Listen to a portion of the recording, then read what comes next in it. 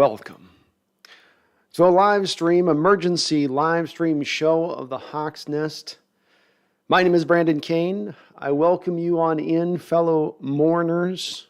Maybe there are some out there celebrating, but I would tend to believe many will feel like I feel in this moment of sadness, surprise, shock, a little bit numb, I think, also kind of working its way in there. As we learn this morning, just as some of us are rising out of the bed, that Russell Wilson has been traded to the Denver Broncos in a trade no one had seen coming or heard about in the workings whatsoever, though it's been reportedly in the workings for 2 weeks. And Russell Wilson joins the likes of Seattle greats who also were sent out of town, like Mark Langston, Ken Griffey Jr., Alex Rodriguez, Shawn Kemp, Payton. It's a long, long list. They all end up moving on. And it's a tough one for me to sit here and process this morning. I'm not going to lie. It is a rough one for me to sit here and try to ponder through a little bit. It hurts when you see someone leave that you've been endeared towards. I've definitely been hard at times on Russell Wilson and wanted him to be better. But make no mistake about it, he's the greatest quarterback in Seahawks history by a wide margin in our now approximately, what are we here, 50 years in here as our organizational run. And he's still got a lot of good football ahead of him. From just the nostalgia part, from the first part, we'll talk about the skills part, the second part, what we lose from the field by having his loss off this team. But just from the nostalgia aspect, this kid came in, third-round pick. Nobody thought he was going to be anything. You had a lot of questions at the quarterback position. It was looking like one of those spots Coach Carroll just couldn't quite figure out in his time here. And you kind of wondered where this was going to go or what they were going to do about the QB position. They had one point they sent Paul Allen's jet out on the tarmac to try to go pick up and woo Payton Manning. Didn't work.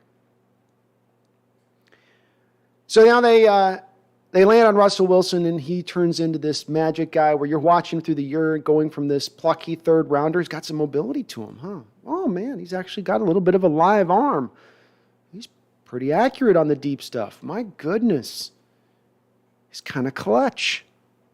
And you started to gain this appreciation for him, and you said, there's no way this guy with this now magical defense, this magical quarterback with this absolute just sledgehammer of a running back could become what we think they could become, could they? Couldn't become what we think they're going to become, could they? And they became that. And he was as instrumental in that part as the Legion of Boom, as was Marshawn Lynch. It all worked together in conjunction to create the team that probably should have gone on to be a dynasty and fell a little bit short. But that's not the talk of today. The talk of today is appreciating Russell Wilson. It's appreciating that comeback against New England Patriots and Tom Brady in the Mad Bro game in his rookie year. It's that fourth down throw where he draws a guy off sides, and we're going to run an all-go route against San Francisco in the conference championship, and he puts that throw right on the money to Jermaine Kearse.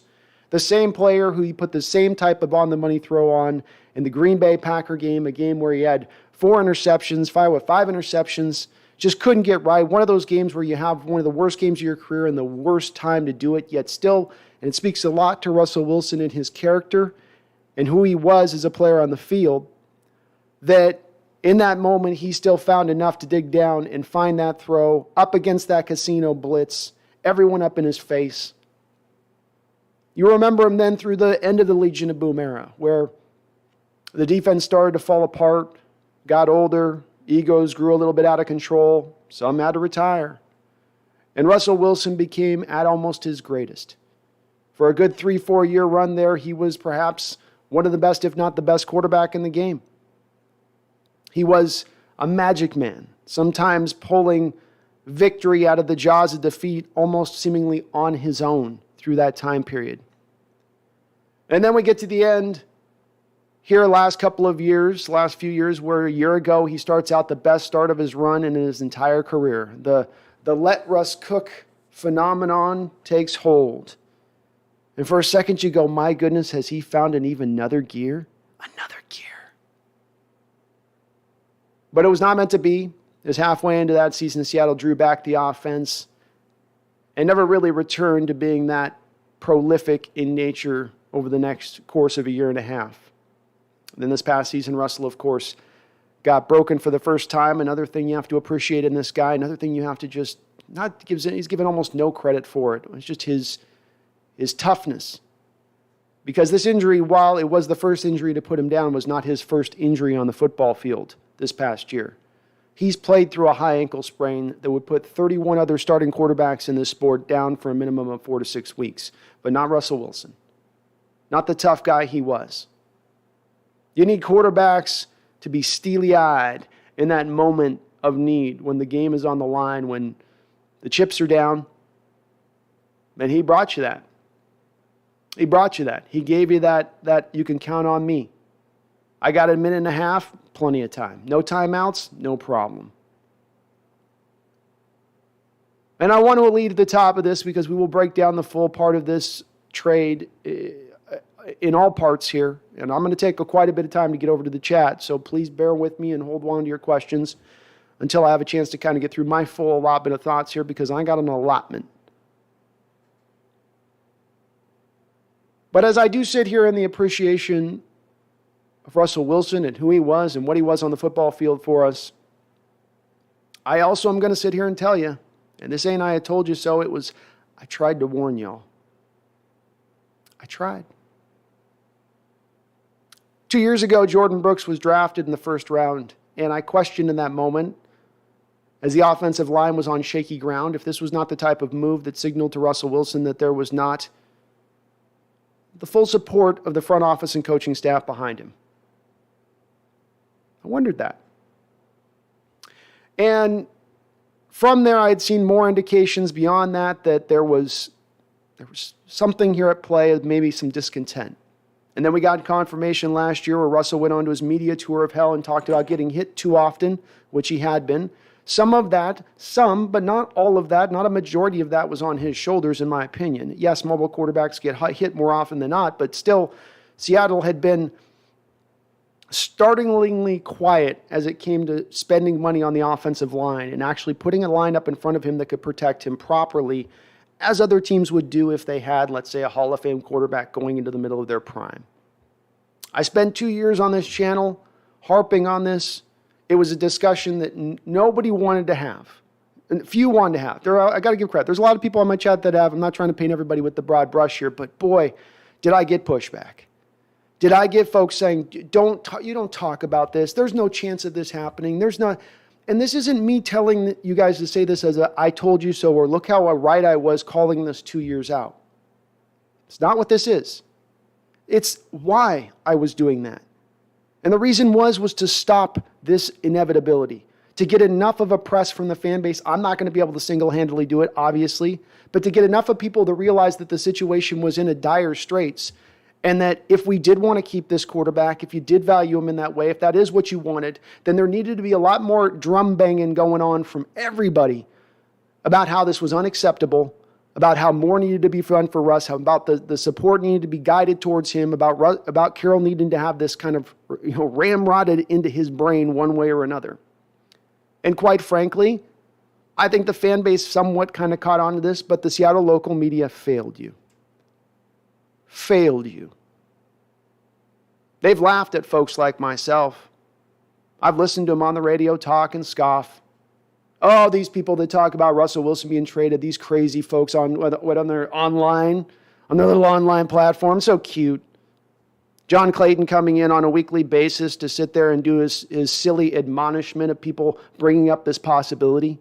Can't help but wonder if maybe those people on those markets and who have to reach a much wider amount of ears might have been banging on this drum a little harder about the urgency of the situation, instead of doing less of being on their knees for the team, if you know what I mean. That we could have maybe have avoided this spot. It's not going to happen. Is what it is now. The trade is going to commence. Some of you are holding out hope, well, maybe Russell Wilson will, he has the no trade clause, so maybe he'll come in and say, no. but that's not going to happen because that's already been presented to them. I guarantee you. They wouldn't have gotten this far down the track. This possibility was not presented already to Russell Wilson, so that's not happening. So I tried.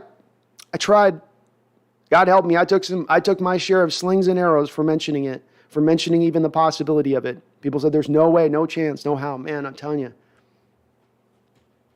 You got to put the pressure out there if you don't want to see it happen. So if you are one of those people that are crying the crocodile tears today and you hadn't put any kind of consideration into point prior to this, thinking about this, look to that in the future when a similar situation comes up, is all I'm saying.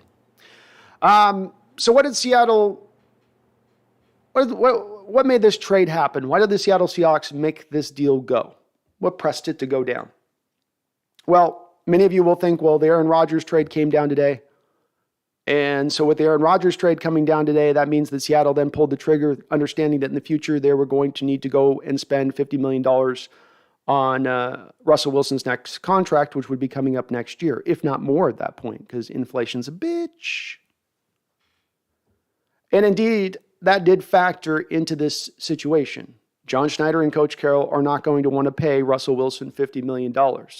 That's the reality of it. No, that's not coming down. No, they wouldn't do that. So that did drive a lot of this. There are other things, of course, that do drive this. Russell Wilson's input being one of them. I spoke about at the start of last year. One of the reasons why I said we got to take all our chips and put them into the center of the table. You got to go all in. You got to bust off that cheap knockoff Rolex watch and throw it into the table. Go get the title out of your car, throw that on the table, and maybe even the deed to your house too. The reason I pushed for that so hard at the start of last year was because it was a make or break year. Not just from the standpoint of the Seahawks, where they were sitting sort of in the catbird seat of deciding what they wanted to do here, but also from the standpoint of Russell Wilson, where he goes on this media tour and says, I'm not really liking what's going on here recently. We need more superstars. Don't want to get hit as less. Would like input on the coaching staff. Would like input on the personnel.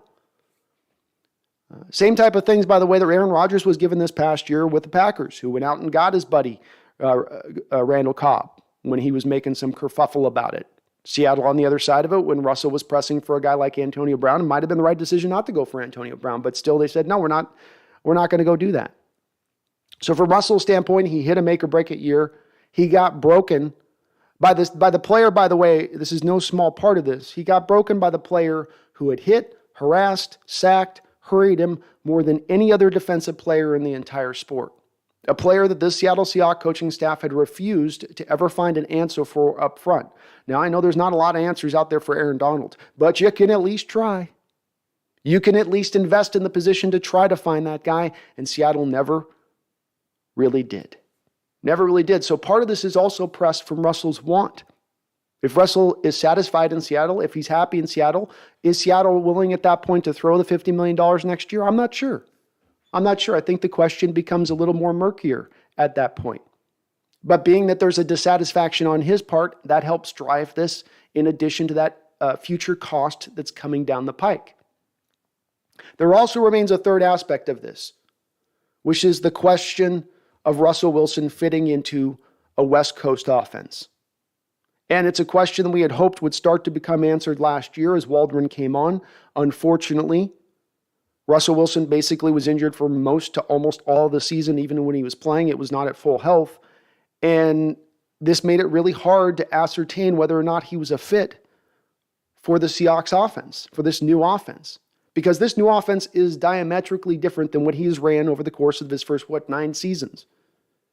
That in the first 9 seasons, it's a lot of we're going to hammer the running game up through the A-gap. We're going to try to pull an extra safety up into the box. Then when we get single high look, we'll hit it deep. We'll attack deep. And you got a nice deep ball, and you can run around and buy the time that it takes the receivers to get up the football field to then make that happen. But as Russell got a little less mobile, you needed to slide back into more of the conventions of a football offense, specifically more of the short and intermediate passing attack, which throughout last year, it was a lot of hit and miss with Russell in that respect. You got to put a lot of it on the injury. That's the unfortunate part of that injury. But those questions still remain going into next year. And Seattle maybe looked at from that standpoint of saying, we're not going to pay him next year. We don't want to be held over a barrel. Perhaps they even made a promise to Russell last year in the offseason, where Russell was silently kind of pushing for a trade then, and they said, look, we're not eating $38 million of dead money. Wait a year out. Let us try to make this work for 1 year. And then if we don't make it work, if it fails, then we'll move you the next year, we promise. So some of this could come out. We'll learn some of this information now in the foreseeable future as to what goes on. I will say, the absolute balls to pull this trade. The balls by this front office and Coach Carroll to pull this trade.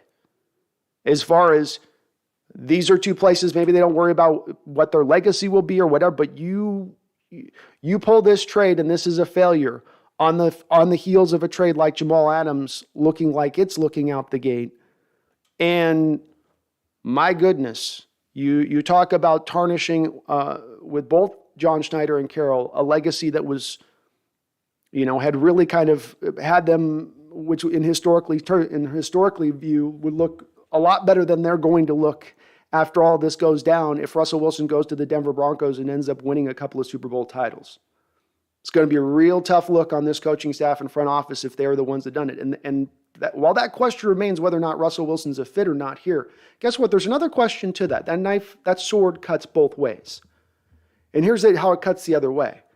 Russell Wilson never had an offensive line invested in him in his entire time here in Seattle.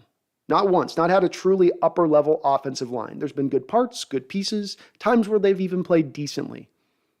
But he's never had a top 5 unit. I'd argue he's never had a top 10 unit. Might not have even had a top 15 unit. We never know. And now he goes to a Broncos team that's got a better offensive line, that'll probably add to their offensive line, playmakers on the outside, a good young running back. It's a tough division. No guarantees over there in the AFC. Tough conference. But Russell Wilson might go out there and find that next gear that you never tapped into because you weren't willing to put the commitment in there. Big balls to pull this kind of trade with that kind of question mark hanging like an anvil over the top of this coaching staff and front office. But maybe they know something we don't. Maybe they know that Wilson has seen his best days. Maybe that's their belief going forward. We don't know. We're going to probably find out a lot more of this. So what do we got? What do we got in returns here? Because I know that's going to be a big question, and then I will get over here soon enough to the chat because we got nearly 200 people in here, so we'll start trying to respond. Bear with me on the chat. I want to get my opening thoughts out, but then we will get over there to you guys, I promise. We're going to have a lot of people in here, I know. Seattle gets 2 first-round picks. The number 9 overall pick in this draft. They now have an additional second-round pick in this draft, which is sandwiched right on the back of their current pick in number 9 overall in the second round. So as I understand it, 9 and 10 in the second round is going to be your picks in this draft. You do give up a 4th-round pick in this trade. Seattle, I believe, had 2 of them, though, in this upcoming draft. So now you're down 1 of them. You pick up then next year a first-round pick and a second-round pick next season. We also get 3 players. Drew Lock, a cannon-armed, poor decision-making quarterback, live arm, good talent. Not sure what you got going on upstairs as far as his processing power goes. You also get a very useful defensive end in Shelby Harris, who obviously has been playing in this Vic Fangio scheme recently, so he's going to have some fluid understanding of it now going to Seattle, and that would be a pure fit for us. Paying a little bit of money. When you look at this trade, though, you do save $11 million cumulatively from this Russell Wilson trade. It basically is going to get all swallowed up by the additional draft picks you pick up and then the players you're picking up into addition on this. So Shelby Harris, very good player, had a lot of sacks last year. Actually kind of a down year from him as far as his rating is concerned, but he's had some recent really, really good years as far as his level of play on the field, being both against the run and the pass. Just a very useful player out there. So he will fit in. He will help out this defensive line, gives you one less need that you got to go out there and find in free agency or maybe even via the draft. Noah Fant is the most interesting guy of these 3. He is a tight end that was drafted in the first round, number 20 overall about 3 years ago. He's not played badly for the Broncos, not been a bust. He's been a very useful player, maybe not been in that star mold of what they thought they were getting by picking him 20th in the first round, but he has still been very, very good. And if you look at his metrics, go look at his combine scores, go look at that, and then you put it up against the tight ends, let's say in this draft, he would have every tight end in this draft beat in his broad jump, vertical leap, 40 time, short shuttle, He would have been by far the highest rated tight end coming out of this combine if it was in this particular draft. And you're getting a guy that's not just a rookie. You're getting a guy who's been producing. He has had some slight injuries, but he's played 16 games twice and 15 games in the other season.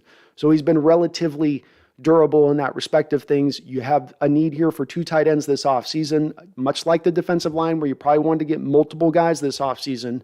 You're going to need more than just one.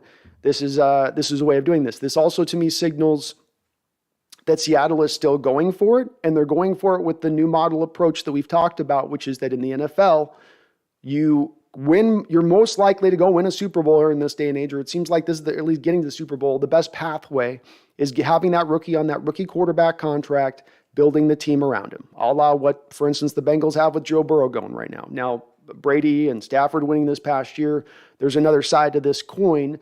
But in recent years, when you look at those teams that have gotten there, be it the Eagles a couple of years ago or just go down the list, a lot of times you're able to go and get it done there with that rookie quarterback, Patrick Mahomes with Kansas City, of course.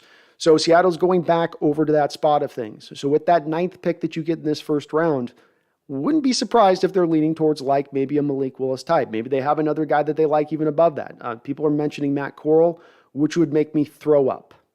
That would be the most miserable of that would be the worst way this could break. That would be the worst. So let's hope that they don't go that route for the guy who just tore his ACL and weighs 132 pounds. Let's hope they don't do that. But this is going to be more of a building back to the defense, more resources back in the defense. You can understand that's coming down the track as well. And we'll see what that all means on that. But you're still going to run the football, try to play defense, balanced out team. No one guy's going to rule the day. They may go make a play for another quarterback out there, but I think this more signals with the Drew Lock addition to this part of the trade. To me, that speaks to them probably looking at it in the draft, probably seeing if they can find that guy there. That's what it's kind of telling me. And if you got 2 second-round picks, rather than that first pick being the one they go for, as we've said, the value of these quarterbacks in this draft are really through that second to the late 3rd round territory of things. They would have a little bit of their pick of the litter at that point in that collection of guys. Certainly 1 or 2 quarterbacks in the first round will go, but you'd still have some talented guys that you could take a look at. All right, well, let's get over the chat here. I'm going to try to kind of get down the chat here soon because I'm at 261, so I'm going to be too far back if I don't start responding to people that are at the forefront of the chat.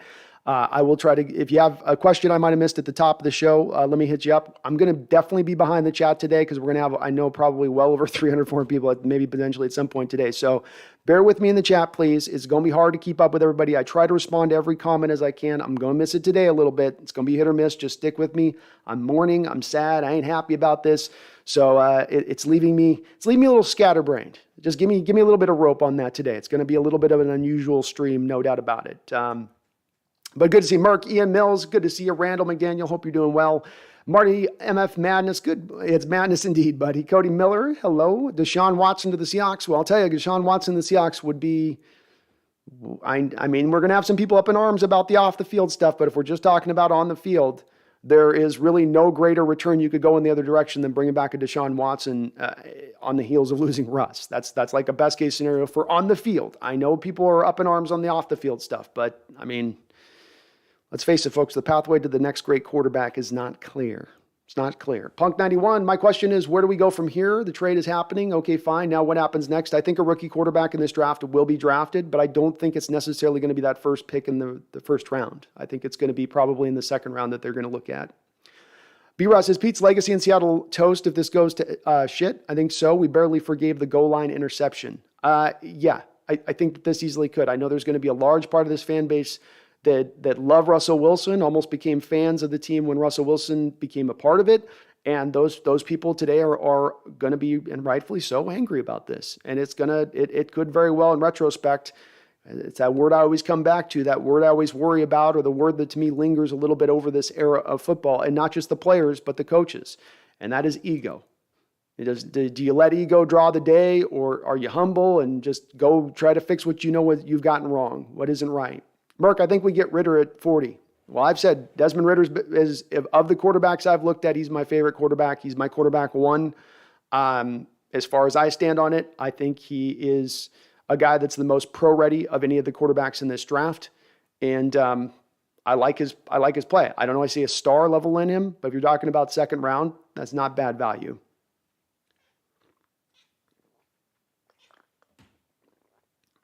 B-Russ says his Fat Daddy Stacks, 3 years of drama behind us. Yep, no more talk of this, that's for sure. Punk 99, I would have rather traded him than overpay like Green Bay just did. It's a solid point. As we've talked about, folks, you look at the last 30 years of football. If you're paying your quarterback more than 15% of the salary cap, you are not winning the Super Bowl. And even though last year the Rams were paying Stafford a significant amount in base, I believe it was only like $20 million or something in base. They were on the hook for no bonus money there. They were essentially getting Matt Stafford for what would be a barely mid-tier deal in the NFL. And that's what helped them be able to go then add Von Millers and Odell Beckhams, squeeze that stuff under the salary cap at that point by being able to have a little bit of that wiggle room. You look at the last 30 years, no quarterback making more than 15% has gone and won the Super Bowl. And the guy that did win the Super Bowl at 15%, by the way, was Tom Brady, the true outlier. So it doesn't happen very often. When it's only happened, it's happened with basically the GOAT. And before that, it was Steve Young all the way back to like 1990 or something. B-Russ, so is it Ritter or Willis, or do the Hawks tank for Young next year? I don't think that they have to. I don't think that they necessarily have to tank for next year. The thing we have to consider with this is that though they are picking up a first-round pick this year and a second-round pick this year, you've also now accumulated a first and a second for next year. So say you go out and you're not a good team and you have the 8th overall pick in the first round next season, you're also going to be sitting on the Broncos' first-round pick wherever that goes. And let's make no mistake about this. Just because they're adding Russell Wilson doesn't make the Broncos instantaneously the lead dog in the AFC. They're not even the lead dog in their division. They're like still the third dog in that division where they stand, in my opinion. I would still put Kansas City ahead of them, and I would still put the Chargers ahead of them. So they still could be picking, let's say, 22, 23 next year. So you're sitting on number 9, you're sitting on number 23, you have 2 second-round picks. What I'm saying is essentially Seattle next year would be able to go and then trade up. They would have the full allotment of ammunition to go trade up and get the quarterback if there's one that they fall in love with in next year's draft. Even if they took a guy this year in the second round. Marty F.M. Williams, I hope we go all in on the defense this year. I'm hoping for Sauce Gardner, Thibodeau, or Jermaine Johnson. I would like, I'll tell you, if Hamilton would be my guy. If he slides to us there, I know he had a little bit of a slower 40 time, but that would be my guy. That would be my guy. 283128, thank you for the $5 donation. It says, do you see them trading back from 9? And if not, who would you take? I think they would not trade back from 9 because that's right about what the tier drops, unless they're trading back to like 12 or 13. I don't think they want to trade back late into the teens because of the fact that that's where the tier drops off. Tier 1 goes out about 13 or 14. That's when you get into tier 2 of the players, basically. The less clean guys that are, they're going to be great on the football field. So I think Hamilton makes a lot of sense. Look back to Seattle where they were picking in a similar place 10 years ago and had a need at free safety, as they probably will this offseason. Who'd they go out and get? Earl Thomas at 14. So if you could trade back maybe from 9 to 12, pick up a third rounder, and then still grab Hamilton, maybe that would be an option. I think he makes a lot of sense. Ahmad Sauce Gardner obviously would be awesome, but I don't know that he's going to last to us at number 9. So I would probably say, Thibodeau also makes a lot of sense too. Thibodeau also will probably slide to us, and that would be a guy who would be a pure fit as a Leo. He could do the stand-up, put his hand down type stuff I think that you need in this defense, so he'd be another guy that would make a lot of sense there at that pick, at that point. I think they go for best player on the number 9, though. I don't think that they some people are saying Malik Willis, and I don't think they go to Malik Willis. Ideal Williams, pick up quarterbacks in the third round of the next 2 drafts and hope for a banger. Not a bad approach. Not a bad approach.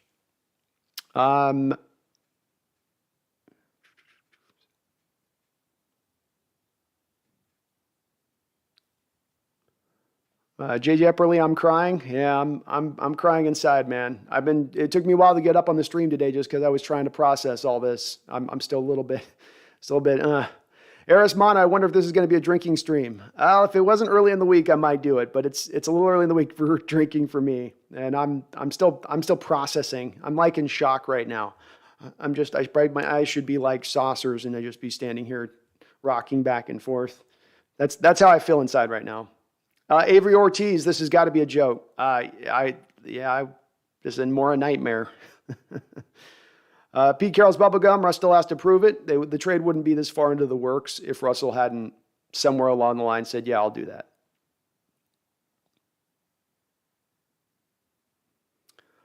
Fat Daddy Stacks, is it possible that Wilson was never the quarterback that Pete...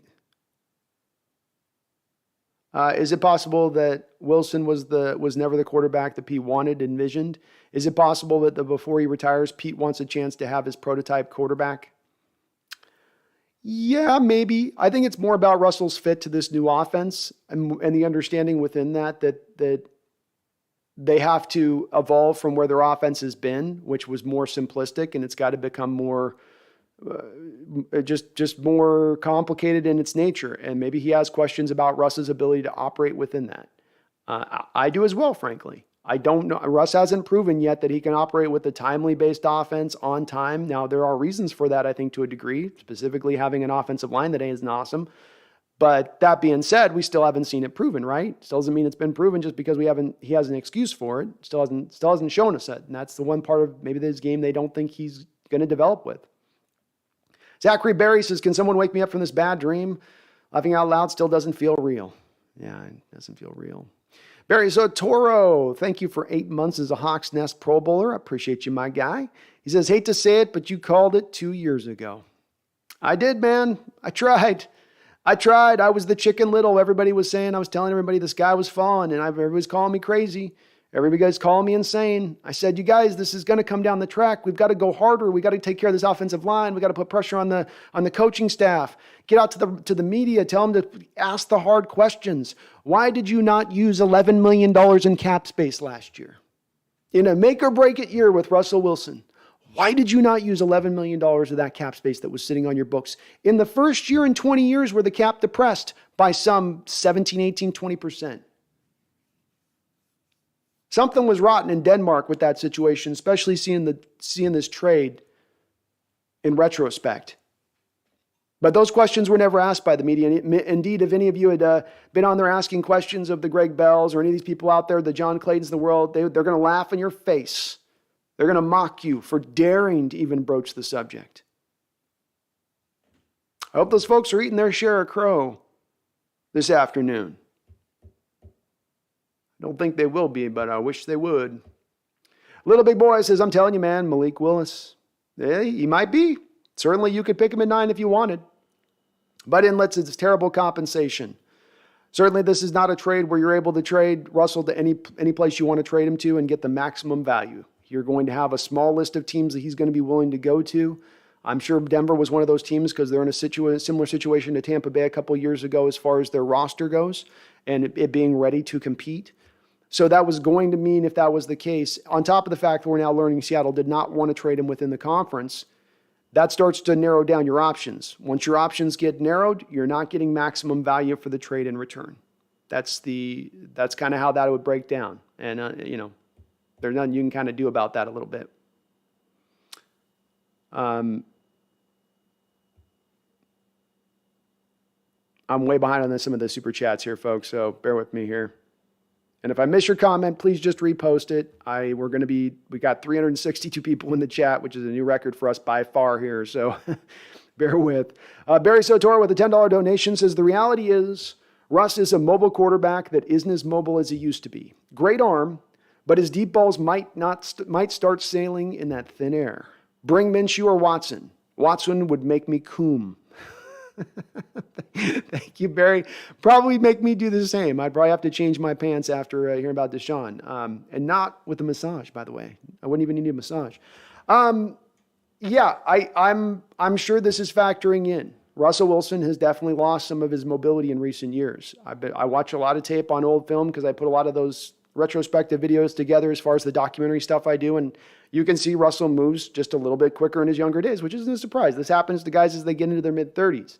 This is part of why I've said within Russell Wilson's game, he used to be able to get out of certain not bad habits, but things that weren't attributes of his game that he could make attributes of his game, throwing with anticipation, doing less of holding onto the ball as long, being better pre-snap. Some of these things that he could start to try to master and get better at as other quarterbacks do in their game as they start to lose a little bit of their physical capabilities that they had in their younger days. he was a little slow to bring on those facets of his game. There was at times you would see him kind of like flickers and sparks, but not a full fire of it. Part of that was, though, that you took so long to adopt a new offense, and we couldn't have hoped to have seen that with Russell Wilson last year instantaneously, where he was just going to, here's my first new offensive playbook in 10 years, and I'm going to light it up like I've been rolling in this. No, he's got to learn all the terminology, and it's a completely different offense in how it operates from before, where you're taking deep shots. Now everything's short and on time and back foot, let it roll. Waiquan Huang, who won the trade? I mean, at first blush, Denver wins the trade. As far as you would have wanted to give a little more value for Russell than you did here. You're not getting took, you're not getting fleeced, but you're also coming away with this going, they came out of this a little bit on the other better end of things, at least initially.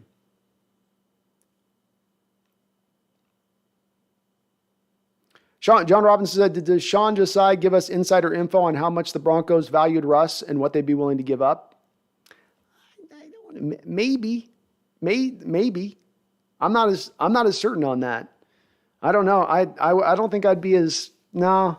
I think this is just as much the Broncos pivoted off Aaron Rodgers, and the Broncos had committed to adding a quarterback this offseason, and it was a little bit of like the cost wasn't really going to matter to a certain degree to them because they felt like they had a roster to compete. So I think this is more of a pivoting by Denver, understanding that they probably weren't going to be in on Watson.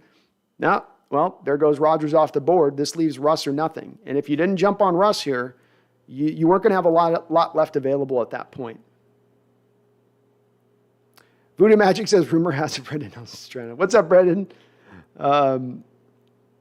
Megan says, I will riot if Jimmy Garoppolo comes our way. I will join the riot with you. I will grab my pitchfork and be standing shoulder to shoulder with you if we have to watch Jimmy Garoppolo. Please, God, no. Then this quarterback situation can go in so many bad directions here going forward now. It could be really bad. I hope they've got to get this right. They got to get this right with how they go with the next pick, moving off for us like this. Landon Edwards says, break out the bottle again, Brando. I have no bottle to break out. Joseph Miller read the Seahawks are shopping Lockett too now. Could be that they're going full rebuild this offseason. Could be that they're going to just fill up on as many picks as they can here in this draft and look towards next year as when they're going to truly go for it. It may be there. I'm shocked if that's the way they go. I didn't expect Carroll at 71 years old to say I'm going to go and do a new rebuild here, but I mean, maybe. Paul Third with $2 donation says, how is that not drunk Brando bad? You guys are wanting me to pick up the bottle today, huh? You guys are naughty with that.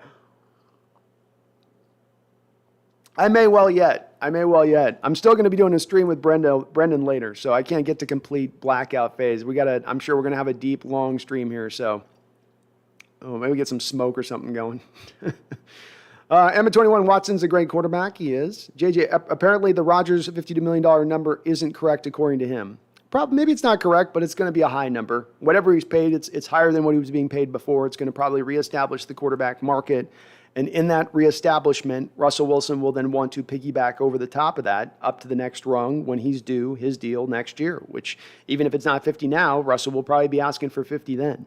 And I don't think this coaching staff wants to go back down that road.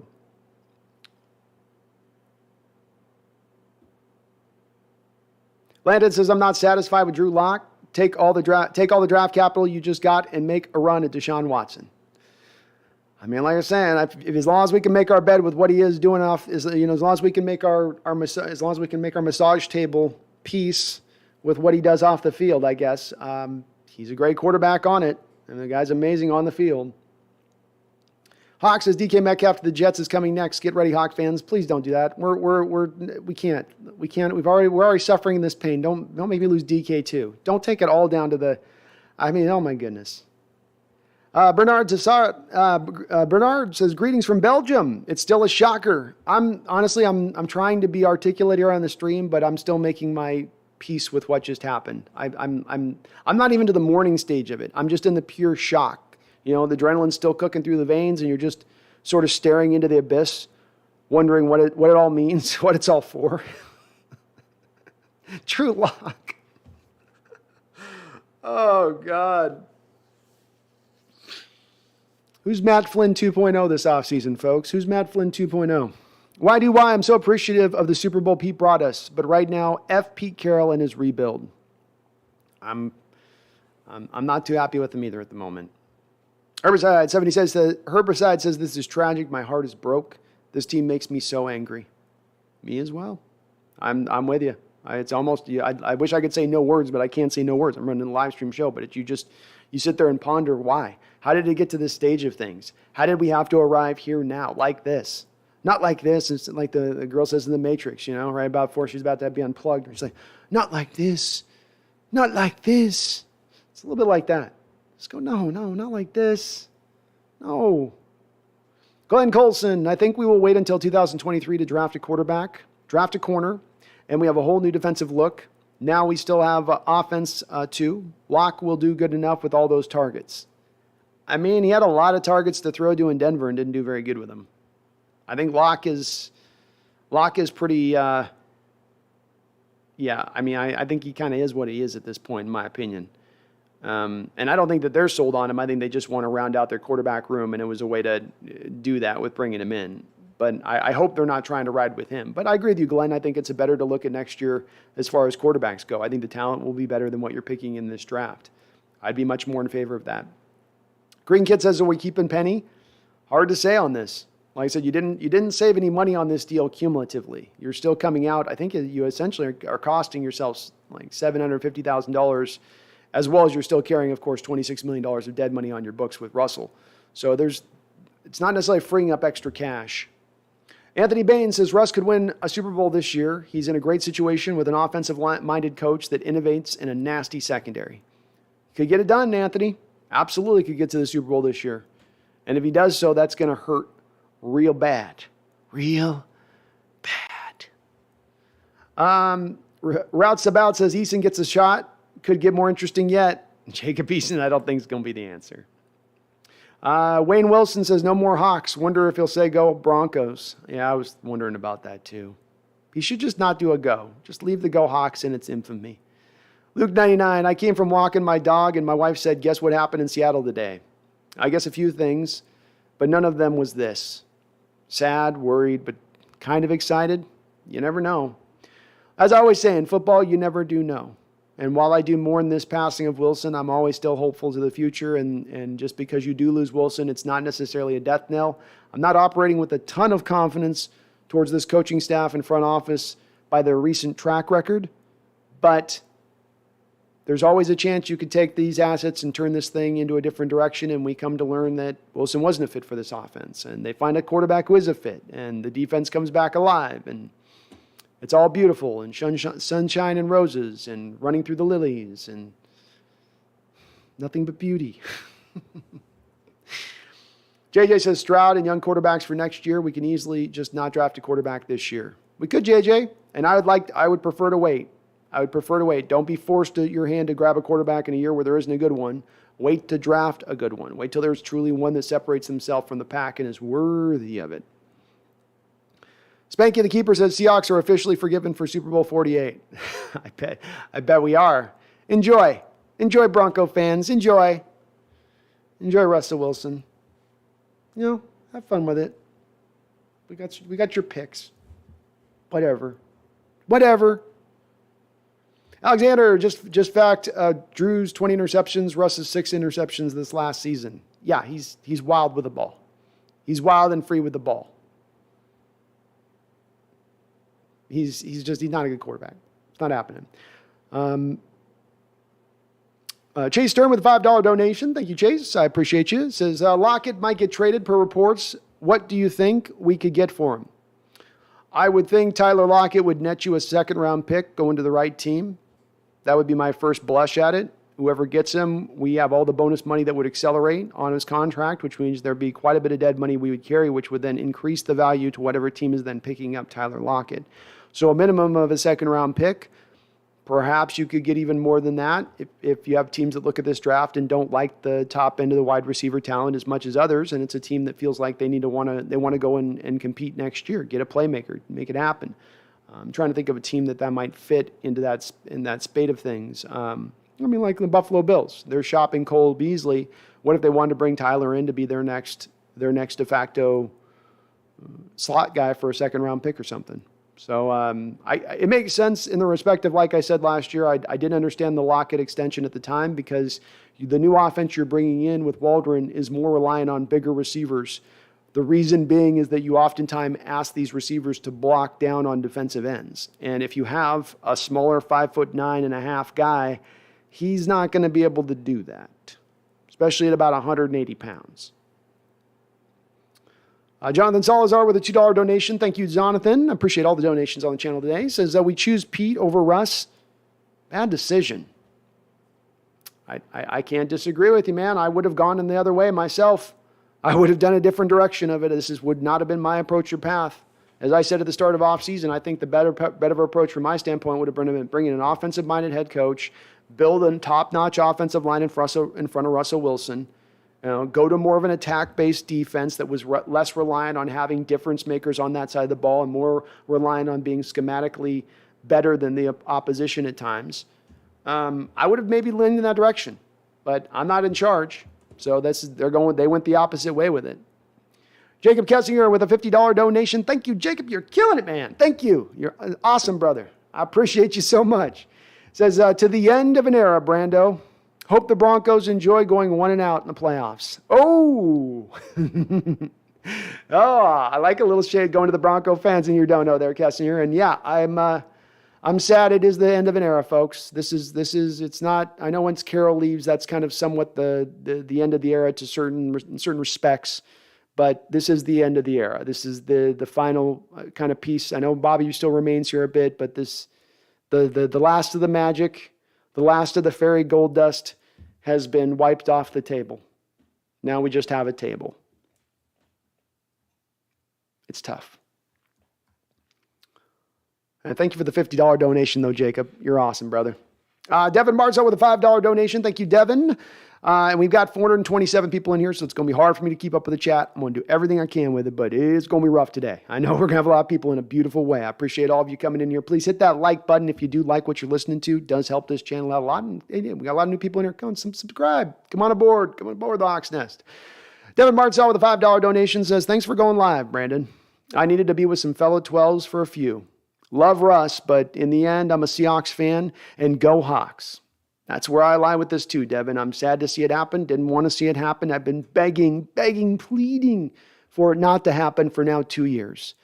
And this 2-year slow motion car wreck that's been coming at me down the lane, right? When they slow mo in a movie like Zack Snyder does, where it's on, and you're going, no, don't trade Russell Wilson. And I couldn't stop it. We couldn't stop it. A lot of us tried, but this was something that just, sometimes it just happens and there's nothing you can do about it, I guess, And pride's a mother effer. Pride is a mother effer. Oh. 283128, thank you for the $2 donation, says, what's your thoughts on Christian Watson, North Dakota State University wide receiver? I honestly haven't had a chance to watch him. I did see that he blew up the combine. And I'm going to definitely miss out on the messages here. We've got so many people in the chat. So if I miss your comment, just repost it again or repost the question, because we're going to have a lot of people here posting in today. It's going to be a weird stream in that respect. Not like our normal stream where normally I can get to every single comment. That's not happening today. I'm going to definitely be behind or / miss a few here. I will get to you if you put a dono in the chat, but I'm also trying to get everybody else's comment in between, but it's going fast and furious.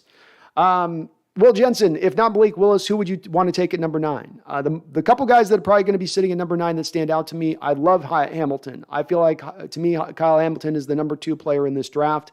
I know his combine wasn't amazing as far as his testing scores, but just turn on the tape with the kid. He knows how to play. He's a big safety. He's got like Earl Thomas-like covering abilities with a shade bit of Cam Chancellor ability to hit. I love that part of him. Thibodeau would be interesting, a local cat out of Oregon coming down the lane. He's going to drop down some boards because people have some questions about his character and off the field stuff. Yeah, all these guys have got different interest in this modern age. It's a different type of cat coming into the sport. That shouldn't dissuade you.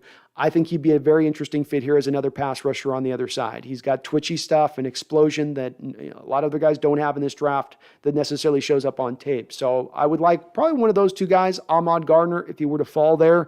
Richard Sherman clone, but instead of Richard Sherman's 4.58, he runs a 4.40. That wouldn't be a bad way to go as well. I'd be open to that. But there's kind of a myriad of guys in there. You're picking at that point in that tier 1 group, and you're going to have still about 5-6 guys left in that tier 1 group to select from at that point if you don't go for quarterback. And a lot of interesting guys at that. So they do have a little bit of their pick, even though they're 9, they have still a little bit of their pick of the litter because you'll have Hutchinson, will go. Who else we got going in there? You'll probably have, there'll be some guys that they'd be interested in, will go off the board inside him in that 9, but there'll still be a few left there. I think Thibodeau will drop, and I think Hamilton will drop just because of that combine. Crazy Loner says, I love this deal. Russ sucked for 2 seasons now. He can't get the ball to a tight end, which is an important thing in Sean McVay's scheme. I love it. I think there's going to be a lot of people out there that are happy that this is now going in this direction. I think there's the most will be mourning this and unhappy with this trade, but there is a section of Seahawks fans that I can understand where you're operating from who have questions about Russell's assimilation to this new offense, his fit within this new offense. And if he's not a fit in this new offense, if the coaching staff knows that, and they have a lot more data on this than we do because they got to see all those practices in training camp, all those practices during the season before the injury. And they know whether or not he can do they have a lot more data than we do to basically go off of. And if that's the case, maybe they just don't think he's a fit. And if he's not a fit, then this was a move that you did have to make, if that's the case.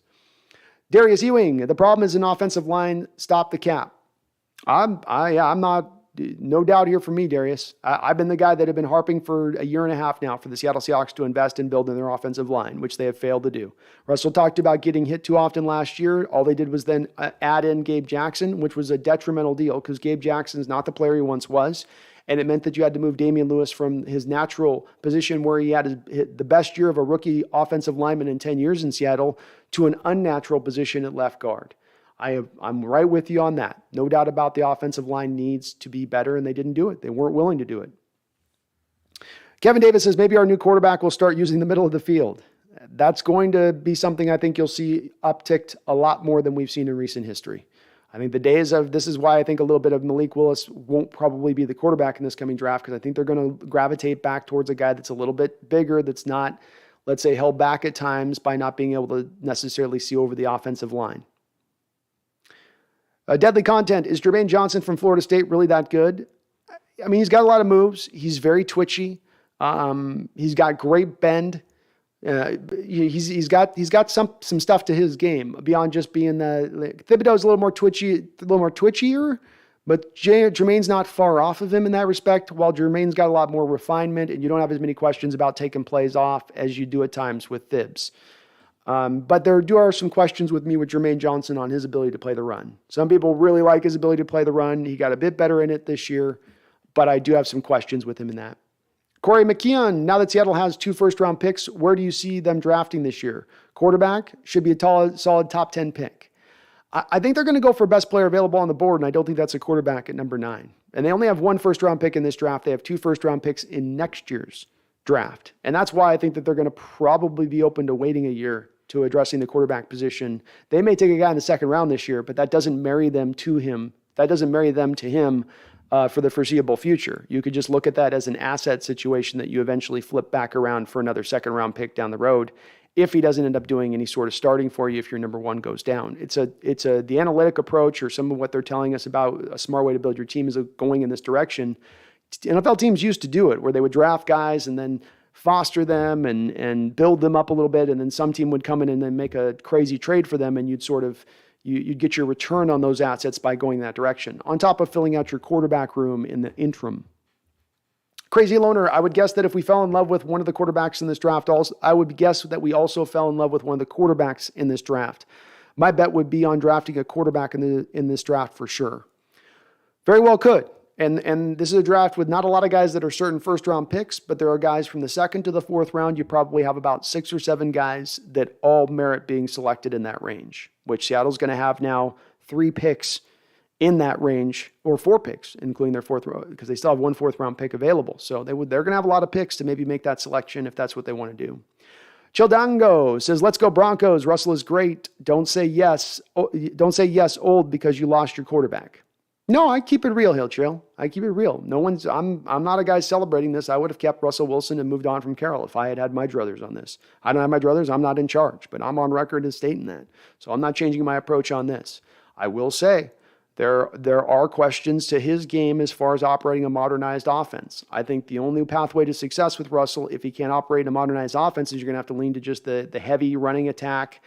Bang, bang, bang, bang, bang, bring the safety up into the box and then let him hit things over the top. It could still work, though, because you got Javonte Williams there, who's a great up-and-coming running back in this league and fits well to that type of playing style.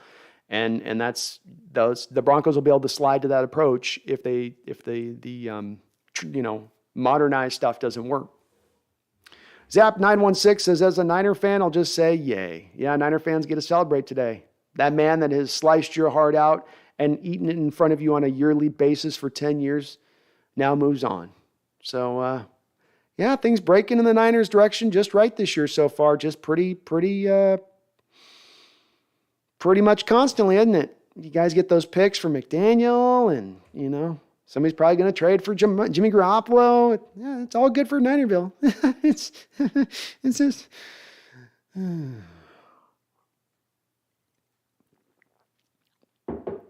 Jordan Chivas says, would you have preferred to trade Russell in the conference for a better deal? Yes. I hate the whole thought process of I can't trade a guy within my conference because we're scared of him killing him. It's a little bit of a talking out of two sides of your mouth as far as a front office goes.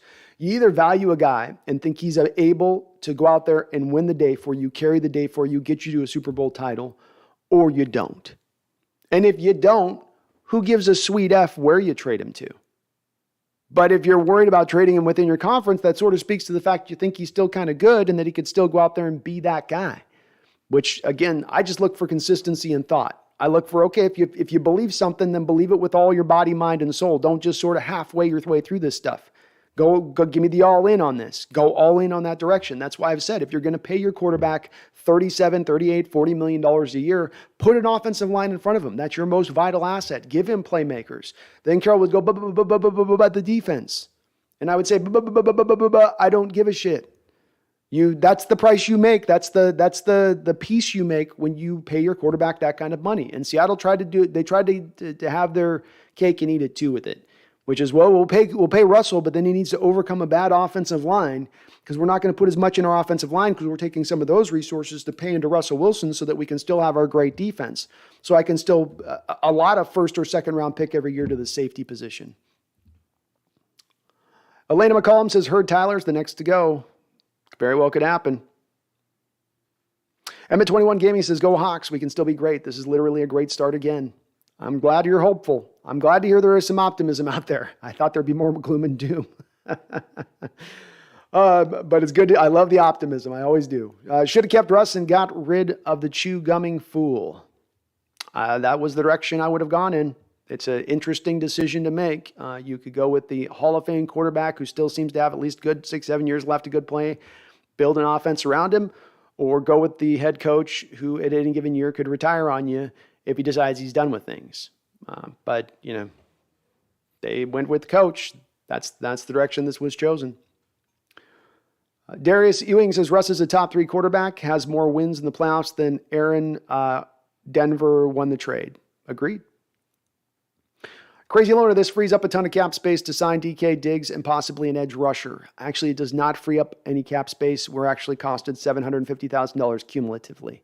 Remember, you're taking on Shelby Davis, who makes like $8.5 million a year. You're taking on Drew Lock, who makes like $1.5 million. Noah Fant makes a couple $1 million a year. And then you have all of what the draft picks now cost. So before you didn't have a first-round pick. Now you have the number 9 first-round pick, which actually makes a decent amount of money. And you have an additional second-round pick. So you take all of those assets and you throw them into the wash. You come out of this actually less $750,000 in this trade. Debo Samuel says, y'all can tank for Bryce Young. That might be the direction we go here. That might be the approach. What is it? Yuck for Young.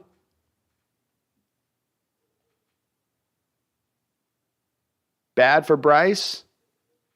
What's our what's our slogan on this one now going forward? Mark Habercorn, I knew this might happen, but hoping for next year. Pete is a liar and needs to resign, period. Hit the like and sub button for this hard worker. Well, thank you, Mark. I appreciate that. You know, I've been calling it for a year. This is why I told you guys at the start of training camp, man, we got to use this cap space.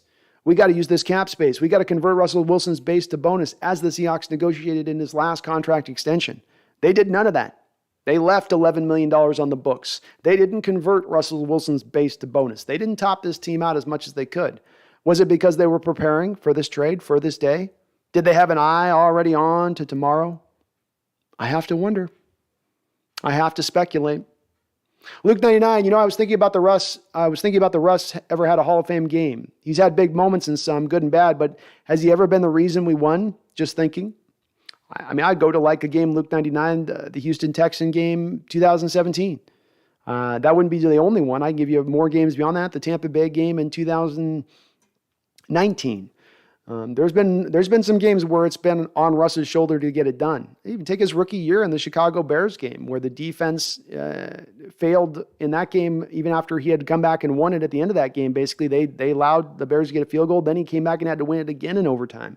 Had to do 2 comeback wins in that game to get it to happen. So, yeah, he's had Hall of Fame games, and no doubt about that.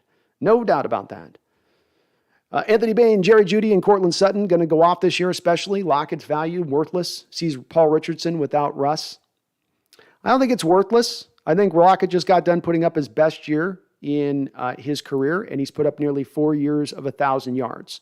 Some team out there is going to be open to giving up assets for Lockett with that kind of production, especially understanding Seattle swallows up all the bonus of his contract extension that he just signed last year, which is a very big carrot to drop in any presumptive trade situation with Tyler. Zap, the Seahawks aren't getting Kyler or Jimmy. No, I don't think so. Elena says Russ has asthma. He's always coughing in Lumen Field. Going to have a hard time in mile-high air, weather, and altitude. Maybe. Crazy Loner, Russ can't run screens and he can't use the middle of the field. I don't mind this trade at all. There's going to be a good segment of the fan base, I think, that are in that span of things where they don't think Russ can do the modernized offense. And again, if you can't do the modernized offense, you don't jam a round circle into a square peg. And that's a little bit of what you would be doing. Voodoo says, on the plus side, we don't need to re-sign Dwayne Brown. I certainly think that this, at this point, should close the door to signing Dwayne Brown. You're really not in a go-forward approach as it pertains to next year at this point. Maybe you're not in full-on rebuild, but I don't know if you're in the spot of bringing on 37-year-old left tackles anymore, paying them still significant money. Corey McEwen, now that the Seattle has 2 first-round picks, where do you see them drafting next year? Quarterback? I do see quarterback next year. Not this year, though. Maybe this year in the second round, maybe third round, but not in the first. Christian Alexander, Russ needed to go. It was time.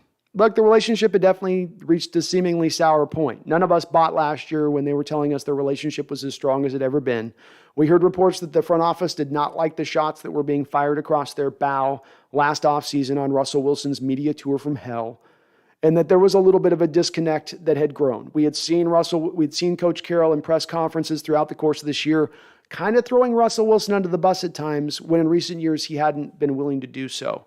A little bit of already starting to pull things apart. You could kind of slightly feel it starting to yank and pull at its seams a little bit. I didn't know it had reached the full snapping point, but I thought it would if you went through another year like they went through this year, where Seattle didn't do any changes after Russell begged for them to be happening. Not surprising then that you get the full breakup then at this point in time of a year. Chancellor Light says, I'm scared for the Seahawks' future. I think we all are. I think we're all there's a lot of trepidation going forward here. Wolf Olden says Metcalf to the Eagles. No, we're keeping Metcalf. He doesn't need to go anywhere. We'll just pay the man and just let's not make the pain that bad. Why does the pain have to be that bad this offseason? Is it got to be that? Are we going to have to go through that? Is it Event Horizon style this offseason? Is that what we're going to get? Is that what we're going to get? It's Bud Homer. Sorry, you were responding. Elena says Watson's a faster Russ, quicker passing, better in the short passing game by far. Yeah, he is. And probably more mobile at this point, though he's been a year out of football. We don't know where he's necessarily at this point. I mean, I'm not guessing he's lost everything, but it does. When you're out a year of football, that's going to have a little bit of an effect probably. Marty M.F. Williams, if DK and Lockett both left the season with everyone else, I would be dead for the rest of the summer. I I think I might be with you on that one. It's going to be hard to be super excited about the upcoming season if that's the case. John Robinson says, I love this trade. I'm super amped what all the options we could do. I like how Drew Lock is aggressive, though, and will actually throw it up to DK. Well, he'll give him a chance. He will definitely throw it up, John. That's for sure. Sometimes it's going to land with other teams, but he'll throw it up nonetheless. I'm surprised. I'm not super surprised, but I get where some folks would come from and being encouraged by this and saying, hey, look, there's good possibilities within this. There's a bright future ahead of us with the possibilities here. I like the glass half full. I do. I'm trying to get there. I'm getting there, but my cup looks a little empty. FU says Pete wanted him gone so he can control the team. Certainly Pete's laying down the hammer and telling people who's in charge, who's running this show. That's for sure. Anthony Bain, Watson won't save Seattle. He holds the ball even longer than Russ, and behind our O-line, good luck.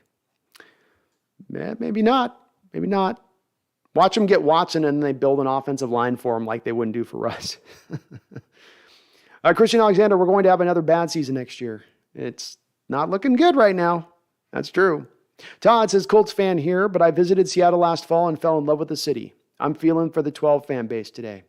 Man, thank you, Todd. I really do appreciate it. Tude, mispronounced your name. Sorry about that. I feel you, man. Thank you for coming in and giving us a little bit of your sympathies. I'm not gonna lie, it's hurting right now. It's hurting. This sucks. We're a town that had to watch Griffey leave and Alex Rodriguez leave and Gary Payton leave and Shawn Kemp in his prime leave. All our great players leave. We get Steve Largent and Edgar Martinez, and that's about it in 50 years. Nate McMillan. Yeah, it's kind of rough for us. We always end up landing here. We got a little bit of PTSD when it comes to this stuff. It's gonna be rough. I'm hopeful on this, but it is hurting a little bit right now. I ain't gonna lie. Governor's Party says probably already started, but the trade was okay. Wilson's older and not great scheme fit for Waldron. Plus, does anyone really want to pay Wilson $50 million? We had the most success on a rookie quarterback deal. No, it's an argument that can be made, and it's not a crazy one to be made. It's an understandable one. As I said, the recent history of the last 30 years of football, which is quite a bit of data at that point, and to look at that and understand that anybody making more than 15% has not won a Super Bowl.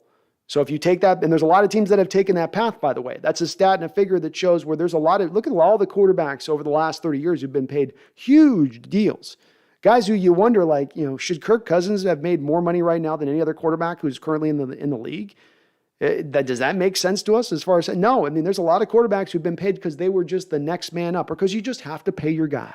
You just got to pay him. You just got to give him the money. But the quarterback salaries have reached such a stratospheric point when you're talking about pushing into the $50 million range of things and the percentage of cap, not just in the dollar amounts because caps always increase, but the percentage of cap that is taking up is really hard to build the rest of your football team around. And you're looking at right now across the league, very subtly across the league. Go take a look. And what you're noticing is that there's a lot of these quarterbacks who have gone well past their third year, who then at that point technically would be due for a new contract extension. And the teams are popping that e-brake. They are holding it down as long as they can. You saw this with Dak Prescott. You're seeing this go on with Lamar Jackson, who's going into year 5, who's won an MVP and can't still yet get paid. You're seeing this with Kyler Murray and the Cardinals' reticence to pay him. Baker Mayfield, who I don't think he's earned a contract extension, but they're not trying to pay him as well. Teams are starting to look at this data and understand, look, there's an easier way here and there's a harder way here. The recent 30 years of data says the easier approach to going and winning a Super Bowl is to go and find yourself a good rookie quarterback on a rookie deal and then build the rest of the team around him. That is the prototype that wins a Super Bowl more often than not. You can still theoretically go win a Super Bowl paying a quarterback a lot of money. It just hasn't happened yet. So what do you want to count on if you're trying to guide your team in the future? The thing that's happened more often than not, or at least happened at a very high rate, or the thing that basically has never happened? You probably at least lean to the other thing if you're making that choice from a high-level standpoint of things. I don't know if that's all that went into this decision. I would imagine there's a lot more that went into it, and I think if Russell was happy and content here, that would factor into this as well. But I think that is a little bit of a driving force here. Seahawks Gaming says Sauce Gardner, Ebba Kadecki, and Travis Jones are top 3 picks. I think Travis Jones goes in the first round after his combine. But I can't pronounce that, Ebiteki. I'm just calling him the Penn State defensive end from henceforth. He's the Penn State defensive end. But he's interesting. He would be a second round value there for us, no doubt about it. And thank you for all the new subscribers. Notice we just had a bunch of new subs in here. Appreciate you. You're awesome for doing so. Dupree Squid, the more I think about it, the trade, the more I'm okay with it. Russ was going to ask for a lot of money in the coming seasons, and by doing this, we save a lot of cap this year and the next. No doubt about it. No doubt about it. So for a while, you do eat the $26 million of dead money this year. Next year, you're free and clear. Next year, your dead money amount is very low. And oh, by the way, you're now, not this upcoming, you're already sitting on almost the most amount of cap space right now going into this offseason. Next offseason now, you're basically sitting on the most cap space in the entire NFL as we sit currently. That could obviously adjust, but that will also be helpful if we're getting back into the going forward approach and trying to get up to being back to being competitive once again. Nick Reeder says, you guys do realize we more than likely aren't getting Wilson, right? He wants to play for a black coach? Oh, he wants to play for a black coach. Okay. I don't know, Nick, if he's going to have a lot of say on where he goes, considering the troubles he's brought the Texans. He does have a no-trade clause, I'll give you that, but Texans can also just be able to just sit you on the bench or something. I don't know.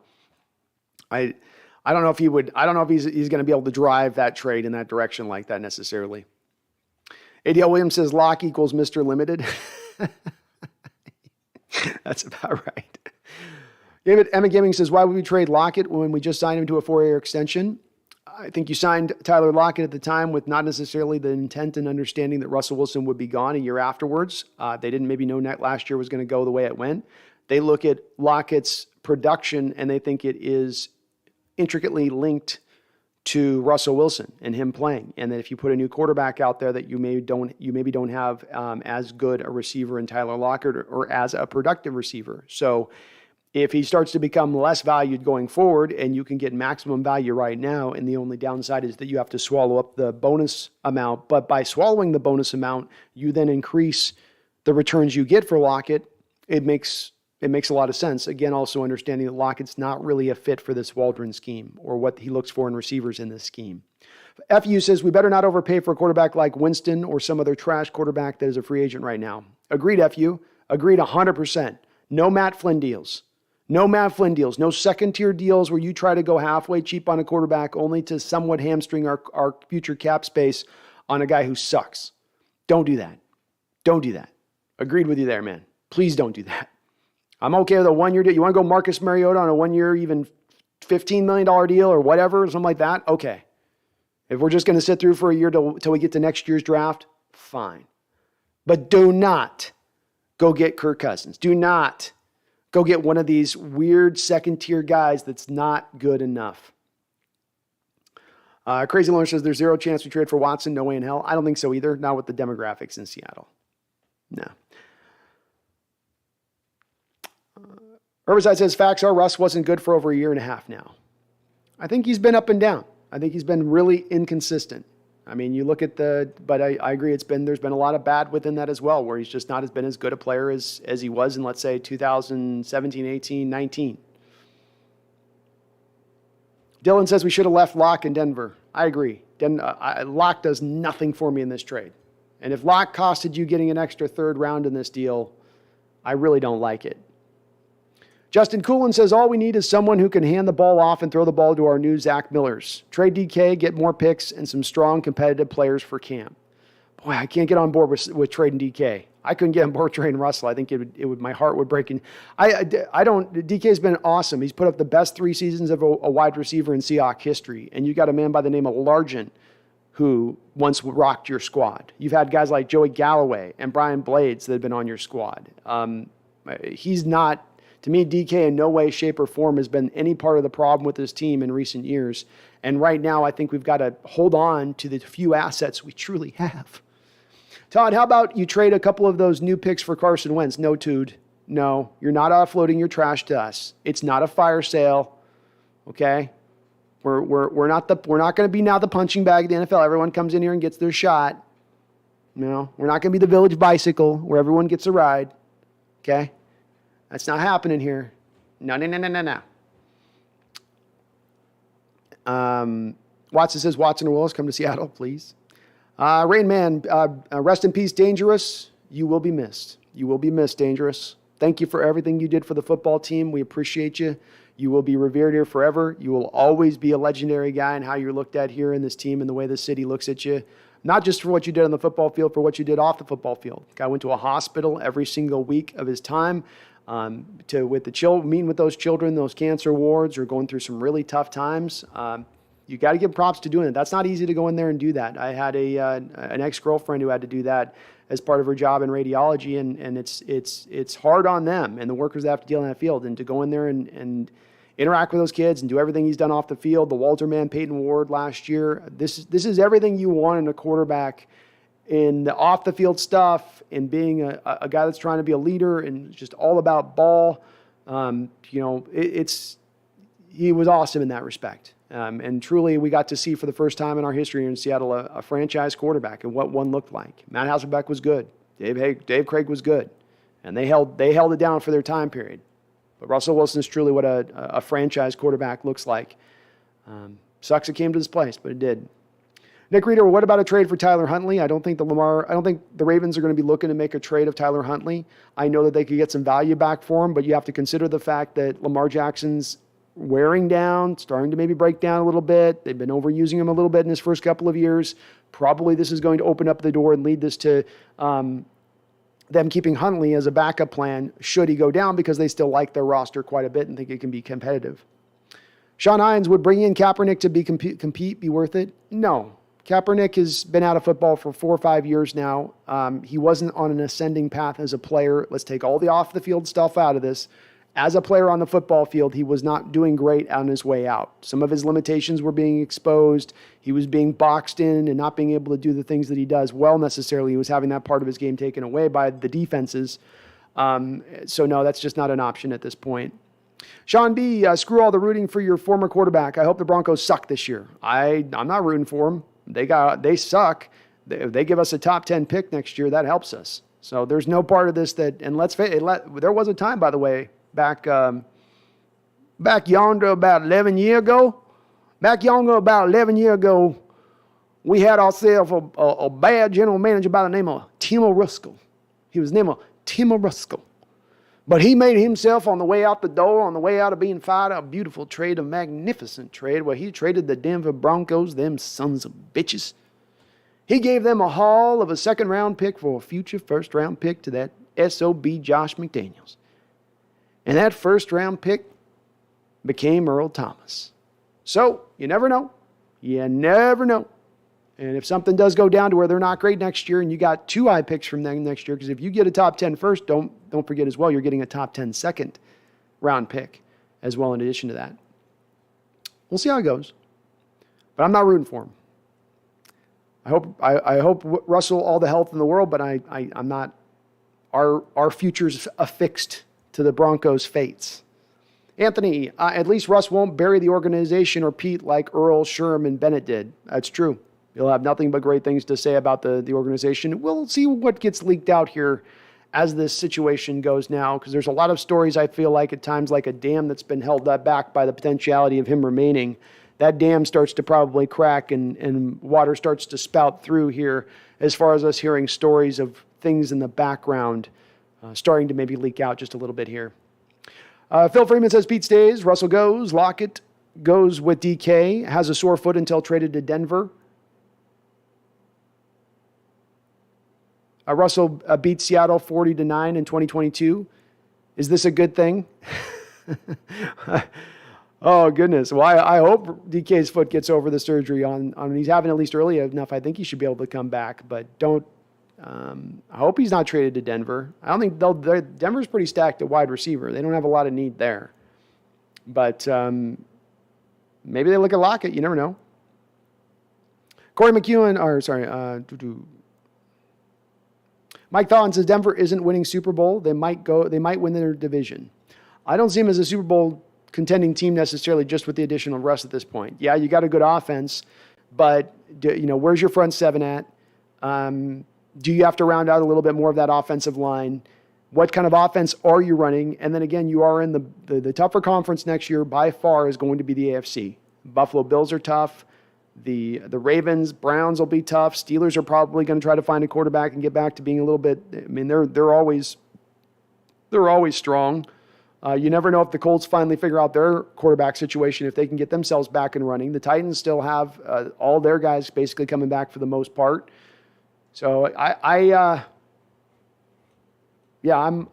in the stance that doesn't guarantee them necessarily of even winning that division, bringing in Russ.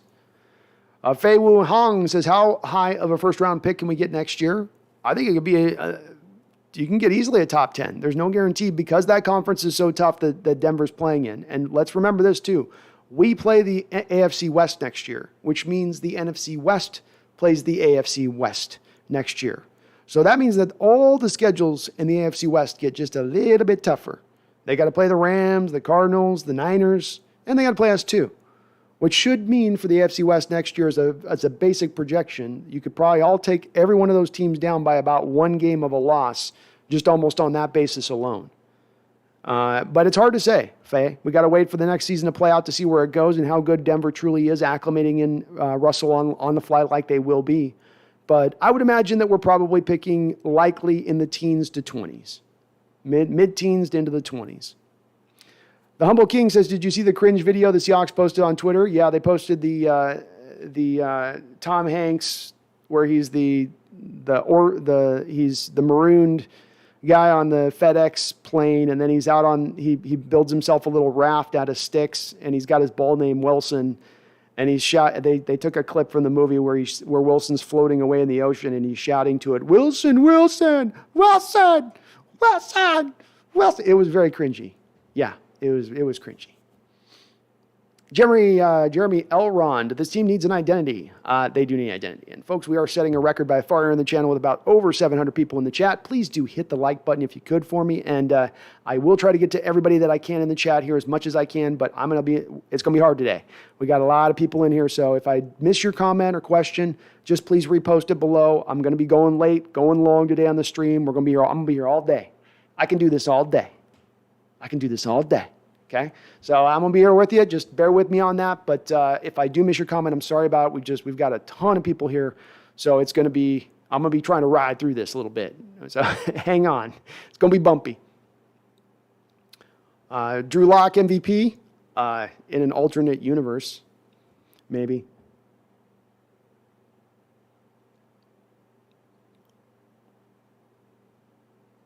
Tom Cox says, I think this was a Russell Wilson asking to be traded thing. I wish they had gotten more for Russ, who has confidence that Carroll makes the right pick in the draft. I have at least the first pick in the draft. I'll say this, Tom. People will speak on this first round pick problem and how we can't pick in the first round, which I think is just a tiny bit overstated to just a tiny degree. I think we struggled to pick in the back end of the first round when we're picking in the 20s. Where I sit with the drafts is I think they go through a couple of tiers, and I think you're into tier 2 by that point. But people see the first round picks and they go, "Oh, first round picks. I should get. It's a first round pick at 26. He should be awesome. He should be amazing. He should be a Pro Bowler." But there's a keen difference between when you're picking at 9 versus when you're picking at 24. And when you look at the Seahawks history, let's say just picking inside the top 15, because they've not done it a lot in 10 years, but there's been 3 times the Seattle Seahawks have picked in the top 15 of the draft in the first round. One guy you got was Russell Okung, pretty good player. That's kind of a hit, right? Definitely not a bust. Earl Thomas, that's an absolute home run at that pick, yeah? And then Bruce Irvin. While Bruce Irvin wasn't a star, Bruce Irvin came in and gave you instant sack production right from the gate, was a very useful, productive player throughout his time, earned himself a big-time contract with the Raiders after he left Seattle, had 8 sacks a year you could put him down for every single year, doing that on a rotational basis. So even he was a pretty good player at that point. So when they've picked in the top end of the first round, they've got they're actually kind of swinging 1,000. Now, when they're picking in the back end, we're talking about 15 and on. I'll ride with you all day on saying that is their Achilles heel. And it gets sliced open every time they try to pick from that spot. But not in the top 15. I think the top 15, they run pretty strong.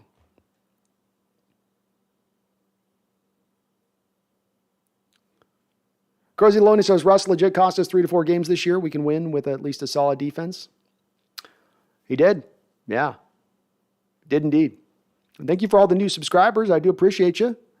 KK Sports, Bryce Benjamin, Bergheim, Joni B123, thank you. You're awesome. Appreciate you subscribing. Jody Allen chose Pete over John. Jody Allen chose Pete and John over Russ. Damn, she did. My opinion at this point with Jody Allen, though, is I think Jody Allen's preparing to sell the team. Brock Heward dropped a big-time nugget a couple of weeks ago that went over a lot of people's heads. It just kind of nobody really was paying attention. Shout out to Randall McDaniel for being on top of this one. But that was that when Paul Allen made the stadium agreement with the city, he put within that agreement that he could not sell the team to a certain point. And that was 2024, 2025. So many of us have wondered why Jody Allen has continued to want to own the team when she seems to be so hands-off and not really all that interested in football. Well, I think we have our reason now with that. And so in that, I think Jody Allen is less concerned about who she's choosing over what. Probably more came down to, from her standpoint of, I don't want to pay $45 million to move on from Carroll at this point and then have to hire another coach and maybe fire the general manager and pay all of him and then hire a new general manager. I can just move off. We always move off from this quarterback. If he's wanted to be moved out of town, fine. I'm not really all that worried about it. I think she's more of the no fuss, no muss standpoint of things with it. But I think in a couple of years, we're also going to be sold to somebody.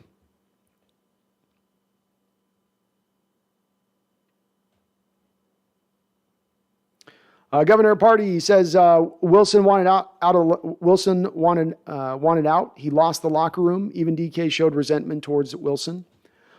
There's long been a wonder within the locker room, and there's been many players that have talked about responsibility and being held accountable, and that's been something that you've heard pushed towards Russell Wilson's side of the table by a lot of different people. Right or wrong, you've heard a lot of this. There's more than just a little smoke to this particular fire. And the moment you're talking about last year, of course, when Seattle's walking on the field right after Russell Wilson's coming back, and he's obviously still injured, and then DK points back to Geno Smith like Geno should have been playing.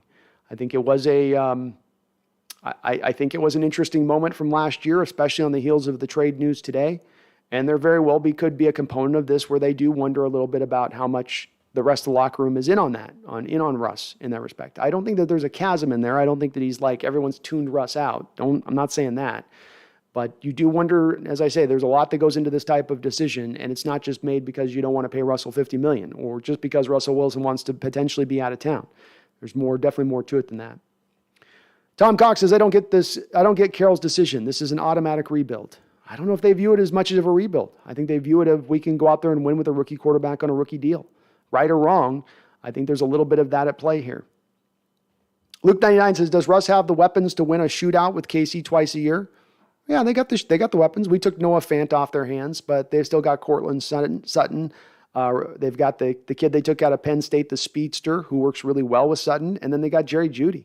So yeah, they're doing just fine. I'm sure they're going to go get one of the tight ends in this upcoming draft. CB just saw Russell is going to Cowboys next to Elliott. Huh? Nathan Lequelangnek. What do you reckon happens now with B-Wags? I think they're probably restructuring Bobby Wagner. I don't think that he gets released, but he'll probably have to take a significant reduction in his cost to come back, which the team will be willing to do. I'm sure they'll bring him back at like $10 million a year. Go Hawks survive. S has got me in tears, bruh. I get it, Go Hawks. I'd be there right with you right now. I'm like I said, I've still been in a state of shock, so it's hard to get to the morning state because we had heard no rumors of this. We had heard no background of this. And indeed, all of us, I know, had our ear to the ground trying to be like, you heard anything? No. Have you heard anything? No, I haven't heard anything. How about you? No, I haven't. It's been completely silent. Props to Seattle for keeping this under their cap as long as they did, as we've heard these negotiations had been going on for a couple weeks now. Justin Delberto says, Drew Lock will lead the team to the end. Well phrased. Very well phrased. Nathan Frederick, Russ has too much weapons in Denver. Thank you to all the subscribers. Wow, we got a lot of new subscribers popping on. Thank you. Coach Sean and Lisa Marie and Chance Stark. You're awesome. Appreciate you. Chris Gerard says, Bobby won't be a Seahawk in 2022. You can write that down. I certainly think that if he's not willing to take a discount and if the team is going towards more of a rebuilding state, which if you're looking to move Tyler Lockett, you're probably starting to get in that direction of we're going into a quick rebuild here, even if it's only a 1 year off. If it's only just to take down our salaries as far as we can get them to push this forward into 2023. Look, if you're going to go rebuild, I'm good with going rebuild. I just say go whole hog if you're going to do it. Don't go halfway. Don't half measure it. Go the full measure of the rebuild. That's the way to do it, to accumulate as many future assets as you can. There's no guarantee it's going to work into the future, but you're at least setting the right, you're setting the right baseline to get that kind of success. Webb Knight says for sure dynasty is done. Yeah, there is no dynasty. I think that candle had been blown out a couple of years ago. But it's not going anywhere now. It's not coming back anytime soon. Crazy Loner says, does this signal the shifting of power from Pete to John? I think so. This screams John on this move. A lot of people I'd heard that were kind of in the know on this thought that last year, if it had been up to John Schneider, he would have moved Russell Wilson to the Chicago Bears, and that it was Coach Carroll that nixed that trade from happening at that time. So that's a little bit does lead to what you're talking about as being who maybe did drive this and who maybe does have a little more power than he did prior, which we know Carroll has been over the top of him for years and he's not had final say. Maybe finally John is starting to get that back or getting that for the first time. Elena says, Russ' worst games were in cold weather. Good luck, Bronco fans. Good luck. I will say this, his moon balls will look awesome in Denver. When he's throwing those things 60 yards and it's going to the top of the heavens, it will look kind of cool. But we'll see how it's a fit there, if it's a fit. Jay Porter, Broncos about to go to get no throws over the middle and hero ball. Yeah, that's true, Bronco fans. Look, I would be excited by this addition. I think you initially won this trade on the face of it. And there's a good chance he can... I wouldn't count against Russell Wilson having an opportunity to lead you to the promised land. But make no mistakes, this move comes with question marks. This move comes with question marks. And there's parts of his game that, even at his age, still not completely sure on. Half Daddy, Brandon, do you like Huntley possibly going to Seattle as a quarterback or prefer to take Malik Willis or Corral with the 9th pick? Please, by God, don't take Corral. Seattle, don't take Corral. I know there's this picture that's rotating and making the rounds of people seeing Carroll sitting down with Monty Kiffin, and then Monty Kiffin standing up, and then Lane Kiffin sitting next to Carroll, and Lane Kiffin, I think, is the Ole Miss coach, and Monty's got his hand on Corral, and he's smiling at Carroll, and it's like, till you pick me in a couple months on the 9th overall pick, right, Carroll? Yeah, that's what people are sort of intimating here. No, that should not happen. I hate Matt Corral as a quarterback. I don't hate a lot of quarterbacks. I would hate that selection. Honestly, I don't want to take any of the quarterbacks in this draft. Malik Willis, if I'm pressed, would be okay. Ritter in the 2nd round would be all right. None of them are going to make me just light up with excitement, but that's fine. If they've got to do it, if they're intent on, we've got to get our next quarterback on the rookie deal now, then whatever, okay. But Corral, no. I don't think the Ravens are moving Huntley. The Ravens got Lamar Jackson and his injury stuff that sits over there with how he plays the game wildly like he does. Good chance he gets injured again. They're going to want a good backup on a team that thinks they can compete next year. I don't think that they're moving Huntley. Governor Party, time to get rid of Wags. Both offense and defensive team captains change at the same time. Very well could. You save $16.6 million on the salary cap by moving on from Bobby Wagner this year. That's a significant portion of money. That's no small cost. It's no small cost. Eddie Munstro says, dude, who didn't see this coming when he was sitting next to the commissioner at the Super Bowl? I called it a couple of years ago, Eddie. I've been admonished on my channel at times by people in the chat when I brought this up. People told me to shut up and don't even speak of this evil potentiality. There's no way it could happen. Russell Wilson will be here for the rest of his career. You don't know what you're talking about. Hush, be quiet. Why are you talking about this? Why? And I say, Eddie, the reason I was talking about it is because I was trying to avoid it. You can go look at just simply my thumbnails at the start of training camp last year, showing, I had one year where I had all in on a hat I was wearing and been pushing chips into the center of the table. And like this, I wanted them to try to avoid this, but they didn't. And people are getting sideswiped by this news in a way that I'm not shocked to see people surprised. It's been one of those subjects sports-wise and talking about that's been one of the rarities where you go, is anybody else seeing this? And you got a lot of people going, no, it's not happening, man. No, I don't see that. No, I'm seeing this. Like he might leave soon. No, you're stupid, man. Stop talking about it. Why are you even saying that? No, but because he looks like he's not happy. I mean, there looks like there's some anger here. Yeah, you don't know what you're speaking of. Just shut up. And then we arrive on a day like this where you're like, man, maybe we should have talked about it a little bit more. Maybe we should have pressed a little bit more on Carroll. Maybe we should have pressed some of the local media, Seattle media just completely bailed on this one. They had none of them were on this. Not one of the reporters was in on this. Ricardo Green, Bills fans here. Is Drew Lock seriously going to be your starter, or are you still looking into free agency? Sorry, I just got here. I'd say you bring him in as a backup quarterback. That's an upgrade over what you had in Geno Smith. He costs $1.5 million, which is not a significant cost. And then you go look for another quarterback, and then you have a competition there. Obviously you'd like to bring in a lot more talented quarterback than Drew Lock with a lot more ability than Lock has. But Carroll's going to like a big arm guy. He's going to lean back, I'm sure, into a lot more of his running the ball and taking deep shots kind of approach to things. Lock fits within that on the surface of things. But no, I don't think that we're married to Lock going forward. Is Bodicus? Russ is a great quarterback, but the Seahawks won this trade, and people who think otherwise aren't paying attention. Well, if we won this trade, it's on the back of Russell Wilson's best days are gone. He is not the quarterback he was in 2018. He is now a different thing. And if that is the case, and if Seattle's aware of that knowledge, and that turns out to be the truth when we watch him play in Denver, where some of those old habits, those bad habits we've seen on the field in recent years start rearing their old ugly head once again, then it absolutely will be a win for Seattle. But from the Broncos standpoint, they just traded for a Hall of Fame quarterback who theoretically has at least a good 4 or 5 years left in him, if not more so, with the way that he takes care of himself. And they gave up the equivalent of 3 first-round picks, I guess. For me, I think it's not a huge, I don't think there's in this trade, I don't think there's a monstrous winner or monstrous loser. I think it's a mild win, though, that I lean towards, with Denver slightly having the edge on this one. Mike Asop, let's go Broncos. Super Bowl, here we come. Well, we'll see. Richard Bonds, he's not going anywhere, number 3. He's not going anywhere, number 3. George Trillo, Russ knew about this 2 weeks ago. He just didn't wake up like we did and see it here. Agreed, George. That's why I say people are hoping, as the Hail Mary approach here, that Russell will somehow nix this trade in the 25th hour. That's not happening. He's already agreed to this. Frank Buckner, will there be a cap hit to release Harris? He is 30 in the last 2 seasons. One has 8.5 sacks. No cap hit to release Harris. So you're basically free and clear of him. I think he has a mild roster bonus of a couple $100,000, but that's not significant. So it wouldn't cost you a lot. But Frank, you wouldn't have him included as part of this trade package if there wasn't the intent of having him on the roster next year.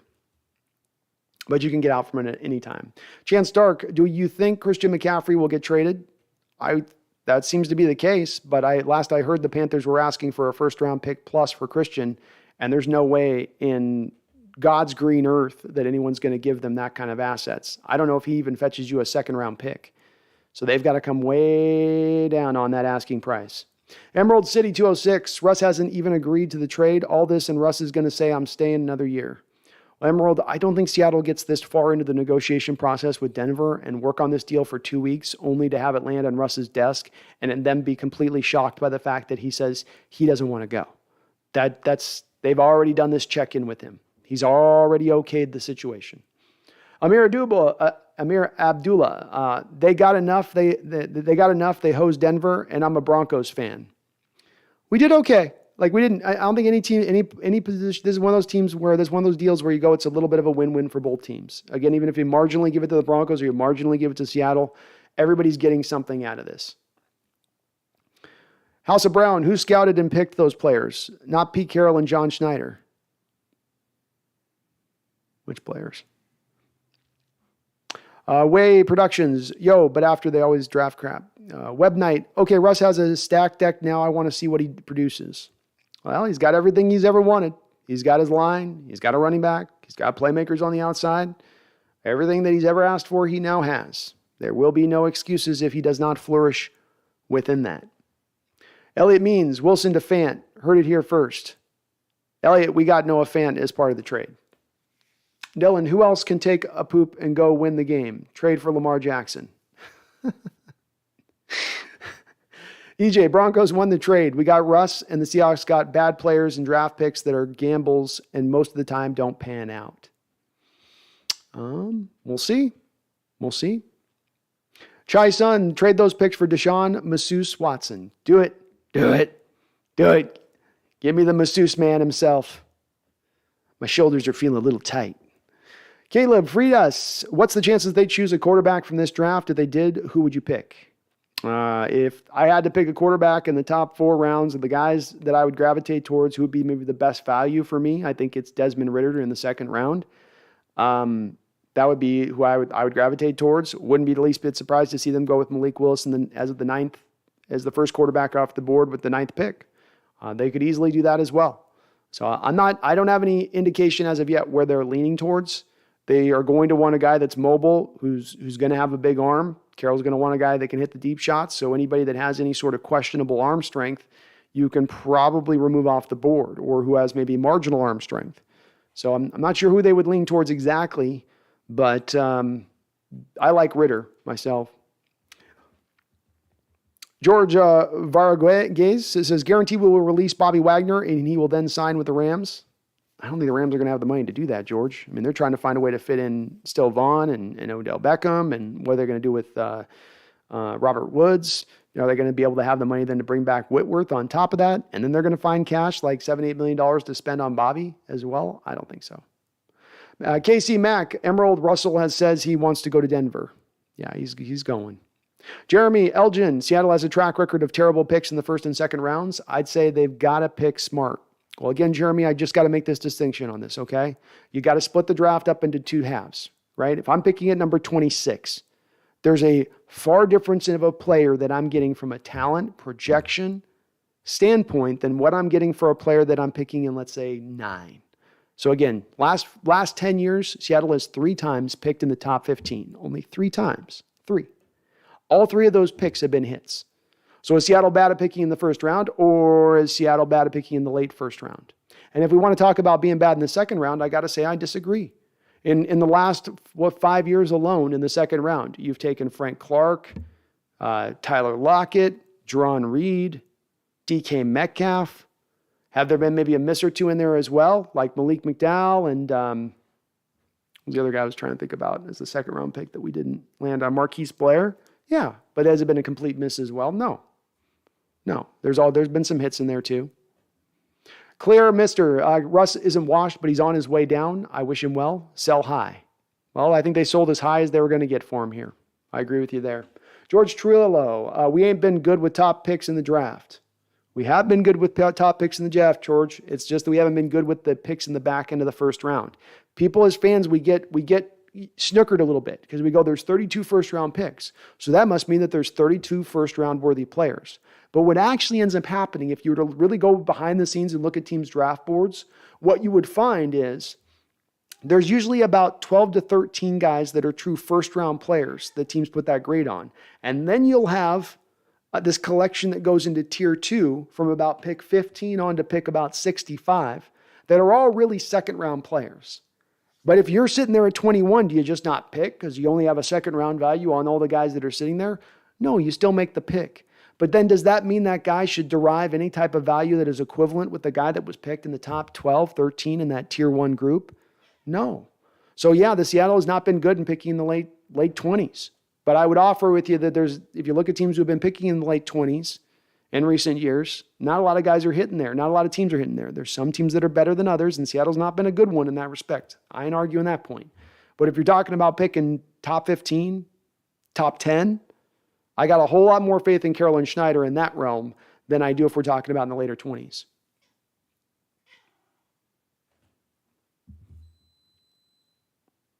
John Robinson says, how's Sauce Gardner and Stingley in man coverage? Sauce Gardner cannot play man. You would not want him playing man, in my opinion. He should be only really a zone-centric guy. Stingley can play man. He can play both. Stingley did play both in college. Dylan, Lamar Jackson, baby trade for him or Trevor Lawrence? Hey, if I could get the Jaguars to flip me over Trevor Lawrence right now, I'm on the horn with them. I'm saying, look, Jacksonville, you're nowhere near ready to compete right now. You got your quarterback too early here, okay? You did. You know you did. You know you did. You know you did. We'll give you 3 first-round picks. We'll give you 3 seconds. Just flip them on over here. Hand them on over this way. Jason Martinez, Seahawks should have gotten rid of that old-ass bum of a coach. Russ is a monster when he has protection and the weapons he now has. Sheesh. I agree with you, Jason. I would have gone that direction too. Green Earth says, look at the screen, Cooper. Oh, Cooper.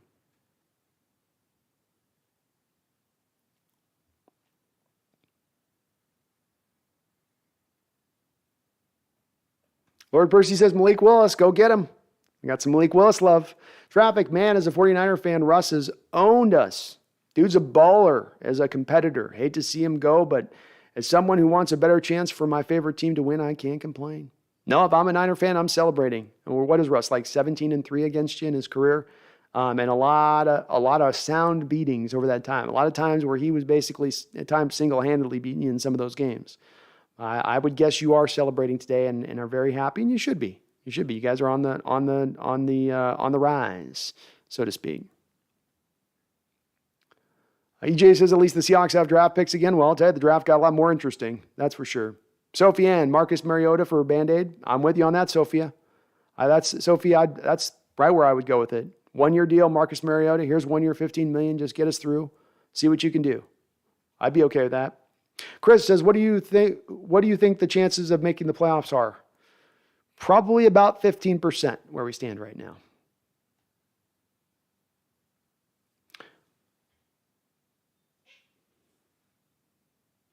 Dylan says, what about the Chargers? Richard Bond says, Russell staying in Seattle? No, he's not. Nope. Sorry, he's not, Richard. Sorry, he's not. Terrence Barbie, can we get Watson? We can get Watson. Will the fans allow that? Will there be a lot of up in arms at that, especially a place like Seattle? I don't know. John Jonathan says Lockett will go. Wagner will be cut for $16 million of cap relief.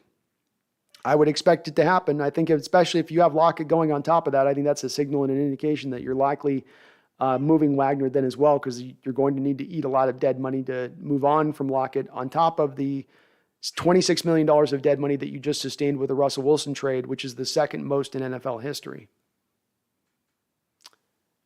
Damon Revenge, and what if Cooper goes to the Broncos? Amari Cooper's not going to the Broncos. They're stacked with 3 receivers deep right now. If anything, they're going to look for the tight end position. Harris Sahab says, personally, I don't think y'all should go for a quarterback in the draft just yet, but that's just me. No, I agree with you, Harris. I don't think we should go. I think it's premature to do so. I've said if you're going to go get a rookie quarterback in the draft or draft high and pick a really talented one, get your offensive line built first. Get that part right first. Then go get your quarterback. Otherwise, you risk getting your guy broken and injured and bad habits developed from playing behind a bad offensive line, and I don't want to see that.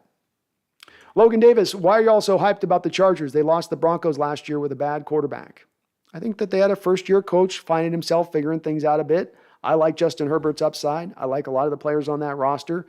I like their offensive line, which is starting to develop in front of that young rising quarterback. Those are good elements that fire together and usually meet out something pretty good for him.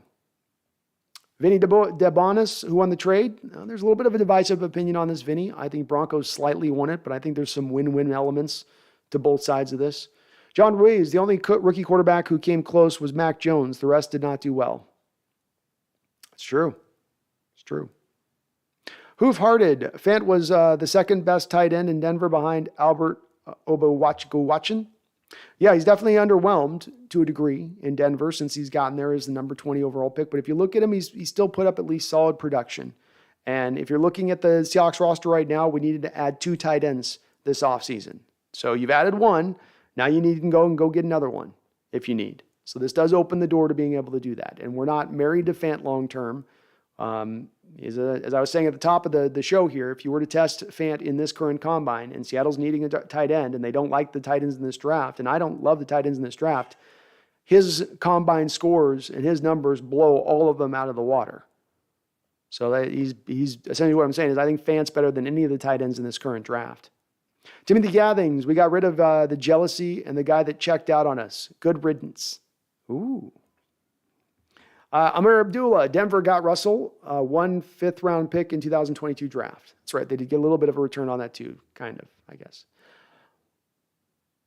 JRG, when will Wagner call it quits at the Hawks Nest? He's going to keep playing, man. Indications are Bobby wants to keep playing, so at least a couple more years.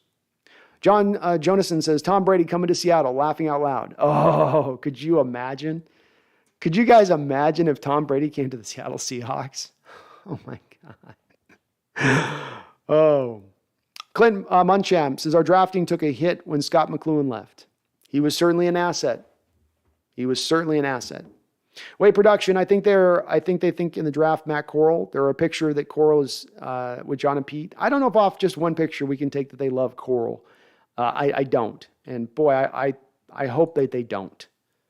I was calling that guy slight and saying he was going to get broken before he got broken in college this year. It will happen again.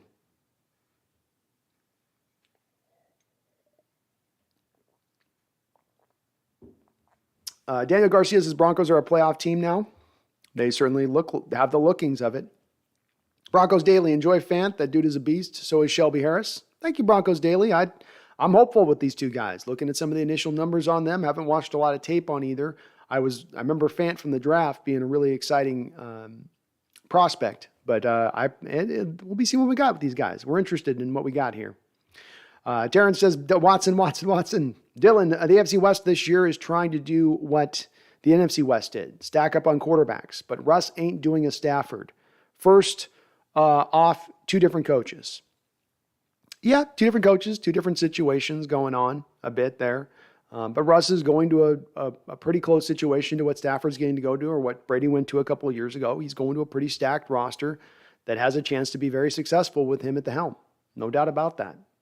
Doesn't guarantee it'll happen, but it's definitely in place for it to happen. The Pleiadian Light Grid Project. I'm watching kind of from the beginning. What I don't understand is why would anybody be so foolish and stupid to not think later on in his career, which is now, that Seattle wouldn't trade him.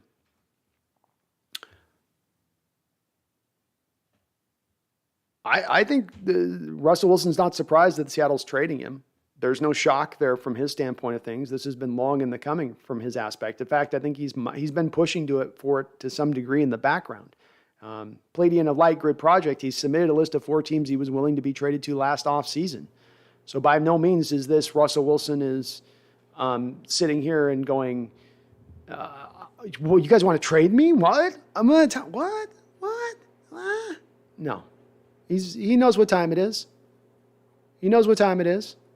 You know, I no doubt about it. And again on this, sorry on the chat, we got a bunch of people in here. So if I miss you on the super chat or whatnot, bear with me here. I'll get to if I can move this stupid thing. Nathan Latula. Thank you, Nathan, a Broncos fan, super chatting $10. I appreciate you, brother. Enjoy yourself, your Wilson over there. Says Bronco fan here. I'm happy with Wilson after our failures at the quarterback position since number 18 left. You guys get plenty of ammo for the 2023 quarterback draft class. Fant will look better with you as long as your offensive coordinator isn't Pat Shurmur. Well said, Nathan. Well said. And I'm hopeful for Fant. I think he's got some upside here, and we'll probably use him a little more than you guys used him over there, I would say. But thank you for the $10 donation. Very kind of you. And again, good luck, you guys, with Wilson. You guys definitely are now right behind us as far as the second toughest division in football. Something about being on the West Coast, I guess. Being out in the West in football makes us the toughest one way or another. Jacob Kessinger with another $5 donation. Thank you, Jacob. You are awesome, brother. Says, Brando, little late on this, but pay the price for Bryce. Oh, there we go. I like it. There you go. You landed on it. We're rolling with that one, Jacob. Pay the price for Bryce. It ain't suck for luck. It's pay the price for Bryce. Hell yeah. Roxanne Roll coming in with a nice $10 donation as well. Thank you, Roxanne. You're awesome for doing so. I watched your first podcast from 2019 on your Patreon page. Other than the Russ in his prime points, very helpful in putting things in perspective. Very much so. The very first video I did on this channel, my very first one back in the day, spoke to a lot about why I saw the Legion of Boom era end as it did, and a lot of the points within it that I thought had come up and was causing the rifts that were happening, the cliques that were happening in the locker room, caused certain guys to be pushed out the door a little bit earlier than many of us would have liked to have seen. And I think that specter, to your point on that, Roxanne, and thank you for the $10 donation, still does continue to hang over this team. And as I always come back to it again and again when I look at this era, the greatest era of football in Seahawks history by far, and an era that will be revered and is legendary and will be looked at in admiration. The one part that I do go back to and I think about, though, when I will also look at this on just the other side, is how much ego factored into this and made this thing fly off the rails far more earlier than it had to, and wasn't allowed then to reach as many of times the heights it could have reached if everybody was just operating from more of a humble nature, in my personal opinion. I'm not throwing shade. This is the modern athlete. This is the new way of things. Everyone's got a brand. Everyone's preparing for their post-football career coming out of college. But boy, I look back at this era and I do wonder if it was more people just thinking about the fact this is a team and not about me, if we might not be sitting on 3 or 4 Super Bowls here rather than just 1 and 2 Super Bowl appearances during this stretch. Megan Gock Roger with a $5 donation. Thank you, Megan. I appreciate you as well. Says, Lawrence couldn't deal with the 12's noise when they played us at Lumen. Why the sweet hell would you want him in Seattle? Well, I mean, there's a lot of quarterbacks, Megan, that haven't been able to hold up under the power and ferocity and the sheer will of the Seahawks 12's voice and sound and reverberation that they're putting on the football field. It's no slight to a quarterback if that avalanche overcomes him a little bit initially, where he's just not ready for it. His soul's just not prepared for that noise, that level of noise coming at him. Understandable from my standpoint. And when you're on the other end of it, Megan, when you're the quarterback on the other side, you don't have to deal with the noise. You're only dealing with the noise when you're on the opposition side of it. And I don't think Trevor Lawrence, like I was saying a second ago, if I'm going and getting my quarterback of the future, I build my offensive line first in front of him, get that prepared, then I go get my quarterback. And I think what the Jaguars have done, what the Cincinnati Bengals have done, is the opposite approach. Oh, we're picking number 1. We got to go take the best quarterback there is, and we'll figure out the line later. Well, you get Burrow's knee shredded. His knee could have been shredded any number of other times throughout the course of simply just the playoffs alone, where he was just getting battered and bruised right and left. Same thing's happening with Trevor Lawrence a little bit with Jacksonville, where now he gets beat and battered and everybody goes, oh, he's not a good prospect, he's not a good player. Well, he wasn't put in a position to succeed. And that's kind of the point and the reason why, Megan, at the base of it, I go, get the offensive line first, then get the quarterback. Don't get the cart before the horse. But thank you for the donation, Megan. I appreciate you. A lot of new subscribers. Again, appreciate all the new subscribers. BGGDD, appreciate you subscribing. Garrett Beckhelm just super chatted $1. Thank you for doing that, Garrett. I appreciate you. Jesse Calloway super chatted $5. Says Malik Willis didn't have any weapons at Liberty. Imagine how he'll do in the NFL. Well, my mind's eye goes to him just slinging that rock off his back foot, just free and easy, 65 yards of the combine like it's nothing. And I can go to his tape and the ball jumps off his hand. It explodes off his hand. He is definitely a guy that is really mobile. This is not a Jalen Hurts guy, maybe not quite to that Kyler Murray, Lamar Jackson type of twitchy mobility, right? Like their first 3 steps, you just can't stay with them. But nonetheless, very close as well. I have put my pro comp for Malik Willis as being McNair, Steve McNair, former Houston Oiler, Tennessee Titan, guy, our rest in peace, died a little early. But a guy that was a really good player on the field, and I'm getting a lot of the vibes, not just as far as the way he throws and the way they looked body-wise, but in just their mentality at play. They both have a little bit of that rugged dog to them that I think is something that would gravitate Seattle to Malik Willis in that number 9 pick if they've indeed kind of fallen in love with him. Bob Pop, thank you for subscribing. Appreciate you.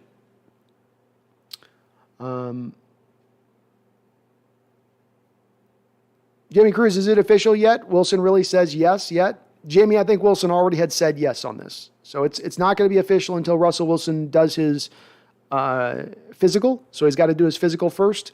On the heels of that, then it will be consummated. But Wilson already signed off on this. I know he has a no-trade clause, but Seattle would not have gone through all these negotiations, gotten the deal all put down on the table, right? Cooked this whole meal up, laid it all on the table, only to have Russell come into the room and then throw the table up over and push all the food on the floor and crash plates and scatter the silverware. That would not have gone down in this realm like this. Dwayne Williams says, I think we should go after Kenny Pickett in the draft and build up the offensive line. Dwayne, he's got really tiny hands. I know that this gets overstated a lot with Kenny Pickett to a degree, but the thing you have to think about with tiny hands is this. It affects quarterbacks' play, and the conditions that give the most fits to quarterbacks with the smallest hands, though out of all the conditions, hot, sunny weather, windy weather, cold weather, frigid weather, rainy weather. Okay, rainy weather is by far the most impactful on the small hands. You just can't get the grip on the ball like you can when your hands are a little bit bigger, which means your throws are going to be a little more wobbly, not as smooth coming out, a lot more of a chance that you're going to get the fumbles. I can't sign off on a guy again looking at him. He had kind of a one-year wonder. I don't like going for quarterbacks of the futures who are one-year wonders. You look at his previous 3 years, underwhelming to say the least. Then he suddenly blows it up this season. Now, doesn't mean he can't still be good going forward. Joe Burrow did the same thing coming out of LSU, but I liked Burrow a lot more coming out in that draft. Another guy with a little smaller hands, but I liked his throwing ability a lot more than I like Pickett's throwing ability. Broncos Daily enjoy a fan. He's a solid tight end, can perform when needed. I hope so. Derek Stringer says, lifelong Washington fan, Washingtonian here, but I became a diehard Seahawks fan when I watched highlights of Russell Wilson's rookie preseason. This is a sad, sad day as a Hawks fan, but I will always be a Russ fan. Very well said, Derek. Very well said, and I think I share your sentiments on this. Although I've been a fan on this team for well over 30 years, Russell Wilson was a different kind of cat. And it doesn't surprise me in the least that he brought a lot of Seattle people, a lot of people even outside of the range of Washington, to becoming Seahawks fans because he played the quarterback position in a unique way that I don't think anybody else in NFL history has played it. Not even Frank Tarkenton. Tarkenton would, run around, but he didn't have that deep ball ability. He didn't have that ability to just, fling it 60 yards with a flick of the wrist. He didn't have that clutch aspect that Wilson had. We'll never see another quarterback, I don't think, quite like Russell Wilson. I don't think we'll ever see one come down the track that's built like him, that gets it done like him. And it's definitely a sad day to see him go, knowing that he is that special in that way.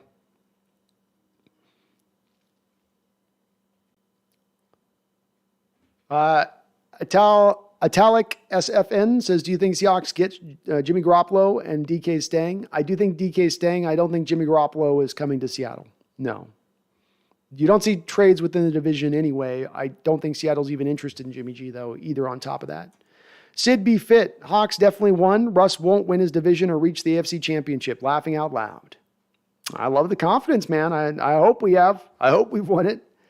Eric99 says, got to move Wags now. He and Lockett are the last holdouts of the old Hawks team. Time to turn a new page. Wags, Lockett, and Carson should be moved and start new. I think it's smart at this point to go on from Wagner. You might as well clear the money off the books at this point, right? If there's money to clear it. And says, certainly if you're going to move Lockett, then definitely you need to be moving. That means you're out on next year, kind of. That means you're definitely in a rebuilding state of things. And if that's the case, fine. But go all the way. Don't go halfway. Mr. Kane says, laughing my ass off. My shoulders are feeling a little tight. I got a fever. Shoulders a little tight. A little better. Deshaun Watson. It's my massage table. Now, put it down. Rub my shoulders. Deshaun, win the Super Bowl next year. Seattle, why not? Jersey Picker. Unfortunately, I don't think Ritter makes it to the second round. He very well might not. James Bitt, it's about ratings. Russell Wilson and the Broncos are going to the Super Bowl and winning it, mixed with the world's strongest magnets in your gloves. Go Broncos, good TV. Yeah, maybe so.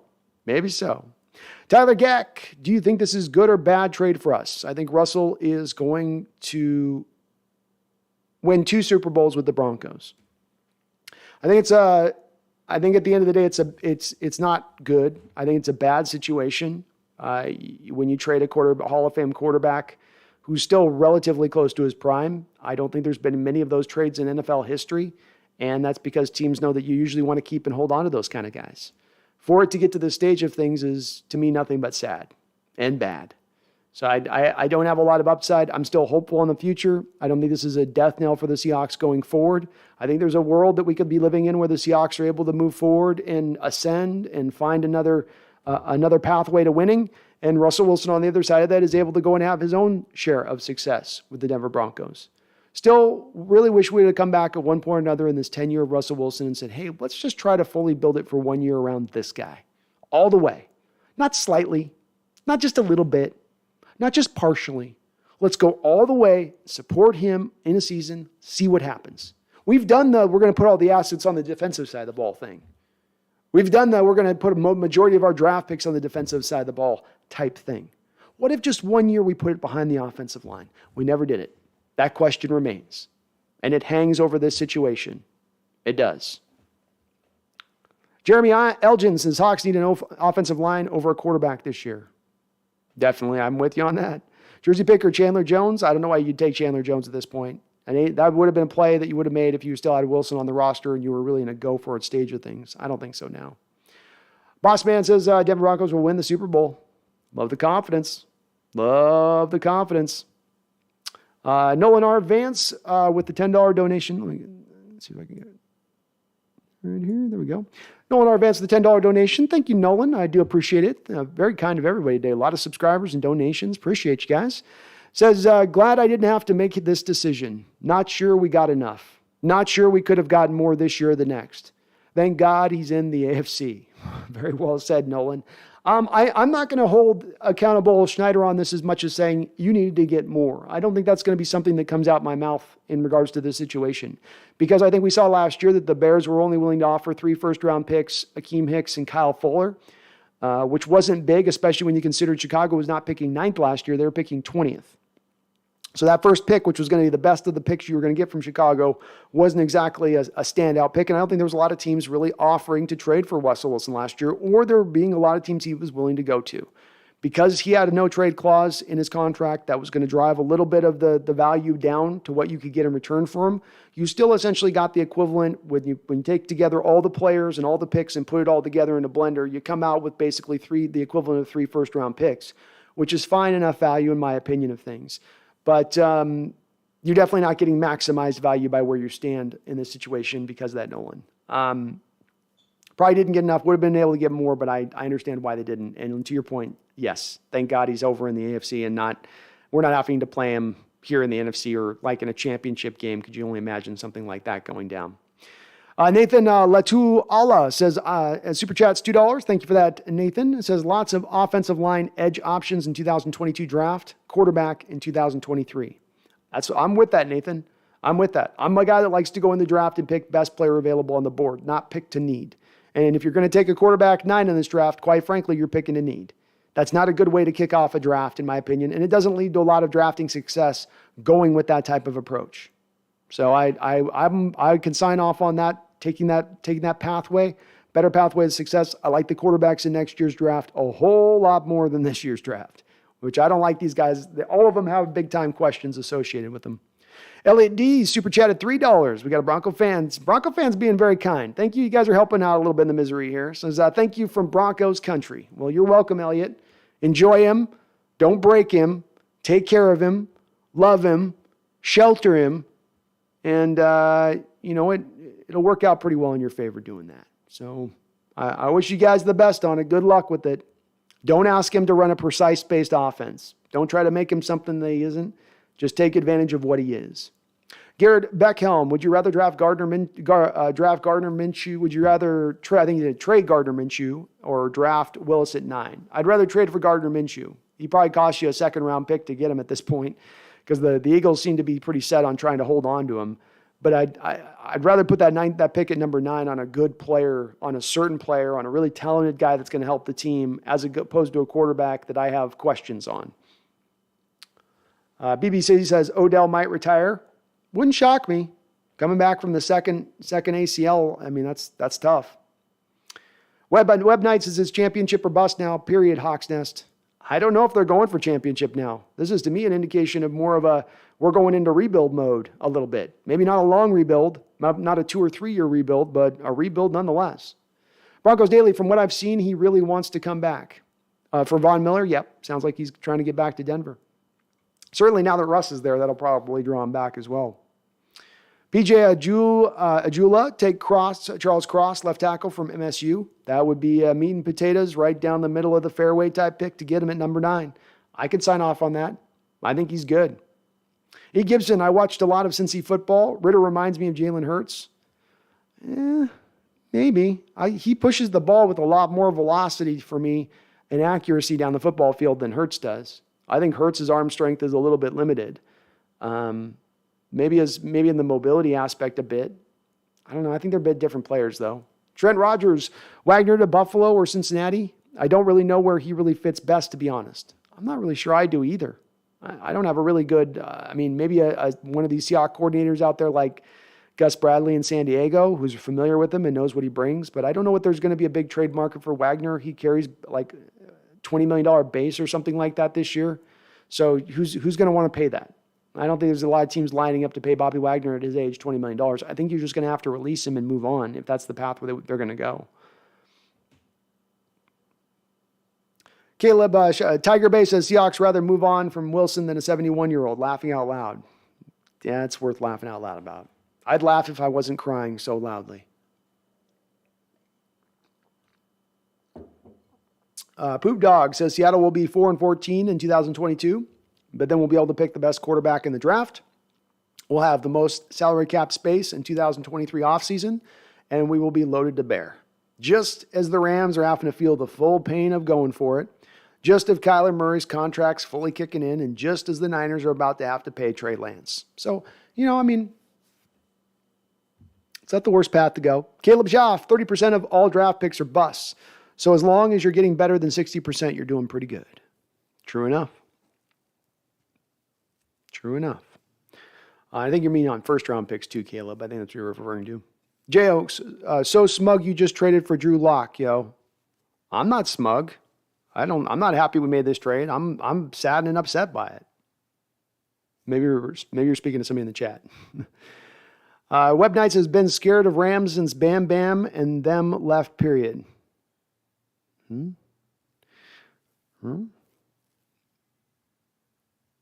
Sophie says AFC West going to be a tough division now. Poor Carr, already tough playing against Mahomes, Herbert, and now Wilson twice a year. AFC West is going to be brutal. Brutal. That division it's right there in contention with us as far as the toughest division in football now. Absolutely. Jared Kidder says Locke is better than you think. All right. I've watched some tape on him, and at no point in time did I come away being super impressed by what I was seeing from Drew Lock. But I'm open to having my mind changed. Yay, Area Raider Nation. Hawks just got the golden ticket with all these picks. Oh, interesting perspective from a Raider fan. Okay. I like it. I hope you're right. PJ says, what about left tackle at 9? Yeah, you could. You'll probably have Neal be off the board at that point. I think Akawanu is going to be off the board at that point, but maybe Cross would be sitting there. After Cross, it's a little bit of a drop, in my opinion. You shouldn't be probably taking a tackle at 9 at that point, but those would be one of those 3 options is probably going to be available at number 9. Carson Huber says, how do you feel about Drew Lock? He's got a really big arm, a legitimately big upper-level arm in the NFL, but I don't know about his decision-making, and I don't know about his processing power. And processing power is right there with arm strength as far as one of the most important traits you can have as a quarterback. He's being put into an offense that's going to simplify things for him. He's going to have a lot of guys to throw to. I don't think he's going to be our starter going forward necessarily, but he's going to be put in a position to succeed here, I think, outside, of course, the offensive line being a little bleh.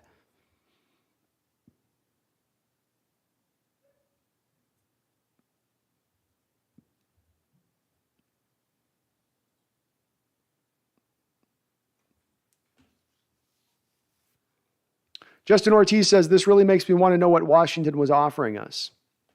Me as well. Me as well. I would hasten to guess it was probably 3 first-round picks, potentially, but we don't know for sure. I certainly don't like the thought of giving up less picks so that you could get them out of the conference. I hate that. Nathan says, Locke will be better with any offensive coordinator not named Pat Shurmur. I think he can be a solid backup bridge to your next franchise quarterback. I'm good. I'm okay with that. I'm more or less worried about bridge quarterbacks at that point to me, Nathan, because if you got a bridge quarterback, you're not getting anything done anyway. Doesn't matter whether he's a little bit better than you thought or a little bit worse than you thought. You ain't going and winning Super Bowls. You ain't going to conference championships. So it becomes kind of irrelevant. It's kind of like, okay, fine. He's a guy. You're not married to him long term. You're going to look for your quarterback in the future later when you get the truly talented guy. I'm perfectly okay with that. Jamie Cruz, I lose a lot of Seahawks passion if I have to see Wilson leave. Why will we fail at quarterback? I have a really bad feeling even though I don't want it. I don't want to, but it takes you years to develop a quarterback even if they're good. Oh my God. Well, let me give you a little bit of salve here for you, Jamie, because not necessarily does it take you years to develop a quarterback. Quarterbacks come in various realms and in various places as far as their ability to hit the ground running and being successful early on. I think one of the things that helps a new young quarterback come in and ramp up that faster process of ascending to where they're going to be is having a great offensive line. Look at the young quarterbacks on young contracts in recent years. Carson Wentz with the Eagles initially, Dak Prescott with the Cowboys, Patrick Mahomes with the Chiefs. We can go down the list of it. But you give a young quarterback a great offensive line, you set him up for more early on success because the game is a little easier for him. He's not having to worry about being under duress all the time. He can just sit back, make his reads, and let her rip. So I think it's less about the worry that it's going to take you forever to develop a quarterback. It's more about finding the right quarterback and selecting that quarterback at the appropriate time, not reaching for one because you have a need for one, but one that's actually truly deserving of being, let's say, a top 10 pick. Wally Lesideko says, go Broncos. What's up, Wally? What's up, Bronco fans? Congratulations. Congratulations. I know you should feel yourselves a little bit today. Amir Abdullah, hopefully Wilson will have a video chat with Denver, and Wilson says, yo, Broncos, we got a deal. And Sierra says in her soft voice, go Broncos. Laughing out loud. Garrett Beckhelm, Jordan Brooks was our best late first-round pick. He's been the best of the bunch, yeah. There's been a lot of bad ones in there, though. Gabriel Clemens, was L.J. Collier a mistake? Yeah, L.J. Collier's was a huge mistake, and one you could see on the night of the draft. The night of the draft, I called him a bust, and that's just what he's been. It's not his fault he was overdrafted, but he was overdrafted. Caleb Schaff says, Broncos fan here. Drew Lock has the potential to be really good. Don't sleep on him. I won't. I'll be hopeful of him. I'll give him a chance. I just don't want to ride with him long term yet, Clint Munschamp, look at the history of the people making the picks. Our staff isn't that good. I don't have a lot of confidence here either, Clint. I do with the first pick, but I'll give you this on the second, third, fourth round picks. There's a big question mark with them on whether or not they can handle and get things done correctly. The scuttlebutt that we're hearing in the background here recently has been a little bit of this approach of the scouts are doing their work, Schneider's doing their work, they're assembling their draft boards, and Carroll's coming in at kind of the last minute before the draft and sort of upsetting the cart, changing around where guys are at and wanting to have a stronger opinion that supersedes where the scouts and Coach Carroll see the situation. And maybe that a little bit of that has been relinquished this offseason, where we may see a little bit of a changing of the guard in this upcoming draft and free agency in their approach, because no longer will Carroll be being that heavy-handed in that process. He will trust his people to do their jobs right and to evaluate and target the right players for this team, as opposed to him thinking he knows better than everybody else. Mary Moore says, I'm a sad bitter, but the Broncos suck. Christopher Volmer says, isn't there a rumor about them trying to ship Lockett as well? There is that rumor, Christopher. Yep. There is. An odd rumor at that, because you're going to swallow a lot of bonus money to move on from Lockett this year. Very odd. Jared Kidder, I'm a Bronco fan who is now a Seahawks fan because I think Locke has unbelievable talent. Well, welcome aboard, Jared. Welcome aboard. Good to have you aboard. And I love your confidence, man. Larry Edwards with a $5 super chat. Thank you, Larry. I appreciate you, my guy. Thank you to everybody on the chat today for all the donos. Says, see you, Russ. It's been real. Glad he's out of the NFC West. Good luck, Hawks, with Geno and Drew. Ugh. Go Niners. Yeah, I bet you're happy he's gone. I bet there's a lot of Niner fans popping a little bottle of champagne today going, no more Wilson pain, no more Wilson nightmares. He got you for a good long run. Knocked you out of the conference championship in 2014. Would have knocked you guys out, frankly, in 2013. It was 2013 we knocked you out. We'd done it in 2012 too, if we just barely gotten past the Atlanta Falcons. But, yeah, a little easier for our Niners today. But thank you, Larry. James Carrig with a $5 donation says if Brady kept taking less money in order for the Pats to maintain dominance, why couldn't we do the same with Wilson? Or is it simply wishful thinking? This is one place that I would hold the feet to the fire of Russell Wilson and say to him that this is where a little bit of his responsibility comes into this process. I've spoken to the stat that exists that shows that if you have a quarterback making more than 15% of your salary cap, you're not winning a Super Bowl. Wilson's people should have been well aware of this stat. And while I can understand if you've not been paid and you're a third-round pick and you've not gotten a big contract, I can understand you saying, well, when I'm due for my first contract, I expect to be paid. A la like a Dak Prescott. I get that. Or like Wilson with the first big contract that they gave him. But when you come back to the second contract negotiation, and then you're then saying, we want to be paid like 20% of the salary cap, and that's your starting negotiating point, which is a ridiculous starting negotiating point. There's never been any contract in NFL history negotiated where a player is going to take a yearly percentage of the salary cap. That's just ridiculous. But that's what this team was asking for last time. And so the thing I would offer to you, James, is that there's never been any indication that Russell Wilson is taking one less red penny than he can absolutely get. And if there's a chance for him to renegotiate and get another contract and get more money, he will go and do it. We would all like to see Russell Wilson take a page out of Brady's book in this respect. I think it makes a difference. I think as a quarterback, if you take $10 million less, that's almost worth 2 extra players on your team, 2 impactful players on your football team. You can't tell me that doesn't make a difference. It absolutely does. But I think that while the team would be willing to have Wilson take a little bit less so they could have rounded out their roster a little bit more, I do not believe that Wilson was willing to take at any point in time any less. And I don't think, by the way, when the Broncos come around and negotiate with Wilson on his next contract, Denver fans, you're not getting a discount.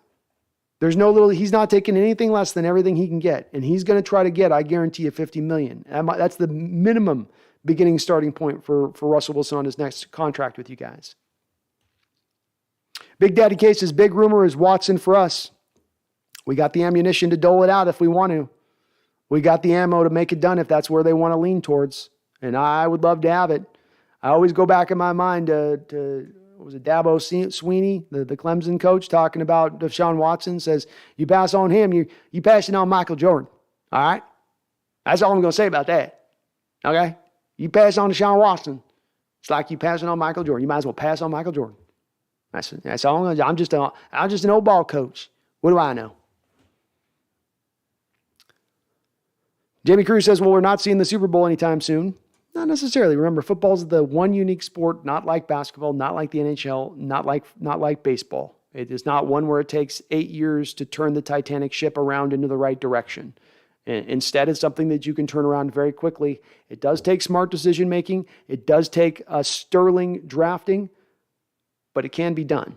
It is attainable. It's not outside the realm of contention. Nathan says, use the 2022 picks for trenches, 2022-23 for quarterbacks. I'm with it. I'm with it, man. Said build those trenches first, then go get that quarterback. That is the pathway. That is the smart pathway. That is the smart approach. Seahawks Primo with a $2 donation. Thank you, Seahawks Primo. Says, hey, Brandon. Hey, Brando. It's time to rebuild. Go Hawks. I'm with you. We are in some kind of rebuild right now. Certainly hearing the Lockett rumors or more indications of this. Wouldn't surprise me at the least if that's where we are landing at here with a soft rebuild. I don't think it's the full whole hog rebuild, but I think they are going through a next year period of going, we're going to get this right, and then we'll go back to the quarterback next year. Which you can make an argument they were far away and they weren't in a realm, being a fourth place team this year, that they were not from a roster standpoint, even with Wilson on the roster, in a position to be yet one of those top level teams in the NFC.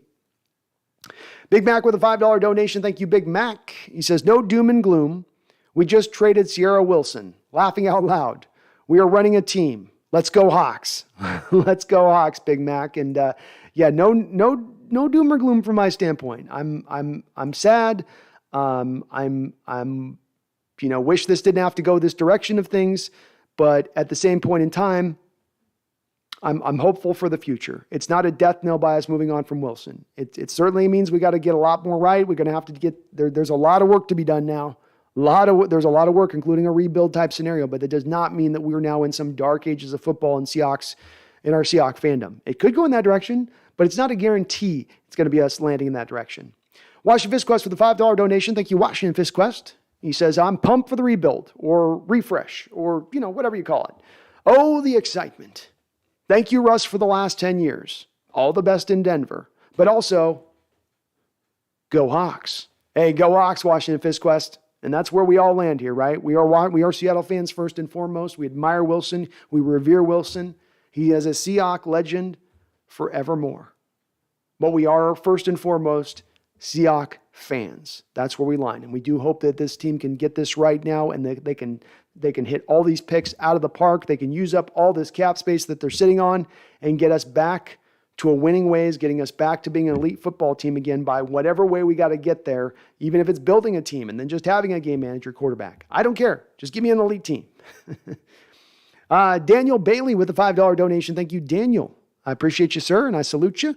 Says, wish we could have gotten more young guys, Judy, Sutton, Javonte, and more picks, high future picks.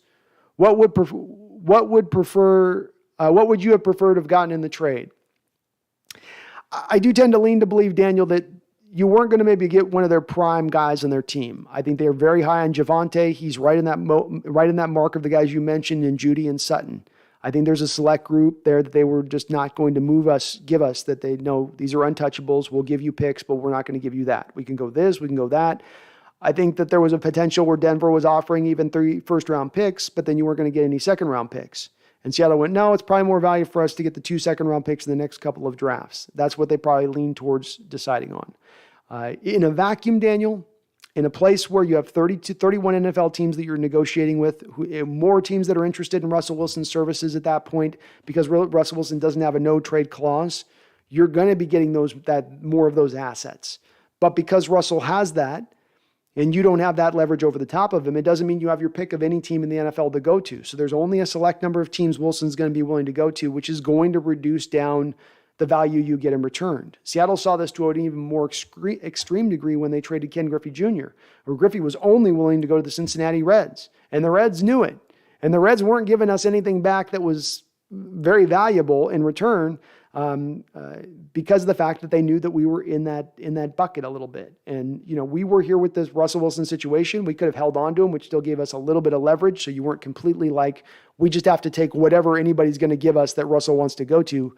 You got good value here. Would have been nice to get a little bit more. Sure. But I just don't think you were going to get it because of the conditions at play.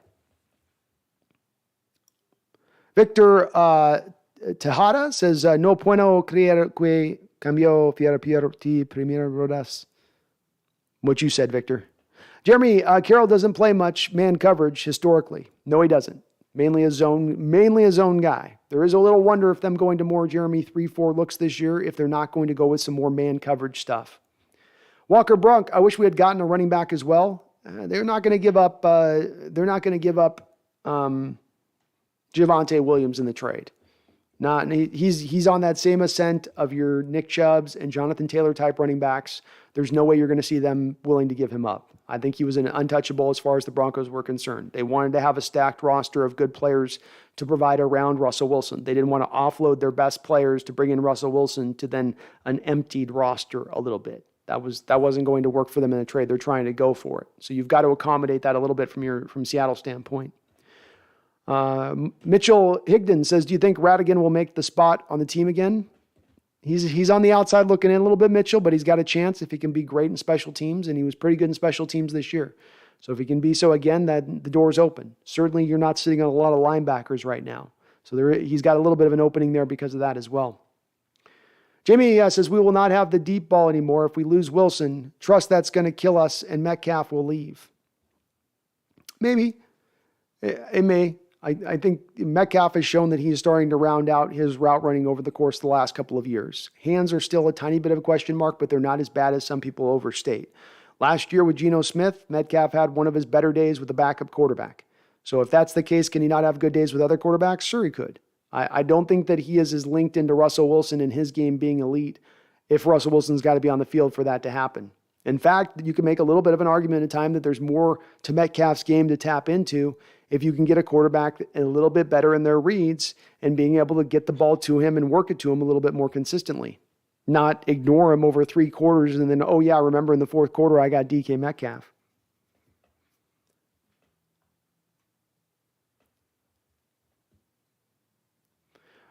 Rival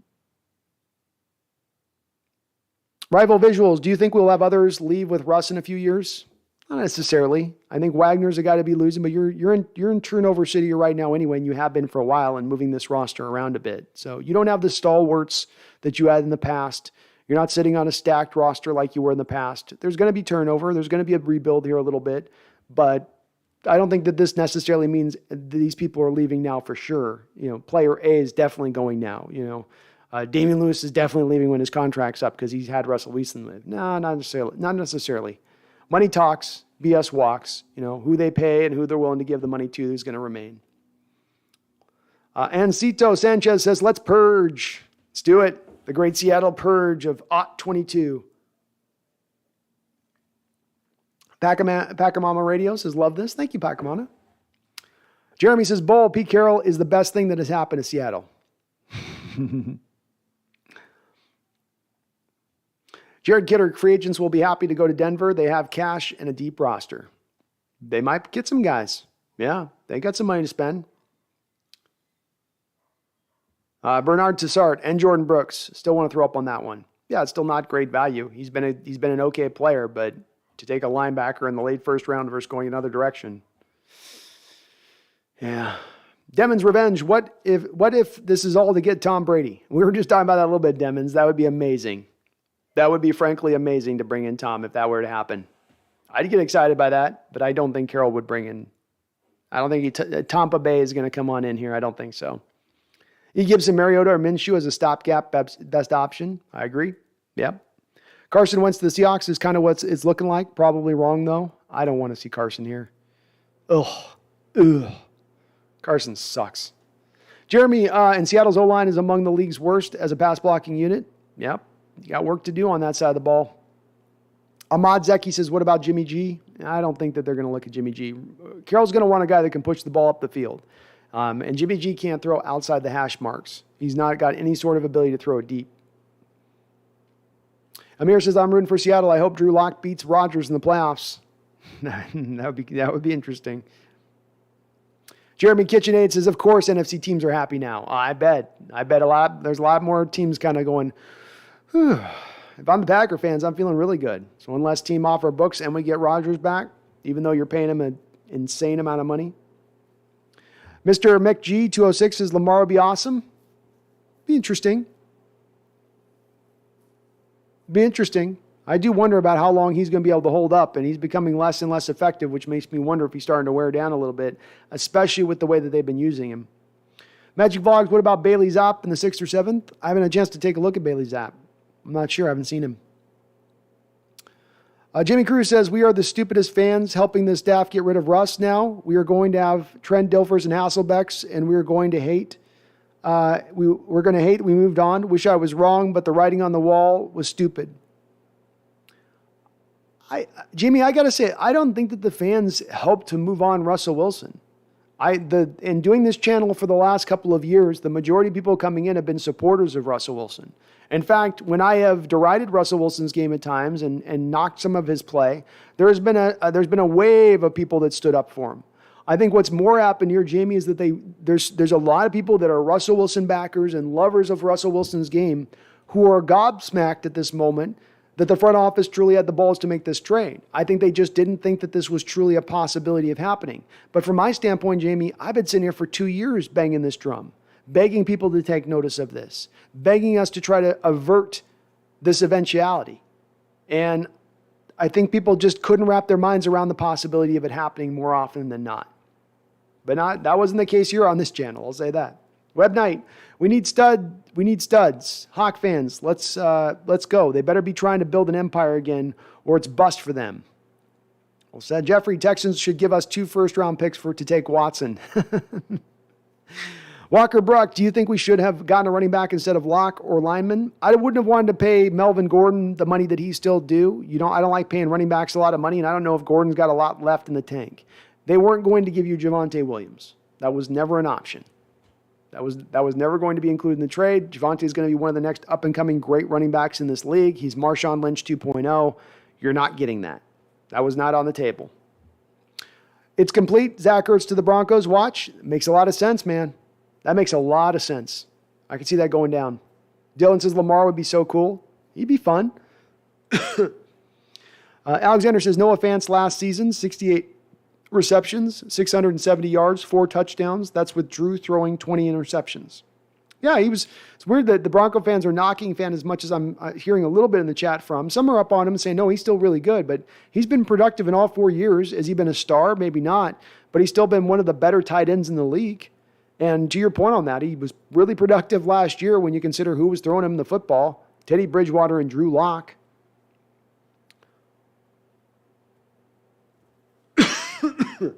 I'm going to get some more coffee, folks. Bear with me, please.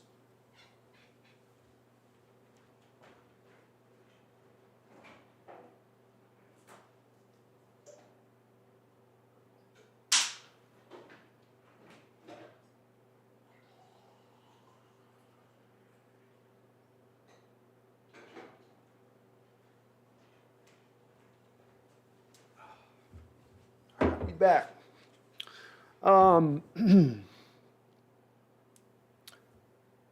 Tiger Bay says Seahawks are the cheapest organization in the NFL. I don't know if they're the cheap. I think the Bengals are the cheapest organization in the NFL. I don't think Seattle's cheap. They make bad decisions at times, but I don't think they're cheap. Voodoo Magic says Mariota for $15 million. I think you added an extra 1 in front of the 5. He has done nothing in 3 years.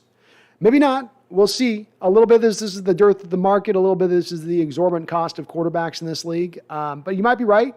I'm just throwing a number out there. Voodoo, I hadn't given this a lot of thought. So I'll be thinking of it a little more now after this day, but I'm still in shock, my man. I'm still just throwing stuff out here right now. I'm spitballing. E. Gibson, I agree as well. This is a bad draft to draft a quarterback. We have so many holes in the draft. Best players available. That's the smart approach, especially if you're a team rebuilding. This should absolutely be your approach. If you're a team that is rebuilding, you should be picking best player available at every turn because you're not in a position of one guy away, one solidified position away from getting to that mountaintop. Clado Tornado, I love your username. Thanks, Seattle. I hope our picks speed along your guys' rebuild. From love from the Broncos country. Well, thank you, Clado, and best of luck to you guys. I hope it does work out for you. I also do kind of hope you guys lose a little bit, so those picks are awesome.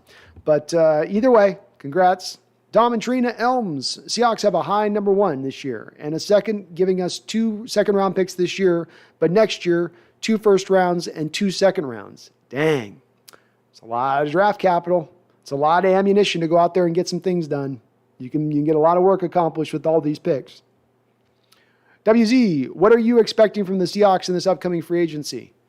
Probably a lot of 1-year deals. I wouldn't expect them to throw around a lot of 3- and 4-year contracts, understanding that they are not in a position to really compete next year. They can try a little bit, but I wouldn't expect that that's going to push that. So if we're talking about a week ago, we were on the chat here talking about Chandler Jones making a lot of sense. Doesn't make as much sense now if you're not in a position to truly compete. So I would expect them to go in the realm where they've been recently, which is handing out a lot of 1-year deals. It'll be 1 year, $6 million here, 1 year, $5 million there.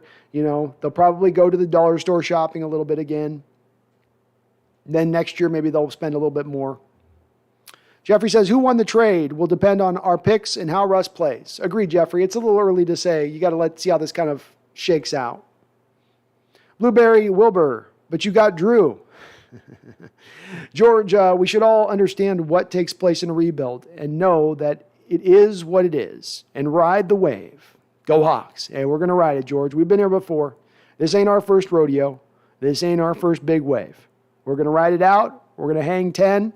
We're going to get to the other side of it, and we will be as successful again. And we will get back to that mountaintop again, folks. Don't you lose the faith. Jeremy Elgin, I'd give Mariota $15 million because Trubisky is going for $10 million. Laughing out loud. I don't want Trubisky, that's for sure. I like Mariota way more than I like Trubisky. David Ott says, bring back Everett or Disley. I think Noah Fant can give you a move tight end, so he kind of fills 2 roles in one. He can play either. You can go for either of those 2 guys as well, though, then because of that. But I would expect them to probably bring back one of those 2, David. Dylan, I think Lamar Jackson is the only one who can take over Russell's shoes and keep us a competitor. Yeah, maybe. Deshaun Watson could do it too, Dylan. Something I don't know. What do you think the next play for Seattle is? The new quarterback or what? I would think that the next play would be if they've got a quarterback they're targeting, then they would go and make that trade. I don't know that there's any guarantee at this point, though, that they're necessarily targeting another quarterback in a trade. It's possible, but they could also just be sort of standing pat and saying, okay, we're just going to sit for a year, let the situation kind of just, let it play out, let the rebuild go down, let all the dead money come off our books in Bobby Wagner's contract and Wilson's contract and probably LJ Collier's contract and probably Jason Myers' contract. They'll probably bleed out all these contracts this year, go into next year with a ton of cap space, and then really go for it. I would like to believe that they're going to lean more into waiting on that quarterback for next year, where you have guys like Stroud and Bryce Young, and even beyond that, a couple of guys who could be very interesting in next year's draft versus the guys that entered this year's draft. I think there are probably 3 guys in next year's draft who would all be picked ahead of the guys in this current draft. That tells you a little bit about the weakness in this draft. All 5 guys that were taken in the first round in last year's draft: Trevor Lawrence, Trey Lance, Mac Jones, Justin Fields. I guess is it 4? And Wilson. All 5 of those guys would have been picked higher than any of those quarterbacks in this current draft. So this is just a weak quarterback draft. I wouldn't do it this draft. Build the trenches, build up your pass rush a little bit more. Come back and attack the quarterback position next year in the draft. Wolves TM says, you guys will love Shelby Harris. Best ball swatter in the game. Oh, is he knocking balls down? Well, we got Kyler Murray in the division too. And when you got a mighty mite like that in a division who can barely see over the tops of his offensive lineman's shoes, having a guy that can knock the ball down is going to be pretty helpful. BBC says, stop, y'all ain't getting Lamar. Well, I'll tell you this, BBC, Ravens aren't paying Lamar quite yet, are they? They still have not made the commitment to the guy. He's won an MVP, got him to the playoffs multiple times, played really well for him, still can't get paid. Clinton Sims, I think the Seahawks should draft either an offensive tackle, edge, or cornerback while going young and hopefully have a top 3 pick next year and draft Young or Stroud. I like it, Clinton. I like it.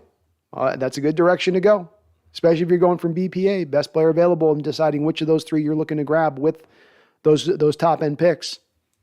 Jeffrey Thistle, I hope Russ owns Patrick Mahomes. No hard feelings. Hey, no hard feelings toward Russ either. Nothing but love. It sucks, but nothing but love. Creeper Locks, damn, sucks for y'all. I'm laughing my ass off. Red and gold till I'm dead and cold. Watch San Francisco shine for years to come. It's our turn, damn. It's our term, damn Seagulls. We'll see, man. We'll see. We'll see. You don't know what you got in your quarterback yet. You got a roster a little bit in between right now with some guys getting older, some young guys. But once a couple of those guys get a little older, it's going. Do you have the replacements in play? But look, you're in a better position than we are right now. Jamie Cruz says, dude, trust when I say we will be sour when we see Russell hoisting the Lombardi next year, and we will see that we effed up not getting rid of Carroll. Well, Jamie, I was calling for it, man. So I was the guy at the end of the year saying, it's time to move on from Carroll. It's time to get a new coaching staff. It's time to turn this thing over. It's not working anymore. It's become old. It's become stale. I'd like to ride with Russell Wilson. And so it's not me. I'm not going to be sitting in the standpoint of being sour or man, I should have been louder. I've been sitting here screaming at the top of my lungs for 2 years on this channel that this was coming down the track and we should be doing everything in our power to try to avoid it. But I was an old man shouting at clouds, basically, when it came to that, because nobody wanted to hear it. Nobody wanted to hear it. Dylan says we don't pick good in the first, so trading for Lamar Jackson would be hella cool. It would be cool. Berg Show says, anyway, we trade for Kyler Murray. No, you don't see trades usually within the division, Berg Show. I mean, we already see with Russell Wilson, Seattle had a hesitancy to even trade him within the conference. So you're not going to see him within the division, a trade like that. If they're moving Kyler Murray, he's probably going to the AFC or at the very least another NFC team outside of the division. Denny Brackman says, have fun with Drew Lock. We're trying to wrap our head around that one. Bernard Jussat says, no Brady, no way. Blueberry Wilbur says Russ can't compete in the Russ can't compete in the NFC West. This will be funny. We'll see. Bana Bates, I know the offensive line over the past half decade haven't been good, but as far as one person goes, how much do you think Aaron Donald factored into Russ wanting out of the division? I don't think that came into the division at all, into the decision at all outside of this, Bane. Russell Wilson said, I'm getting hit too much last offseason. He's voiced that complaint. He obviously had been hit too much last offseason. And if you pare down all the numbers and you look at it, the guy that had hit, harassed, sacked, hurried, beaten him up more than any other player in the entire NFL is Aaron Donald. And while that in itself isn't a death knell, because Aaron Donald is a generational defensive tackle, the likes of which we may have never seen in the NFL, nor maybe we'll ever see again, Seattle also didn't do anything to deal with that situation. They never really drafted a guard high or got it spent on a guard in free agency like, let's say, Joe Thuney last year to try to upgrade that left guard position to try to have at least somewhat of an answer for Donald. You'll never get a full answer for him, right? It's that old sports center thing like, you can't stop him, you can only hope to slow him down. Well, we didn't even try to slow him down. There's never been, during that time period, a schematic commitment to double teaming Donald. And meanwhile, he's thrashing our guard, our old-ass guard like a Mike Iupati with his Elmer glue ankles and getting back in there and destroying Russ play after play. I don't think that in itself pushed him out of the division, but this last year, what happened? Russell finally, this Iron Man, this Cal Ripken Jr. of football, gets injured for the first time, and how does it happen? How does it occur? He breaks his hand being blitzed, being harassed by the guy who's hit him, harassed him, and sacked him and beaten him up more than any other player in football. If that wouldn't make Russell Wilson's blood boil just a little bit, I don't know what wouldn't at that point. And I think Russ has got a leg to stand on, and that being something that he goes, this bothered me. I didn't like that. I warn you about that, and then you get me beaten up by the bully again, and you still don't have an answer for it. We still walk into this offseason without an answer for Aaron Donald. Certainly Damian Lewis being moved from right guard, where he is a good run blocker, but poor in pass protection, to putting him at left guard, where his poor pass protection was going to be put even brighter on guys that were elite 3 techs. Not a great decision there. Amir says, with Wilson healthy for the next 5 years, the Broncos will dominate the division for the next 5 years. I don't know if that's the case, man. That's a tough division. Patrick Mahomes has got something to say about that. Justin Herbert's got something to say about that. I don't know that that's a no-brainer way that this is going to go. Text 49er 956 says, good work, nice content, good luck next year. Thank you, 49er 956. I appreciate all fans coming in the chat. Love seeing new fans from other fans' channels coming in. Hey, come on in. Appreciate you jumping in. And then best of luck to you guys. Best of luck. Wolves TM at the Hawks Nest. You like Shelby Harris, best ball sweater in the league? He seems like a very complete player. He's coming off kind of one of his worst years last year. But with that said, the production's been really good with him, and he's a highly rated player as far as the analytics go. So I'm going to be diving into his tape a little bit more here over the next day or two. But initial look at both him and Noah Fant, I like what we're getting. Those aren't just throw-in parts. I didn't necessarily like the parts last year with the Bears with Fuller and Akeem Hicks. I like these a lot better. Rest Guy IV says, I'm a diehard 49er fan. I don't think he should have gotten rid of Wilson, but Pete Carroll. Agreed with you. Agreed. Jeffrey Thistle, I trade Brady, but they don't allow wheelchairs on the field. Nor walkers, Jeffrey. If we could just get a walker out there with the tennis balls on the bottom, we'd be good. Web Knight, the dynasty has begun in Denver, period. AFC better watch out.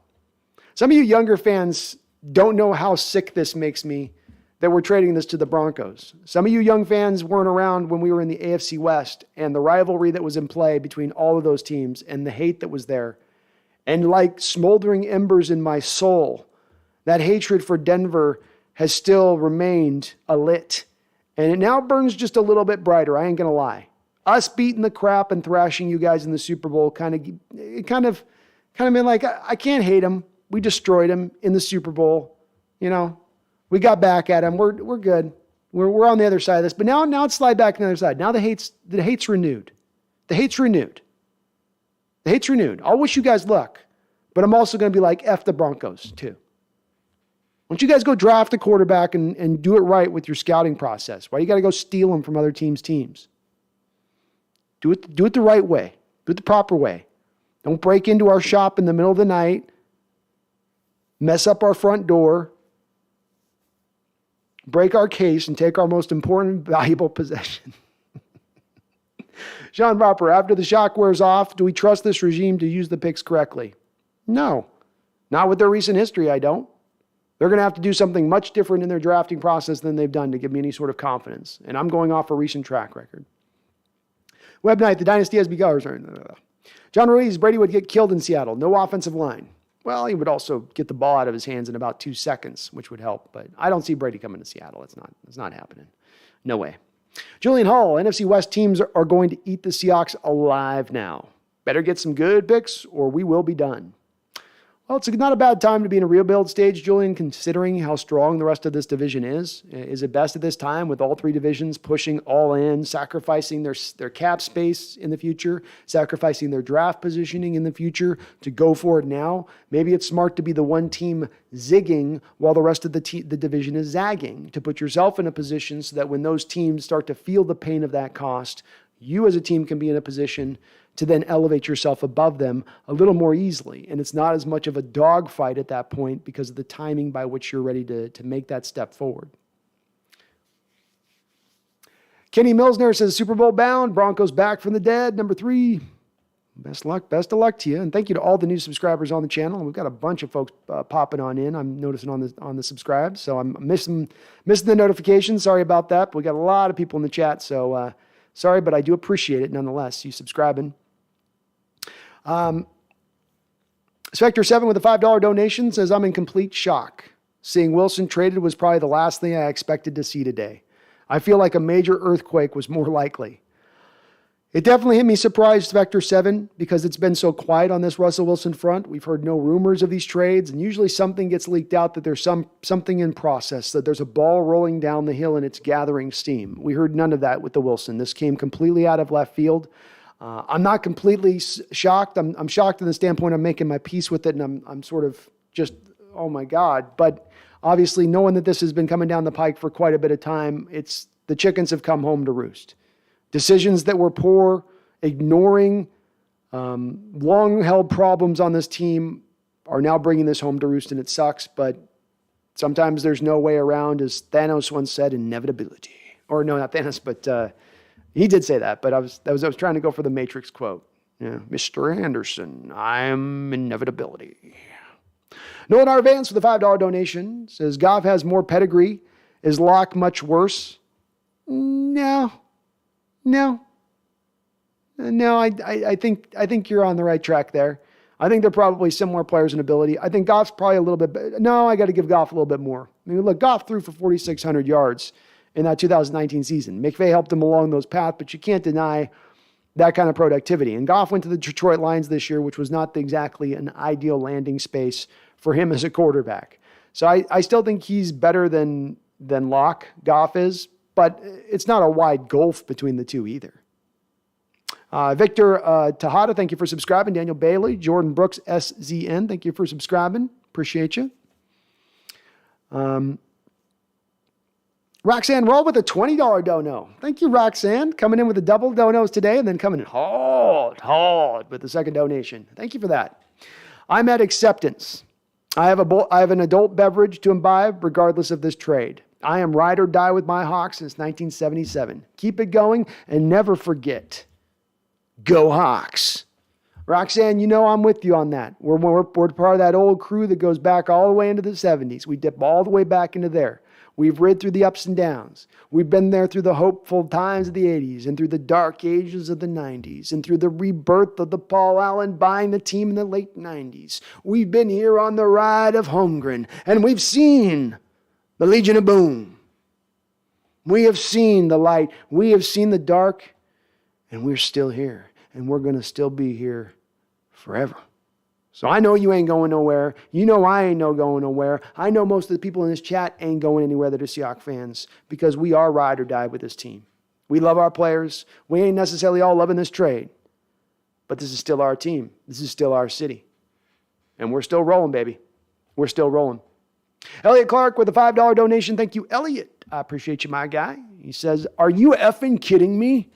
Brando, please update me on your thoughts ASAP.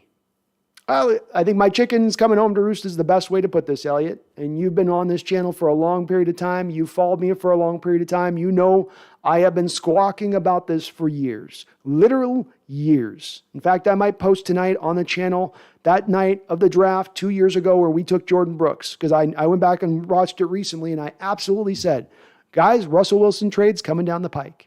And I spent 2 years saying, this is coming. And not everyone called me crazy. A lot of people called me crazy on it.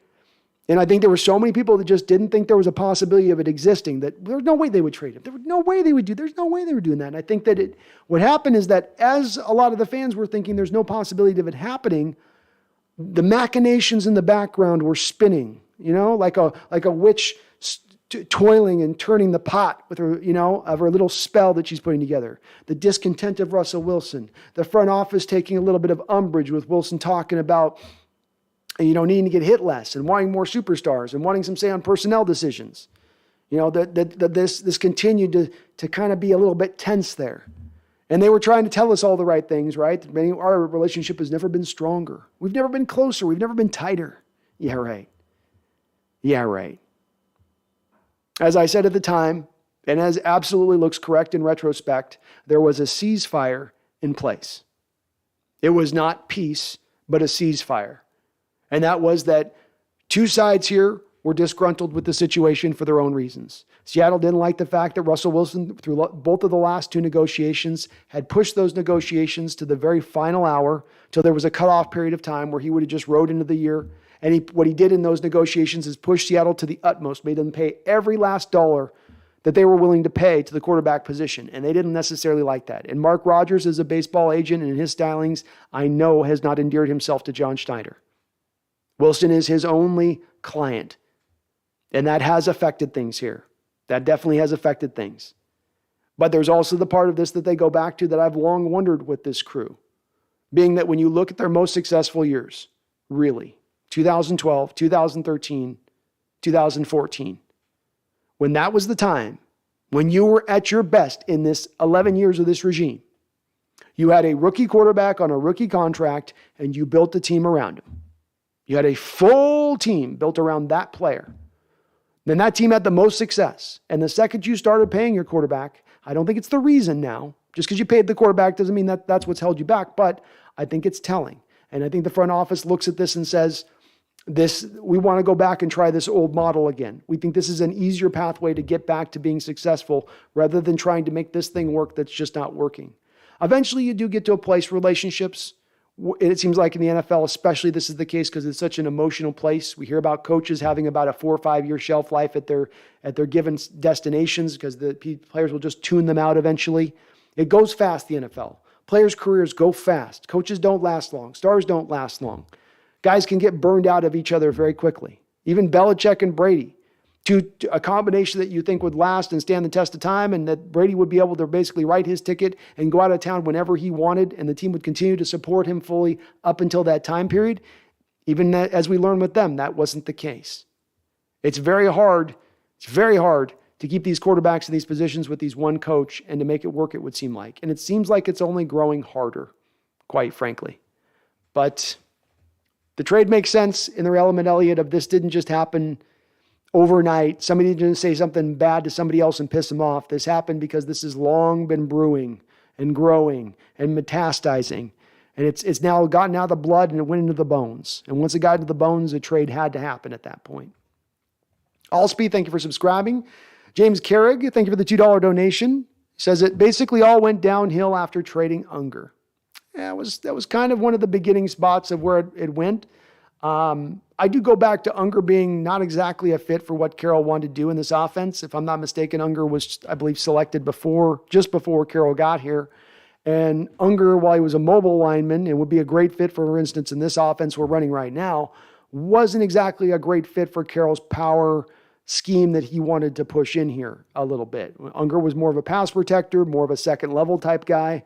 I don't know if that was really something that Carroll wanted to ride with going in the future, especially with Unger's injury situation. But to make that trade and then bring in a guy like Jimmy Graham that wasn't a good fit and that you didn't put in a position to succeed and you misused when he was here, certainly that makes that trade look horrific in retrospect.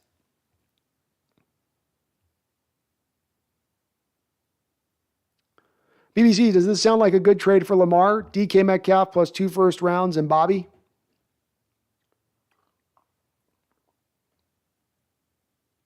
No, because whoever trades for Lamar has to pay him. So, you're not going to have me trading for Lamar Jackson, then I got to pay him some monstrous contract. And I'm giving you DK, who's probably worth at least a first and a second. So I'm giving you 3 first. I'm giving you 3 first, a second, and Bobby? Nah. No. I don't trust Lamar's health long-term enough to make that kind of move.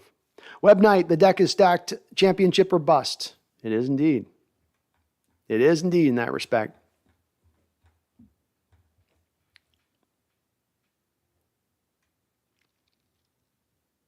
S. Kelty says the Hawks 100% won this trade. No question. We couldn't win with Wilson. We know that. We traded him for what we should. 6 starters. That's a good deal. I think you got the most you could, Kelty. I don't think that they could have gotten more. I don't. I think you topped this out as far as you could. I like to watch NFL. Matt Corral looks good, but if he doesn't take that many hits, it's going to be good. Yeah, I'm not trusting a Matt Corral. He's way too slight. I think he's going to get injured again as he got injured this last season. There's certain sizes that you got to be in the NFL. And if you're a smaller guy, if you're 6'1", let's say, you can't be rail thin. You got to have a little bit of a thickness to your build in order to sustain some of the contact you're going to have to sustain. And I don't think Matt's got that in his game. Tom Trina Elms has got 12-5 with Locke. Wow, confidence. Cody Smith, what's Bobby Wagner's trade value? I don't think Bobby Wagner has any trade value at this point. And not because Bobby Wagner doesn't have something left to his game, but because of the fact that Bobby Wagner is carrying a $20 million base salary this upcoming season. Show me the team that wants to spend $20 million on a base salary for Bobby Wagner. Could a team theoretically trade for him and then restructure his contract? Yes, that's a possibility. At that point, what's the trade value for Bobby? A 4th-round pick, 5th-round pick? Because whoever trades for him is also having to pay him. Megan, this trade left me breathless, and the only other time I felt like that was when Sean Desai was grabbed at the 11th hour by us. This one definitely had me a little bit gut punched, Megan. I was definitely a little bit like, really? Jeez. Damian Pig, Kyler Murray. No, Damian, you're not going to see divisional foes don't trade within the division, even players outside of the quarterback position. Say nothing of a quarterback who's playing a quarterback position. So if they trade him, it's going to be probably out of the conference, but it's absolutely going to be outside of the division, Damian. There's no way we have a chance at Kyler. Seahawks Nation says, imagine Tom Brady to the Hawks. That would be an incredible turn of fate if that went down like that. I agree with somebody else, though. I don't know if we have the offensive line in place to entice Tom to come here. It's nowhere near the same shape that Tampa Bay's offensive line was when he walked in the door there. Fish says the trade was good for both sides. We got Noah Fant, a young pass rusher, a lot of picks, specifically the number 9 pick, and we get a temporary starter. True. It's not awful. It's not bad as far as returns. Herbicides, we don't need Everett anymore. You don't need him as much now, Herbicide. It's true. You still need another tight end.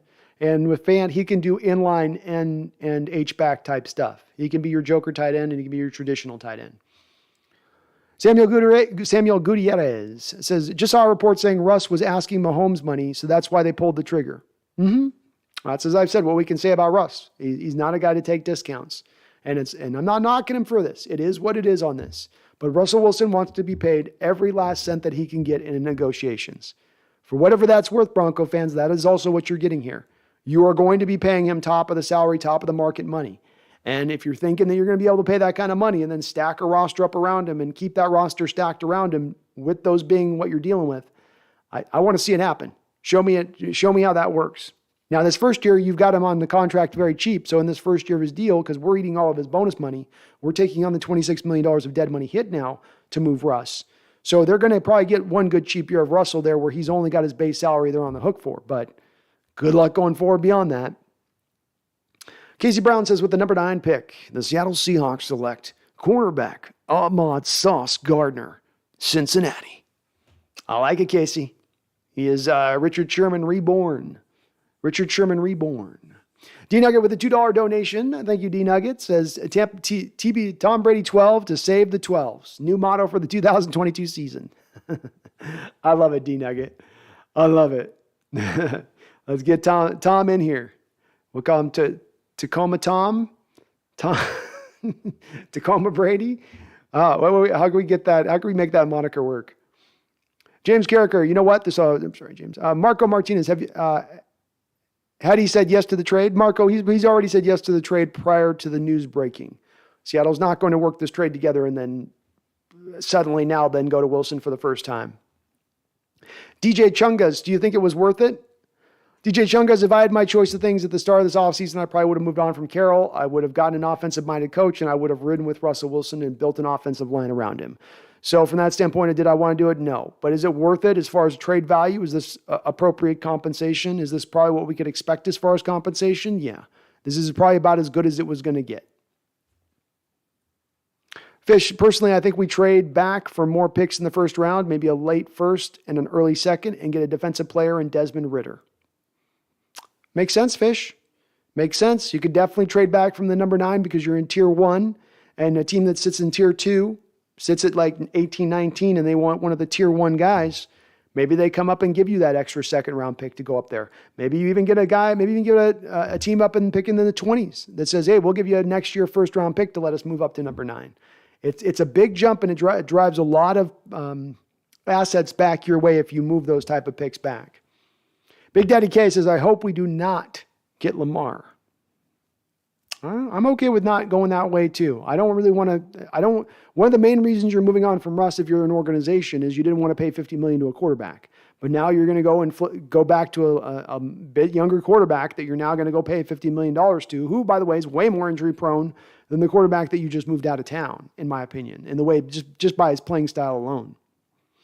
Mikey Beeman says, as a Panther fan, guys, welcome to the no quarterback gang. Well, we're all here, Mikey. Can you pour me a beer? I'm going to saddle up at the table with you, all right? How's New Orleans doing? They're doing good? Yeah. Hey, New Orleans. Yeah. Hey, what's up, Washington? Yeah. Oh, Washington, you got a shot for us? Okay, thanks. Here, yeah, get us a shot. Yeah, we're here, Mikey. John Ruiz, Harris can only help Seattle interior defensive line. He's going to help. He's a useful player. He can do a lot of very nice things. And again, a very good familiarity with his Vic Fangio defense, whose tenants were slightly transitioning to this upcoming year. Miz says, how many good offensive linemen are there in this year's draft who are for real first-day starters? I would give you, let me give you my list. So I would give you the top 3 left tackles on the board instantly. Cross Akwanu. I can't pronounce his damn name. I don't know why. There's certain last names I just can't do. Akeem would be one of them. Charles Cross would be the other. Those are 3 guys that I think are there. Tyler Linderbaum at center, to me is a guy that can start. I think Kenyon Green, Zion Johnson are 2 left guards that can start free instantaneously. And I think Abraham Lucas is a guy that can get it done. Past that, I would say Trevor Penning, Bernard Raymond, and Tyler Smith. So 1, 2, 3, 4, 5, 6, 7, 8, 9, 10. There's probably about 10 or 11 offensive linemen that could start right now, day one, with a reasonable amount of confidence in this draft. Past that, it's a little bit of a question mark. Kenneth Ingham, we're better off drafting a quarterback in 2 years. Agreed, Kenneth. This is not a good quarterback draft. We should wait if we can, if it's at all possible. Fish 2, you don't see a quarterback who has 6'4" height and can move. I so want Ridder badly. Fish, as I've said, he's my number 1 quarterback on the board. When I looked through all these prospects initially, from Sam Howell on down to Matt Corral and even Marcus Willis. He's the guy to me that I liked his game the best. I think he's got sneaky velocity. He can move really well. I like his release overall. The arm angle's a little wonky. His fundamentals aren't completely clean, but that's okay. That stuff can come along. He's got stuff as far as a good arm, good live arm, and mobility, and he's got some size to him. I like his decision making. I just lean towards Ridder a little bit in that realm of things. So I like him too. Dave Lambert, been a Hawk fan for my whole life. I'm in Denver working right now, and this area is rocking. Cars honking, people yelling. There are people in Denver that are spray painting Hawks jerseys orange. Well, hey, man, I mean, good for them. They should celebrate. It's a big boon for them. They were looking at an offseason where Rodgers was going to slip through their midst, and then they didn't have any other options behind that. I can't hate on them for being excited about it. I would be too if I was in their position. I would be too. And if they do things right, the right way with it, they're going to get the maximum amount of returns for them. They could hoist a Lombardi trophy with Russell Wilson. They've got to do the right things now. They got to not make the mistakes Seattle's made through this process to make that happen, but they certainly can get there with it. Alex Pinter, what do you think about Tyler Huntley as the quarterback for the year? Alex, I don't think that the Ravens are going to let Tyler go. They've got Lamar, who you've got worries in the way he plays and the fact that he's now had a good couple of years with the NFL, beating him up a little bit. You wonder where his body's at going forward. I think they're going to want a good backup behind him because they look at themselves as a contending team, and they're going to want that guy behind him to make sure that it's not a drop off a cliff type situation with their quarterback position if they lose Lamar. On top of, they're going to want a guy similar to Lamar's playing style if he were to happen to go down. MSR Rook, going to be a lot of moral victories next season. Yes, sir, there are. Yes, sir, there are. Herbicide, we should sign Von Miller. I don't know if he's going to want to come here. If you're Von, would you rather come here, go back to L.A., or go to Denver where they just got Russell Wilson? I think he ends up back in Denver. Chewable Orb, Sean Payton for 2023. Let's make it happen. Let's go. If this falls on its face, let's make it happen. Damian Pig, so who are we guessing that the Seahawks waste our first round on? I don't know. Don't have a read for it yet. I can tell you who I'd like to see, but I don't know who I'd tell you that it would be around. I think Jermaine Johnson would be a waste if you took him at number 9. That'd be a wasted pick. I think if you took at number 9, if you were to select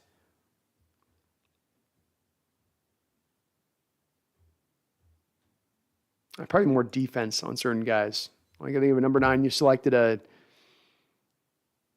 don't know. I guess there was as many guys. George Kalafdis would be a bad pick to me. Most of the other guys at the top end, though, at the number 9 are fine.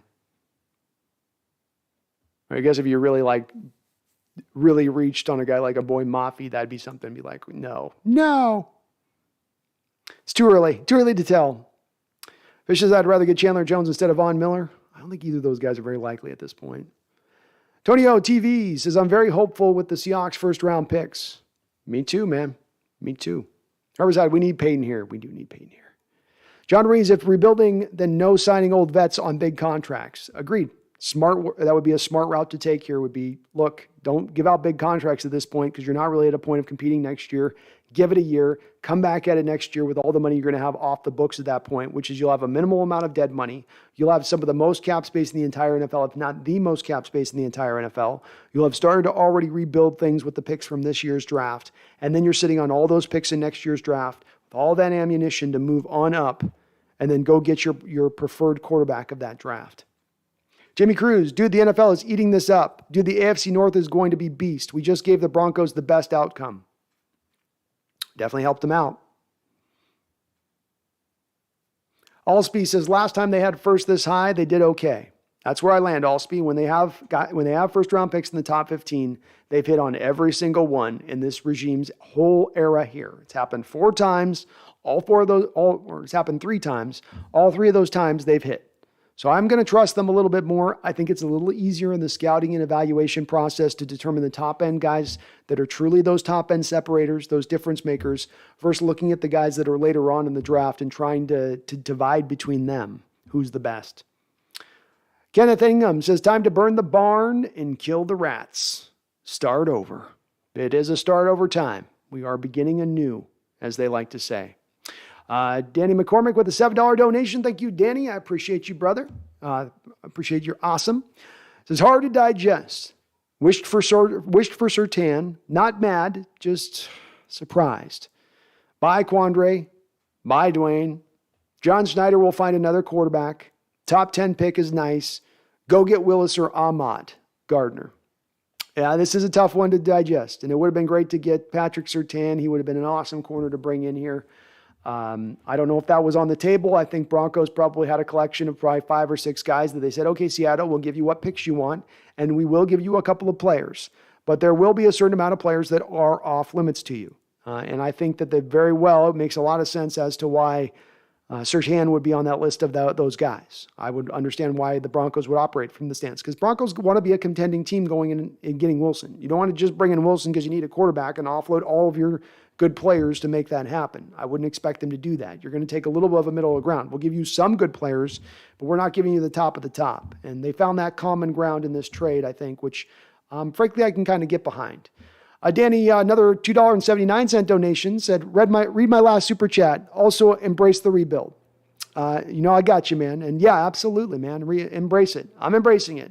It's a little bit still of I've just had the knife sliced through my gut of Wilson leaving here. So it's still bleeding. I got to cauterize the wound. Okay. I got to light a fire and do like Rambo 3 where he put where he got cut through and then he had to take he opened up the bullet and he put a little of the gunpowder on the wound. Then he lit it on fire and it cauterized the wound. I got to do that. That's going on today. That's going on tonight. I got to get through my piece of just having traded the most successful, by far best quarterback in the franchise's history. But I'll get there.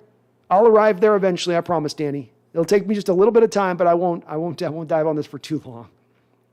Brian Alvarez, you guys know that Russ can still decline the trade. Brian, do you think that they would have gotten this far into the process? Do you think they would have gone through all of this negotiation with Denver? This would have been going on for weeks, and they hadn't at some point or another during this time in this process checked with Russ if he was going to sign off on the deal if they made the trade? I think they probably have already.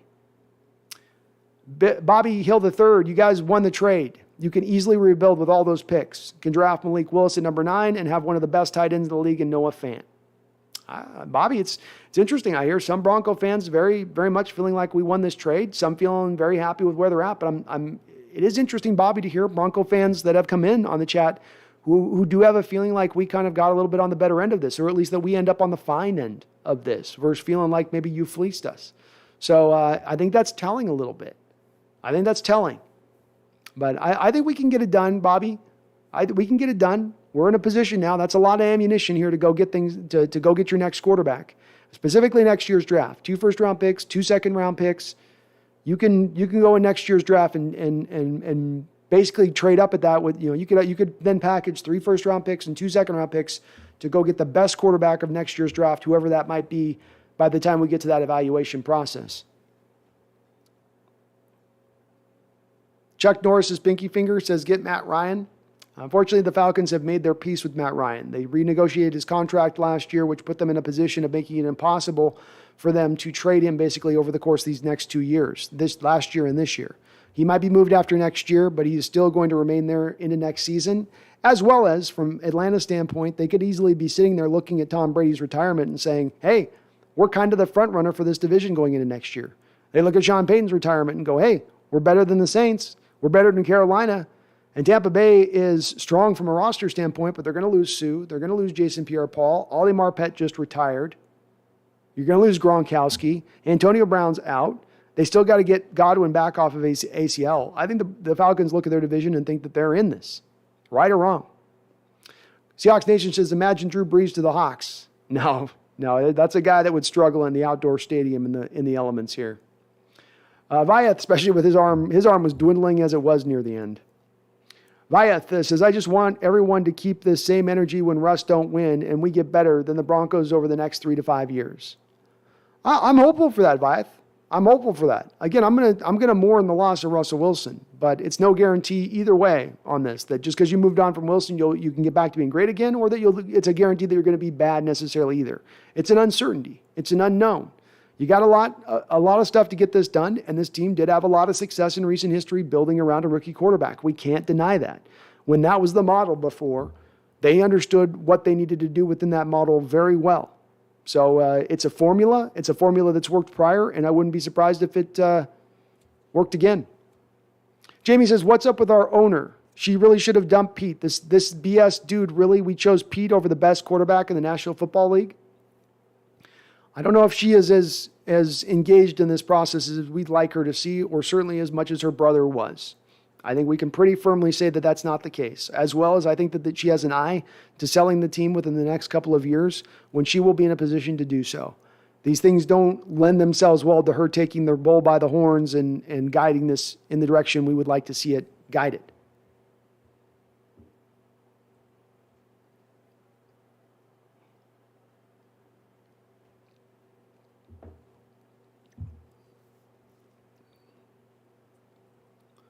Washington Visquez says, finally, with Russ gone, we can draft giant linemen like Fa'alele. Yes, sir. Cody Smith, Bobby Wagner trade value. Don't see him having a lot of trade value, Cody. He carries a $20 million base. The only way you could have some trade value with him is if he was willing to renegotiate whatever team that you traded him to, which means at that point, though you could maybe make that trade be facilitated, you're not getting much as far as return in value. Maybe a 5th round pick, 4th round pick at the very best of the best. Even that's probably a bit too much, though. Dylan says Russell will have fun with Bosa, Chris Jones, and the dude from the Raiders who is a monster. Yeah, they got some tough pass rushers over there. Michaela Layton says, did Russell Wilson get traded? He did indeed. Russell is gone. Shane Alexander, Broncos comes to play the Hawks next season. Let's go Hawks. Oh, that's right. We're going to see Russell again. Russell comes back. I don't know. Is that game at home? I don't know if that game's on home or on the road. Seems like we always play Denver on the road. We got him at home a couple years ago, I guess. Herbicide, I bet we could get a third for Bobby. Nah, you're not going to get that much for him. Not that much. That'd be kind of a dream scenario. Miz says, yeah, Russ wanted to get away from Donald, Jones, Miller, Floyd, Watt, and all the killers in the NFC West. Even though most, if not all, are getting old, they still destroy the offensive line when we put them out there. I would say that it's scarier as far as the defensive line playing in the NFC West than it is over in the AFC. You got a good couple of top end guys over there in the AFC West, but we got some straight junkyard dogs over here. Yui2K, what's up, Yui? There's no blame for Russ in this. Not his job to develop the roster, and his ideas about the team were disregarded. This is all on John Snyder and Pete Carroll. Yeah, this isn't the day that I'm throwing shade at Russell Wilson in any respect. I'm not. I understand completely where Russell is coming from, and this is why we didn't arrive here overnight. Russ didn't just become disgruntled overnight. This has been a long building process, and one where he has a leg to stand on as far as some of the things that he's spoken about. Because though the front office and coaching staff has some, obviously some hesitancies to lean into some of what Russ was asking for, at the end of the day, this is the new model of football. And there's quarterbacks who have taken this approach and had some success with it in having that kind of, maybe let's call it power. They didn't do it. Jason Holland, DK, going to cry and complain he's got nobody to throw to him. I don't know if that's going to be the case as much as we might think, Jason. There's a lot of games last year the DK was playing in with Russell Wilson where Russell Wilson just wasn't straight targeting him. And I could just as easily make an argument on the other side of it as if a different quarterback might have a better opportunity to get even more out of DK's game than we've gotten so far. I know that maybe seemed like it's saying something, but I don't know that DK and Russell were as a purified match as some fans think, and that they fit together like a hand in glove. Dylan says, I might be the only one here. Let's go get Lamar Jackson. You got to pay up a huge draft haul, and then you're going to have to pay him a load of money to get that done. Seahawks Nation, Drew Lock needs chemistry with Lockett and DK ASAP. I would say so. Jamie says, Russ, though they're looking, reports are Seahawks Nation, they're maybe looking to move Lockett in addition. Jamie Cruz says, Russ stayed. Said he wants to retire here. Guys, if he goes to the Broncos, they will beat us even if we get to the Super Bowl. Maybe. Fish, and we can finally restart. I'm tired of not being a contender and getting out in the wild card or division round every year. It is a restart, man. Yeah, that's true.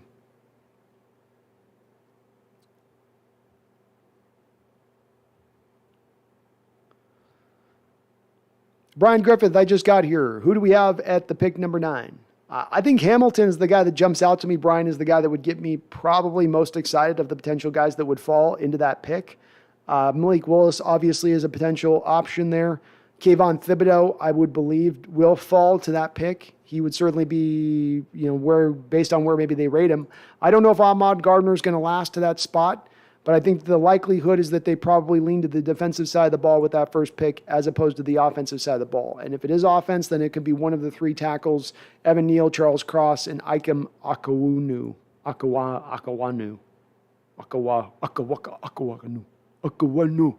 He is Akawanu. He will pancake you into the ground.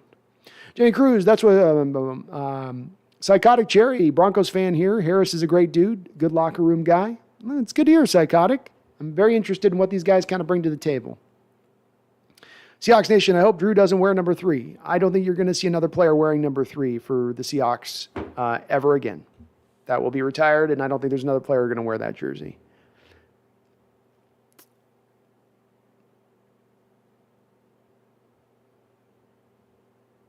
Lamar, I think Locke is going to be great in Seattle. Hawks offense first team. Broncos focused mostly on their defense, so I think we will see a different Drew Lock in Seattle. Maybe. I don't know if Drew Lock's strength of his game is making the short throws, the intermediate throws. He's more to me of kind of a big throw guy, big arm guy, but we'll see. I also don't think the team's going to be 100% married to the guy either as our de facto starter. Vyeth says, Russ wanted out. Why do people ride him so hard?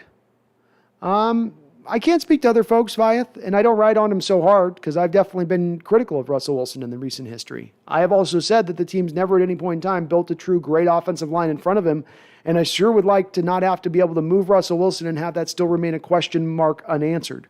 What if we had built him an offensive line? Could he then go out and win you a couple Super Bowls at the helm because he's got all that time to throw and he could be just deadly like that? I think it's a question that remains, and I sure don't like moving on from a Hall of Fame quarterback that I still have questions of if we got the most out of his game, if we got everything that he had, if we could not have maybe have been more successful with him, if there is not a better future there here with him than going in a different direction. I don't like having those questions. I'd much rather be able to say, I know Russell Wilson can't operate within a modernized offense. Unless you cater the offense around to running a Russell Wilson style of offense, he's not going to be successful. I can't say that though. I just can't, not with any kind of confidence. It's a question mark. Don't know. An enigma. Jacob Kessinger has celebrated 4 months as a Hawks Nest member. I thank you for that, Jacob. He says Wilson goes from one West Coast offensive system to another. Here's my bold prediction with Russell Wilson in the Denver Broncos system, because Denver Broncos, I think, are going to realize very quickly that Russell within a purified West Coast system is not going to work. They're going to need to modify their offense around building to what Russell Wilson does well. What they can always fall back on is even if Russell Wilson doesn't fit well within the short passing attack, even if he's still not doing that, hitting his back foot on a 3-step drop and letting it rip, even if that's the case, they can still go back to being a heavy power run team who brings that strong safety down into the box, leaves us the free safety in a single high type situation, and then Russell will kill you in that case. He'll kill you down the field. Because what's stopped Russell Wilson over the last year and a half mainly has been the cover 2 shell looks. That's what's given him the fits. So if you force the defender down because you need to stop Javonte, that should open things up for Russell Wilson on the other side of it. Chase Stern says, with a $5 donation, thank you, Chase. I appreciate you. Says, how bad do you think we will be next season? Kind of at this point, Chase, a lot of that's driven by what is the quarterback that you're bringing in? Who's really at the helm here? Is it Locke, or are you really going for something more upgraded beyond that? Is it Locke and a rookie? If it's Locke and a rookie, you're probably winning 4 games. If it's an upgrade at the position, if it's a guy that's not an upgrade, but an upgrade over Locke, obviously, you could probably push into 7 or 8 wins because you don't have the toughest schedule. You do have a last place schedule going into next year. So you could probably get into that realm of things.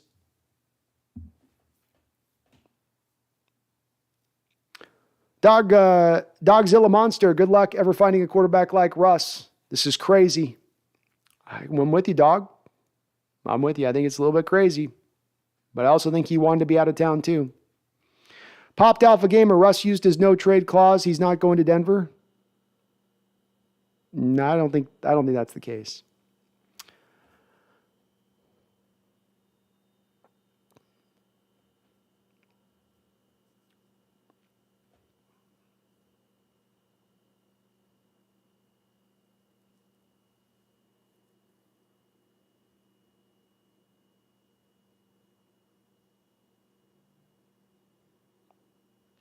Max Aguilar says, best of luck, Russ, but you were carried by the Legion of Boom.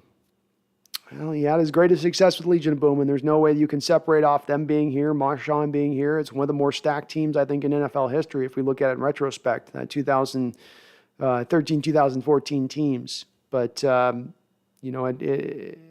had a great run in that. I think when he was at his prime, that was been the time that he could have carried the team and shown it, but the team was so weak in so many other areas at that point, not ready to be at a true level of an elite status type team, that you just weren't able to tap into Russ when the iron was hot to strike, when he was at his best, when he still had his mobility and could move around a little bit more than he can right now. But I wish him the best too, man. Wish him the best. No hard feelings. Beast Alvarado says, I feel bad for the Seahawks fans. Appreciate it.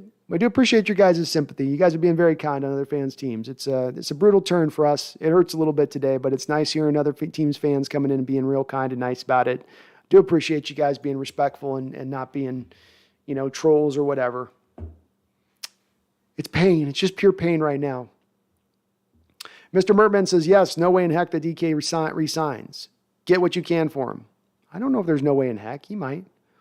Dex Triple O says, ugly colors, maybe. Green, your respondent's mail, sorry. Alfred Demby, I don't know how between Geno Smith or Drew Lock, who's better or better yet, who's worst at throwing interceptions. Probably pretty close to a similar player at the end of the day between both these two guys at the end of the day. And down to throwing interceptions, to your point. Modern Day Drifter, bye Russ. Why keep someone who doesn't want to stay, who takes up so much of your cap and hasn't went past the first round of the playoffs in how many years? Modern Day, I agree with everything you said in your comment, except maybe just the last sentence I take a little bit of umbrage with, because not winning the playoffs necessarily doesn't have everything to do with Russell Wilson, but it has everything to do as well with how you built your roster to be elite or not to be elite. And there are so many misses through the draft, so much misspent money over the last couple of years that it would be hard to just apply that onto Russell Wilson's shoulders and say that he's purely responsible for those early first-round exits or the one-and-done type exits. But to your point on that, a guy that doesn't want to stay here, a guy that's going to ask for all the money that he can possibly get and knowing how that hamstrings your salary cap situation, it's understandable that this team would want to go in a different direction of that. Whether you agree or not, it's understandable. You can see the rationale and the logic and reason behind it. Shane Alexander says Rashad Penny's going to be franchised. They could. I think I saw that it would cost like $9 million for Seattle to franchise him, which for a one-year deal is not insane. Jamie Cruz, hey Brandon, hey Brando, what do you think we will do with Russell Wilson jerseys? We won't get rid of them because he got us a Super Bowl, but he's on another team. What do we do? You put it like my Largent jersey here, you put it in glass, you hang it on the wall, and you remember the good times on it. He goes into the glass case. The jersey goes in the glass case. Goes off the shoulders into the glass case. I like to watch NFL. We should get a cornerback and edge this draft and then tank next year and get Stroud or Young in the top 3. I like it. I think somebody said pay the price for Bryce. Instead of tank for Tua or suck for Luck, it's pay the price for Bryce. That's not mine. Somebody else came up with that, but I'm rolling with it. Herbicide, I so miss Paul Allen. I do too. I have to wonder what his perspective on all this would be if he was still alive. And I think it would be different. I don't know how it'd be different, but I do think it would be different than the pathway that this has gone. Sean Proper, the next couple of years will be rough. Stock up on offensive line and defensive line depth this draft, and with 2 1s and 2 2s in 2022, address your next franchise quarterback. I'm so glad, Sean, that I'm hearing so many folks like yourself presenting this as the best viable option for going in the future. I would have expected many fans to be very knee-jerk in this respect and say, get the quarterback now. Go get Malik Willis. Get the guy right now. But it's encouraging to hear you guys like me are on the train of get it. Don't pick the quarterback in a draft because you have to. Make sure you're getting a truly top-end guy. You're getting the true difference maker at the position. And if you've got to wait a year to get that done, so be it. So be it. It's still a smarter way to go than reaching for a guy because you have a point of need. Next Plan B says Drew just needs some coaching. He didn't get much of that in Denver. It's good to hear. I'm glad some Denver fans are saying Drew might have a little bit to him. I would have thought you guys would have been completely like, good luck with our damaged goods. Have fun with that. But you're not. Guys are actually telling me there's a little bit there maybe with him. Big Daddy K says 12 forever. 12 forever, Big Daddy. 12 forever. You better believe it. Modern day, always compete. Did we give up more for Adams than we got for Russ? Do you think Russ initiated this? No, we did not give up more for Adams than Russ. Yeah, you gave up 2 first-round picks, a third-round pick, and Bradley McDougall, but you're getting 2 first-round picks, 2 second-round picks, and two players that are both better than Bradley McDougall by leaps and bounds. So this is still a better trade than what you got for Adams, and by kind of still by a significantly wider margin, in my opinion. It's somewhat close, but you're pretty far ahead here with Russ on this. Did Russ push for this? Yes. Russ absolutely on his side of things said, okay, I'm ready to be gone. That indication was there. And if I'm not going to be gone, you guys better well believe you're going to pay me $50 million a year next year when I'm up for a new contract. And Seattle looked at that as what was at play, as what they were dealing with, and said, okay, it's an unfixable situation probably from our relationship standpoint, and we don't really want to pay him $50 million in addition to that. This then necessitates the trade to happen as it did, I think. UE2K says, this is what happens when you have an absentee owner. Yeah. Or even if not worse. I mean, this isn't even the worst of where it could go, EU, but it's in a bad direction of things. We're missing the captain of the ship. We got a manager of the ship, but we need a captain of the ship.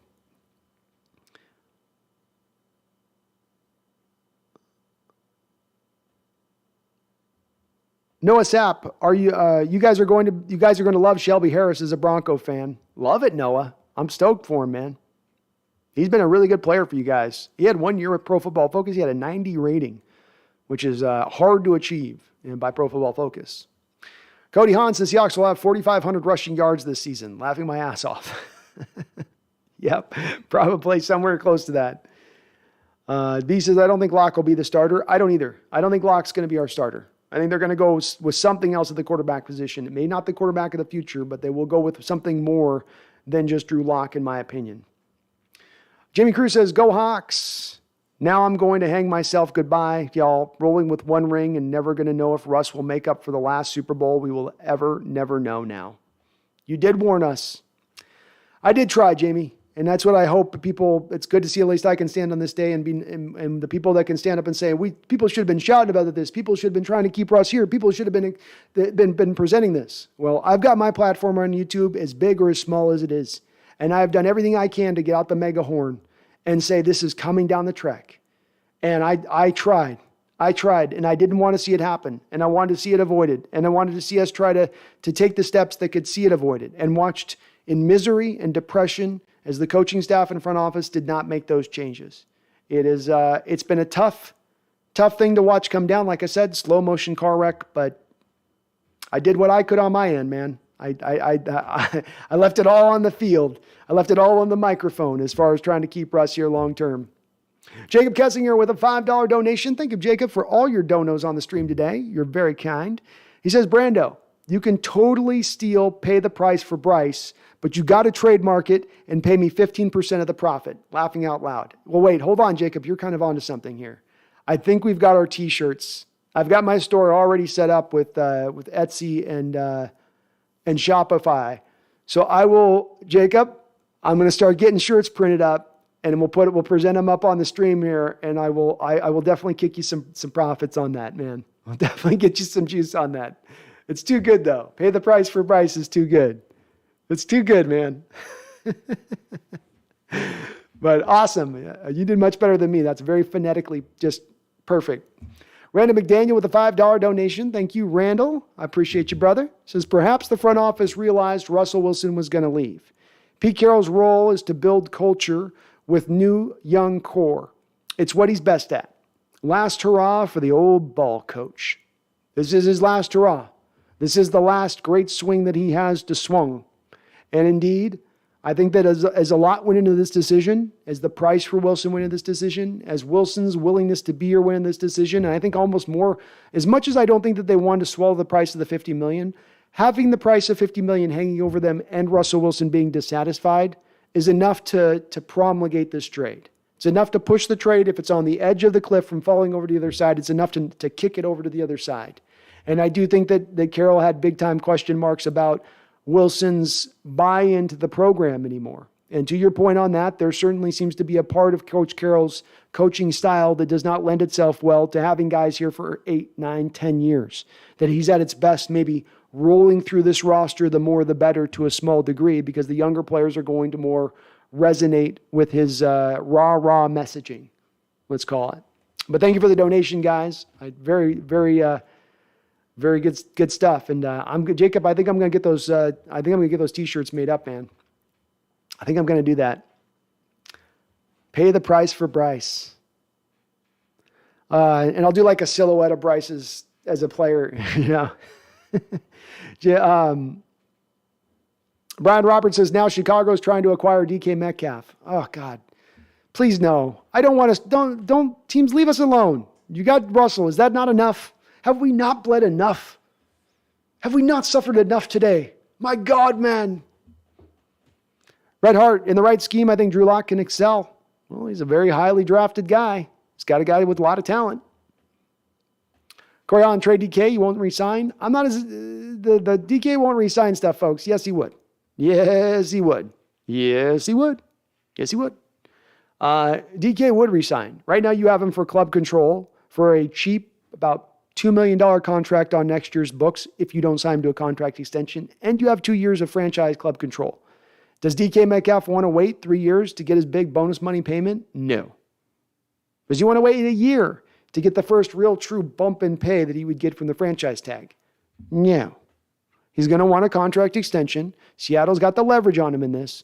They will sign him to a contract extension. DK is not going to be traded. B, I take it we're going to fully rebuild now. I don't think it's going to be a full rebuild in the way you're thinking of it, that we take this down to the studs. We remove the roof. We tear down the walls. We knock out the shower. We pull out all the appliances. It's not going to be fully that.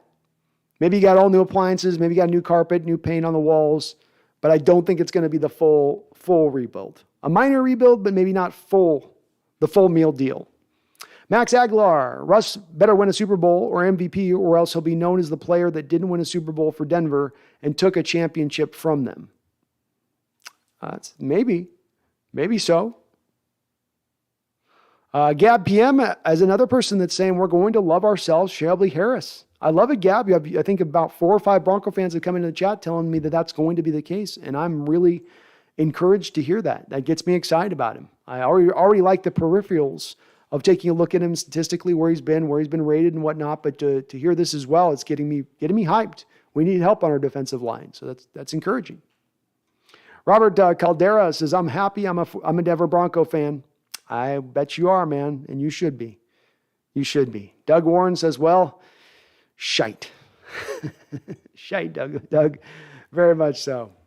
Rich says, I hate this trade very much. This year's draft, they should pick defensive players and offensive line players.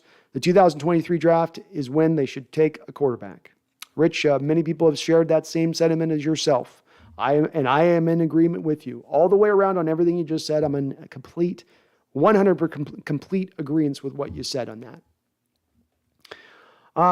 Michaela Layton says Russell Wilson could have stayed in Seattle. Russell Wilson could stay in Seattle.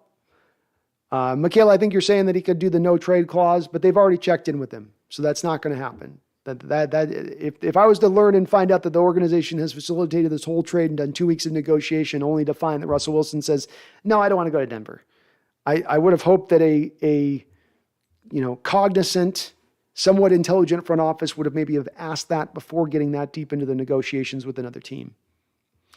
Dylan says DK didn't want to play when Russ was in. Wilson was too short. He couldn't see DK. Yeah, that's my thought process with a little bit too, Dylan. I don't know if it was a full-on like DK didn't like Russell, but there was certainly a little bit of a rift between those two guys as far as DK just not seeing him, targeting him at times when he was open. And I know that was probably a little frustrating from DK's standpoint. Jamie says we should have never took Locke. Just try in the first round. We found we have gotten running back with the F dude. First round we found could have gotten a running back with the F dude. Locke is like getting another Geno. He's not even be slot for Russ. Jamie, you might have to retype that. I don't know if I can quite pull out everything you were trying to read there. I think you're saying Locke's not all that great, which I don't think he's all that great. I don't know that, Jamie, it's necessarily certain right now that the team is hitched to their future to Locke, even the 1-year future into next year. He's here. He'll be in competition. He's a talented guy. I would expect them to get another guy in here in competition who's going to be better than Locke. So I don't think we're just riding with him. Brian says, I'm ready for the Jacob Eason era, started by 2022. ADL Williams, good news is Bronco fans seem very sad to see Fant and Harris go. We must have getting 2 solid dudes. It's been unanimous so far, ADL in the chat. I'm almost 4 hours here into the stream, and every Bronco fan that's mentioned both of these 2 guys has been pretty effusive in their praise. I like seeing that. Noah Sapp says, based off reading chat, you guys have never watched Locke play. I haven't watched a lot of him, Noah, so I'll admit I'm definitely a little ignorant in this standpoint of things. Dylan likes Desmond Ritter. Dex, Triple O's is the guy who took a Super Bowl from Denver. Laugh you out, get in line, man. I don't know what he means on that, either on that. UE2K says, why would the Seahawks not want to pay their most valuable asset and not make him negotiate to the last minute? Why would they not want to pay their most valuable asset and not make him negotiate the last minute? I think it's a very solid question, Uwe. I think that there's a little bit of a nuance here of a gray area, though, rather than being black and white, for instance, and being Russell Wilson's completely greedy and he's asking for way more money than is in the realm of reality. And Seattle is rightly drawing in and digging in their heels versus the other side of that black and white, which is that the Seattle Seahawks are trying to basically kneecap Wilson in the negotiations and underpay him by a considerable amount. I don't think that there's been a tremendous amount of proof necessarily on either side of those, at either side of those extremes. I think the answer probably lies somewhere in the middle. Certainly Russell starting out the last negotiations by saying, I'd like to get 20% of the salary cap on a rolling basis was a little aggressive. But then I can probably see on the other side of it that Seattle has been very hesitant to want to even pay Russell the salary that they've paid him so far. I think they've tried to draw down the negotiations as far as they could because they feel hamstrung by paying him the amount that they're paying him. But it's part of also why I've said, Huey, if you're in on your quarterback, if you're in on your Hall of Fame quarterback, if you truly support him, if you truly believe in him, then buy into him, support him, build around him. Make him the crown jewel of the team as you're trying to build it up. Don't have him try to overcome with lesser parts because he's taken up so much of the cap. So I do agree in that respect of things. Brian, if we do good things in the draft with our 2 first-round picks, we should be all good. Wilson was a diamond in the rough when we picked him up. Hopefully so. Remember, Brian, next year's the 2 first-round picks. This year you only have the 1 first-round pick.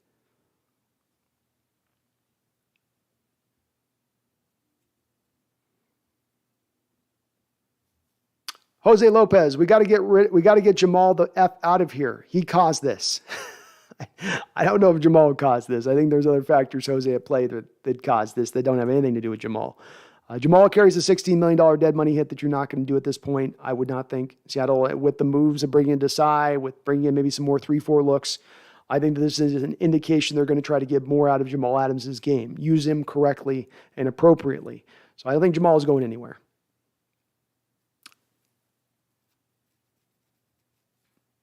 Jeff Wilson says that's why the Patriots cheated.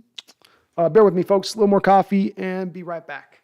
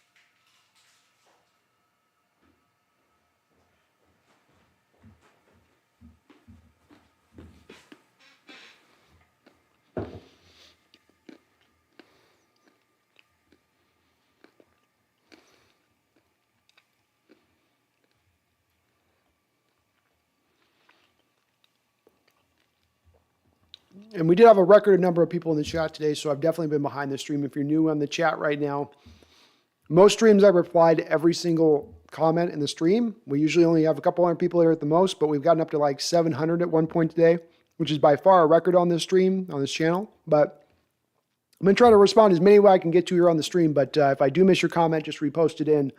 It's just there's a lot of people here. We got a lot of people out that are feeling some things, so we got to talk, you know. Chuck Norris' pinky finger says retire 24 jersey. Retire 24. Who was 24? B, we would fleece the Jets. They are hanging on to the Adams trade. Only Super Bowl they'll ever see. Oh, you're probably responding to me. Oh, sorry.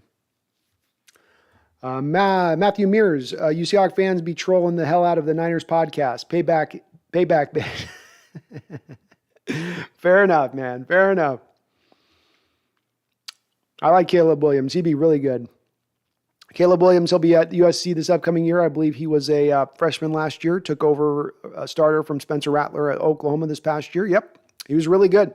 He really popped off the tape at the quarterback position. He made some real jaw-dropping throws when he went in for Oklahoma this past year. I'm going to be taking a really close look at him, Jacob.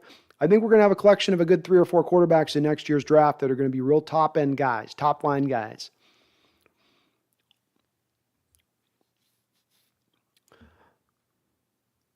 Now, Matthew Mears says, remember the Hawks of the 80s and 90s? No, you will. Ha, ha, ha. Well, we'll see. Too early to tell. Roger Twitty, go Broncos. Y'all got us in the Super Bowl, but we got your guy. Yeah, okay. But if I got to have the choice of giving up a guy or getting a Super Bowl, I'll take the Super Bowl. Franchise tag deadline's over? Okay, so no penny then. Andrew Haney, do you think that Seattle will trade Lockett and also Seattle a baseball city now? Go Mariners. Let's hope baseball comes back. Let's hope it does come back. I would offer to you that the city of Seattle became a baseball city around the time of 95 with Griffey and all that entailed. I think that it definitely has waned the fan base a little bit, the 15, 16 years of horrific play and bad product on the football field, on the baseball diamond. But there absolutely will be the fans that will return when the product is good once again, as they were last year, and I expect them to this year. Certainly the Mariners are going to be revitalized, and they're going to draw a lot of interest in town, and they're going to be stepping to the forefront. But I also don't think this is a death knell to the Seattle Seahawks organization over the next 3 or 4 years either. As I'd like to say, we saw just a couple of years ago the San Francisco 49ers be the worst team in the entire NFL. The worst team. They went from the worst team to the very next year getting to the Super Bowl. Did they win it? No, but they got all the way from the worst to the Super Bowl status. That tells you you can turn this around very quickly. A couple of years ago, Bengals were looked at as the joke of an organization and franchise many people have seen them as being for the last 30 years. They looked nowhere near being able to go and get to a Super Bowl. They just got to the Super Bowl with Joe Burrow in year 2 after coming off a torn ACL last year, which nobody saw coming. So the NFL is highly unpredictable, and it does not take a lot of time to rejigger things around, to move things around. All it takes is a will, smart decision-making, and usually some money. We got the money. We got the will. Do we got the smart decision-making? On that part, I'm not certain. I don't know. That remains a question mark.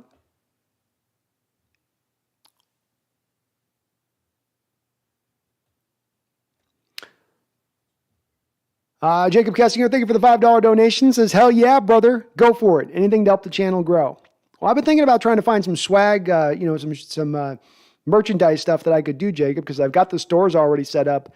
I've just been trying to, what can I do? Because you don't want to use the Seahawks logos because it's like, then you're selling Seahawks gear. But that's a great idea for the deal. I think we got to do shirts on that, I think. There's got to be pay the price for Bryce. B says, 49ers haven't been relevant since the Seahawks joined the division.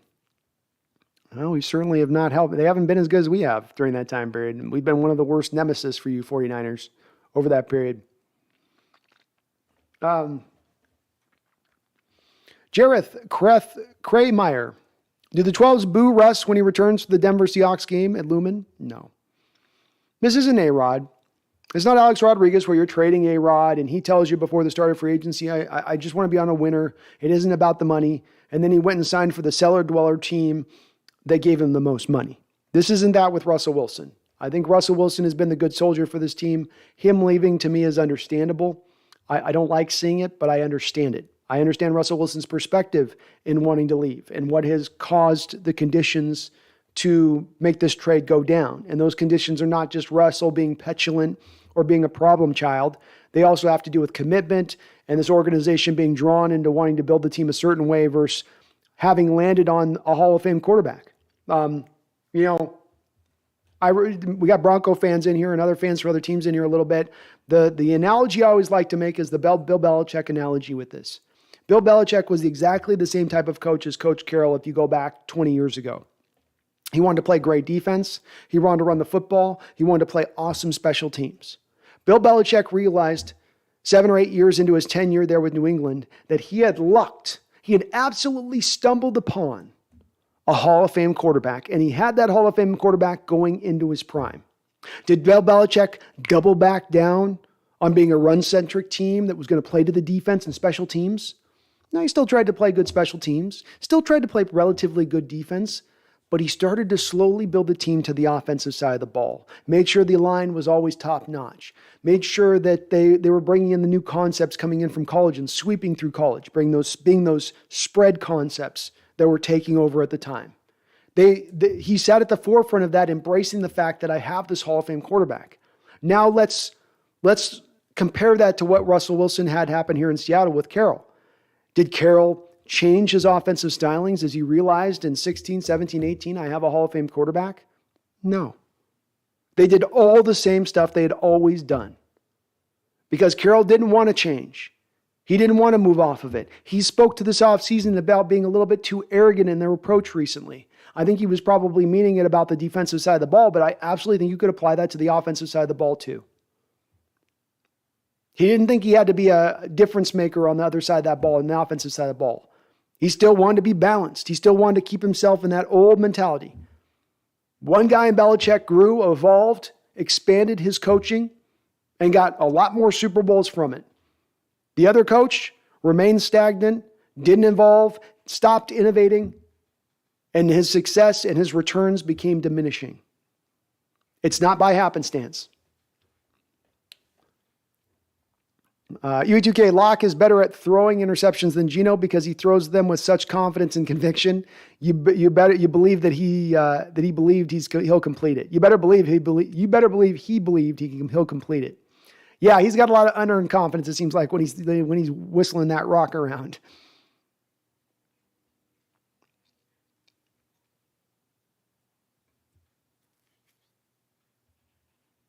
Gary Smith says Wilson wins 2 more Super Bowls, giving Denver 5. Well, we'll see. We'll see. Gifted Youngsters. Y'all were ready to give Packer fans so much crap over Rodgers trade. You deserve this. I wasn't giving Packer fans, I was more giving the front office, the Packers, the crap than I would give fans or anything with Packers. It's more about, you guys, they caused their own problems with Aaron in the first place, being that you went and drafted Jordan Love and the pathway they had gone to sort of piss off Rodgers made some sense. But fair enough, man. We'll take our medicine today. We'll take our bumps today.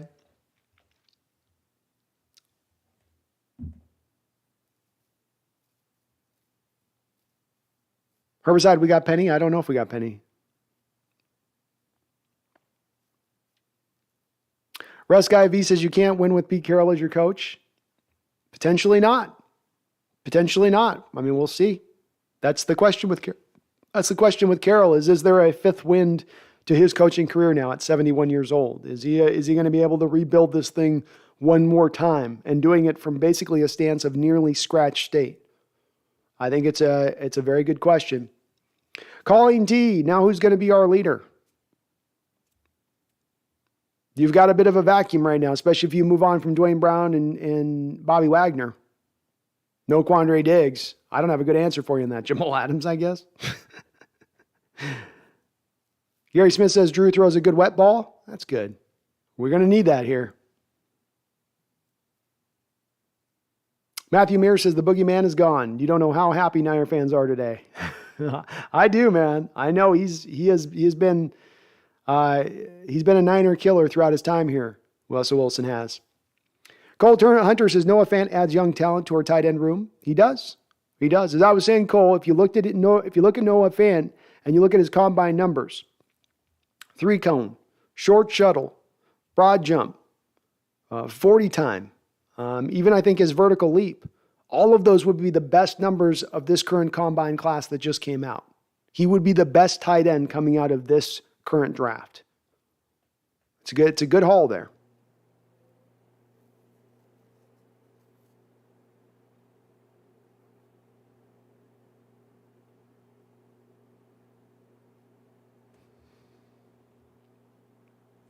Gary Smith says, man, Wilson with some protection.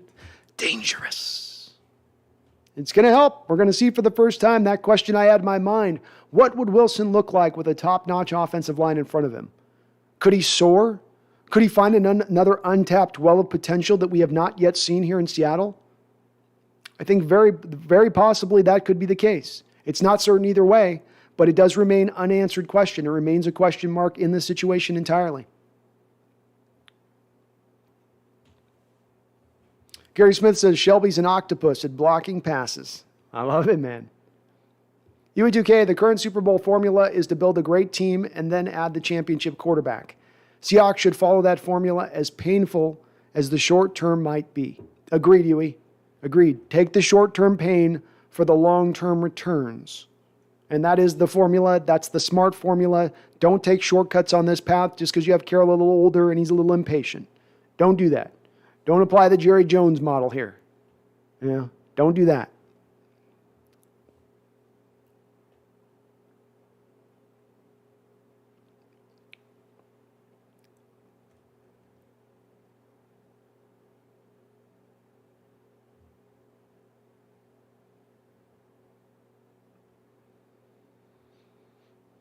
Boomers. But Brando, with us getting Noah Fant in the trade, I'm assuming this changes your perspective of taking a tight end in the draft or even signing one in free agency, because it certainly does to me. Thoughts? Yes. I think I would be willing at this point, Boomers, to take a one in the draft, but it would be one you'd be taking into that 4th, 5th round range of things. So if you went out and you took Cade Otton in the 4th round, Boomers, that would make sense to me. Let's remember that we do like to carry 3 tight ends on the roster.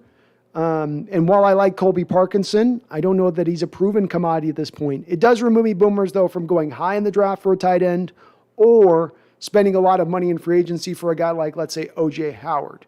You're certainly going on the lower end rung perspective of things with the next tight end you're going to bring in, but you are going to bring another tight end in one way or another. Jace, this trade goes one of two ways. Wilson's finger isn't healed, and he's never the same, and he's out of his prime in a year or two, and the Seahawks draft good and have the Seahawks draft good and have a steal of a trade, and they need more space. It is one of those two ways, man. Or Wilson hits his peak, and the Seahawks don't draft well, and we become poverty once again.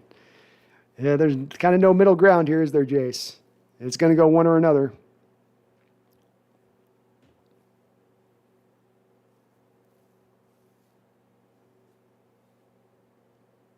Jamil says Seahawks have to hit those draft picks or else this will be the worst trade in history.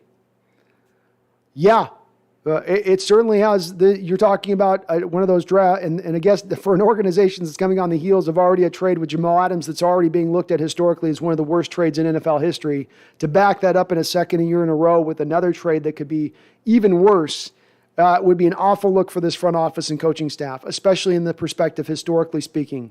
They may be looked at very admirably for what they did with the Legion of Boom era, but they will be looked at with just as much of clown shoes type view of things if it goes in a bad direction from these bad decisions and these bad trades.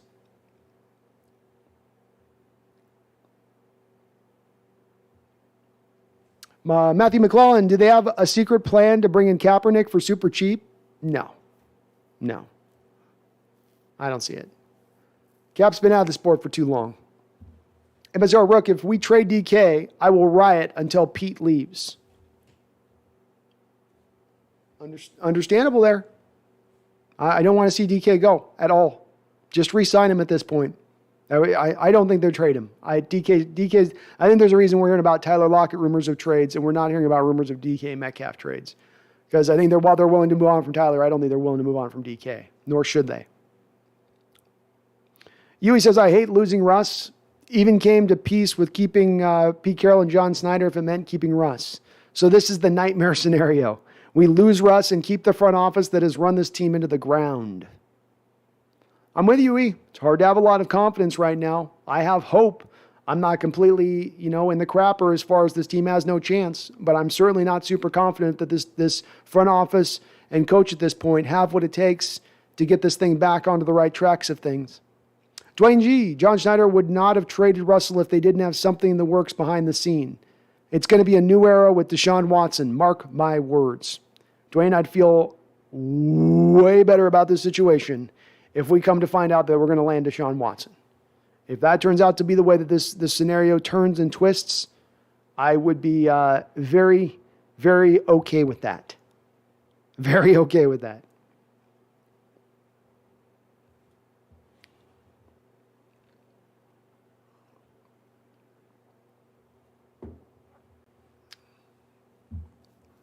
JS says, Kyle Shanahan can't figure out a caveman-like Pete's system. Hilarious. Anyone thinks that he's going to win a Super Bowl. We'll see with Kyle. I'm a big guy. I like Kyle Shanahan a lot as a coach. So,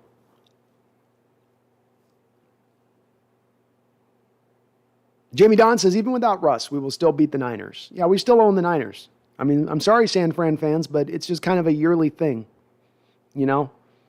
We just got to beat you up and beat you around a little bit. It's all that wine and cheese you got there in San Fran. Just makes you just a tiny bit softer, and, you know, we got to run roughshod a little bit over that. Matthew Mears will make Angel's son, laughing out loud. I can't believe they're trading Wilson. Yeah, it's shocking to me too. B, I can't see how we trade for Watson. Wouldn't shock me, but just can't see it happening. I don't think it's likely, but I could see it happening. Certainly would placate the fan base quite a bit to know you're going from one to that, as opposed to going from that to Drew Lock. Colorado Ped Patrol. Nice. I never liked Russell Wilson until now. Yeah, I bet he's breaking a lot of believers of Bronco fans tonight. Roland Connor, if it's not Watson, it better be the hell of something. It better be the hell of something. Hopefully they got a plan. I'd like to believe they do. I'm not certain. Matthew Mears says, Seattle, give us a second for Jimmy, please. No, we don't want your Garoppolo. Keep your Garoppolo trash to yourself. You signed into that deal. You sit and spin on it. Bud Inlet, KJ Jefferson's better than Bryce Young. I haven't taken a look at him, but I'll take a look, Bud. Going to have to start doing a lot of scout on these quarterbacks going forward now, huh? Voodoo Magic says the price is right. Oh, I like it, Voodoo. That's strong, too. Always compete. We gave it a good try the last 2 years. We rebuild with youngsters. Go Hawks. Well said, always compete. You gave it a try, man. You did push a little bit. Would have liked to see you push a little bit more. Would have liked to have seen you convert Russell's base to bonus this past year. Would have liked to have seen you use that $11 million in cap space that you were sitting on. But we turned the page.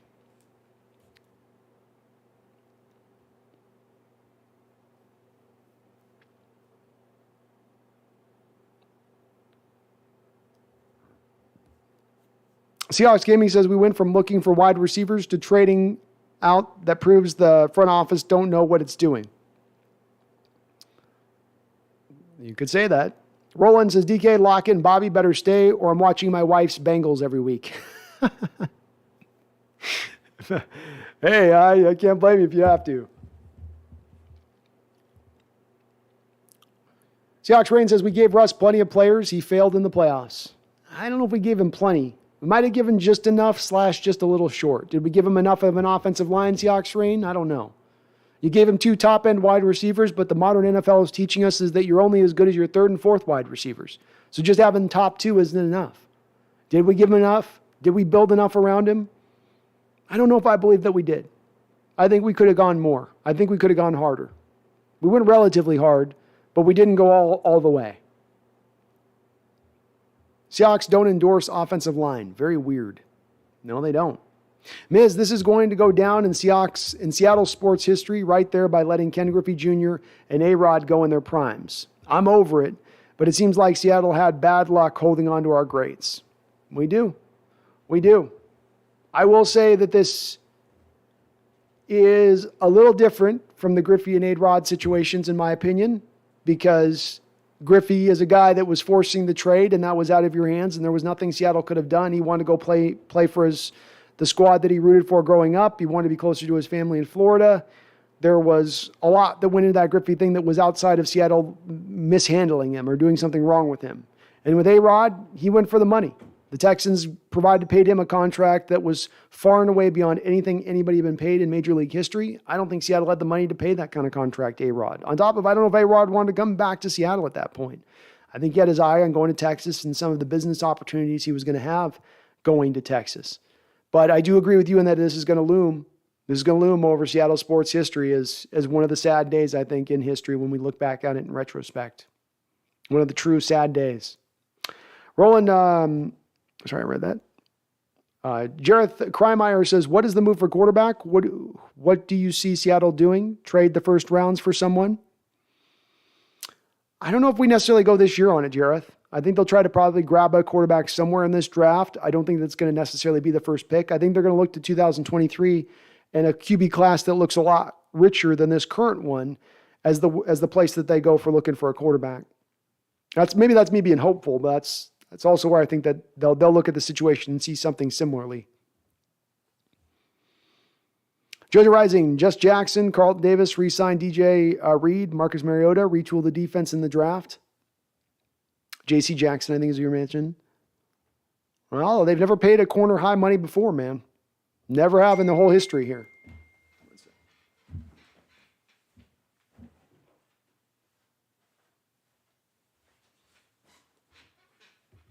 Christopher Payne, this is a sad day for all the 12s. The Hawks are going to be back to the 90s Hawks, basically the laughing stock of the NFL. Christopher, let me push back on this just a little bit. Is it possible that we are in a struggling state for a couple of years? Potentially.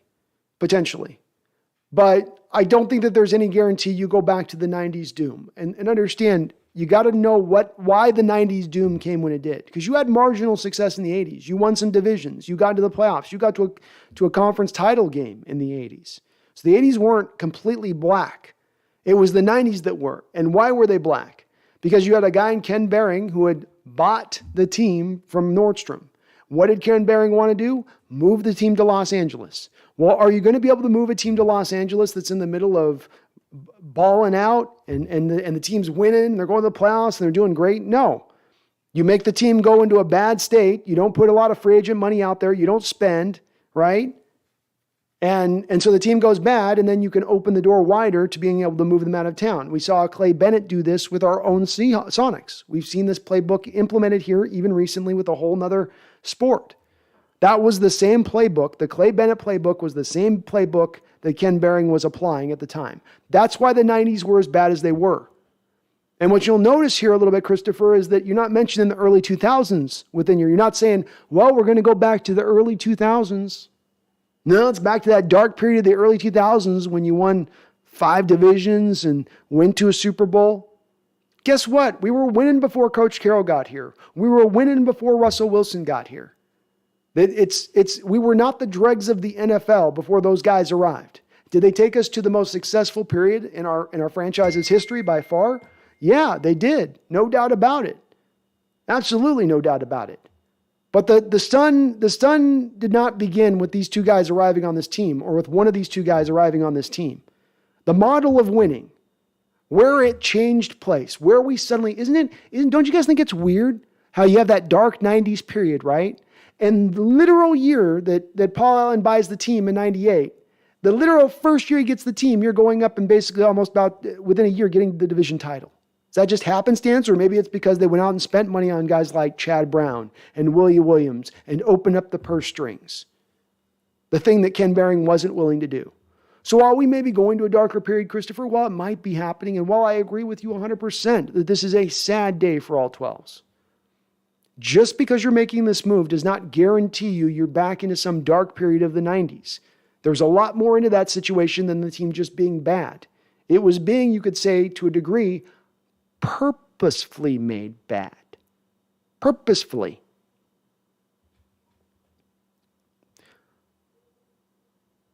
Web Knight says, they say Russ wants big bucks Mahomes money. He does. I wouldn't even put Mahomes in that category of big bucks. Mahomes has not been a big bucks guy. This has been one of those things out there that people have got to understand. One of the reasons that Mahomes has gotten to a couple of Super Bowls, one of the reasons why that team maintains being as good as they are has to do with the fact that, I'm going to say something shocking here. I'm going to say something surprising. Patrick Mahomes has been taking discounts. He's been taking discounts.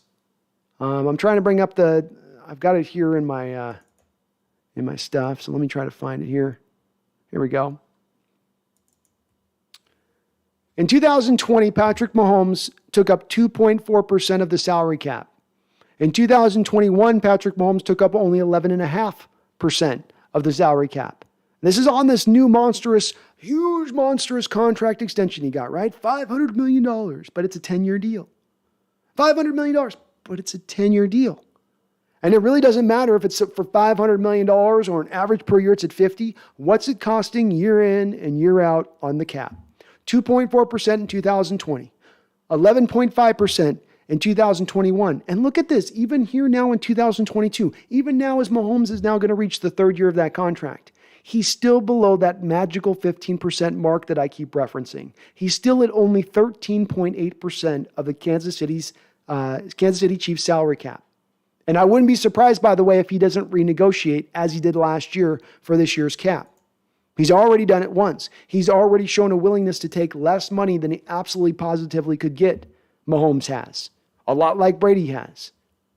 I think there's something telling in that. So it's more of he's going to try to go get it's more of the Rodgers contract if you're looking for the baseline of what Wilson's going to want than it is the Mahomes deal. Gifted youngsters, after the bandwagon Seahawks fans have no idea who Walter Jones is flooding in the last decade, let's see who is a true fan. Let's see, Gifted. UE, since 2014, Seahawks 32nd in money spent on the offensive line, haven't signed a single offensive lineman to a second contract in that time. I think UE's comment on that's very apropos here. And that's a little bit speaking to that question mark that I reference, where you know that you've put Russell Wilson behind a porous offensive line for almost 10 years. And you know what the results are of that. You know what the top end results are of that and what the bottom end results are of that. Top end are you're basically going to get to one and done state. The bottom end is that you're going to just barely miss the playoffs.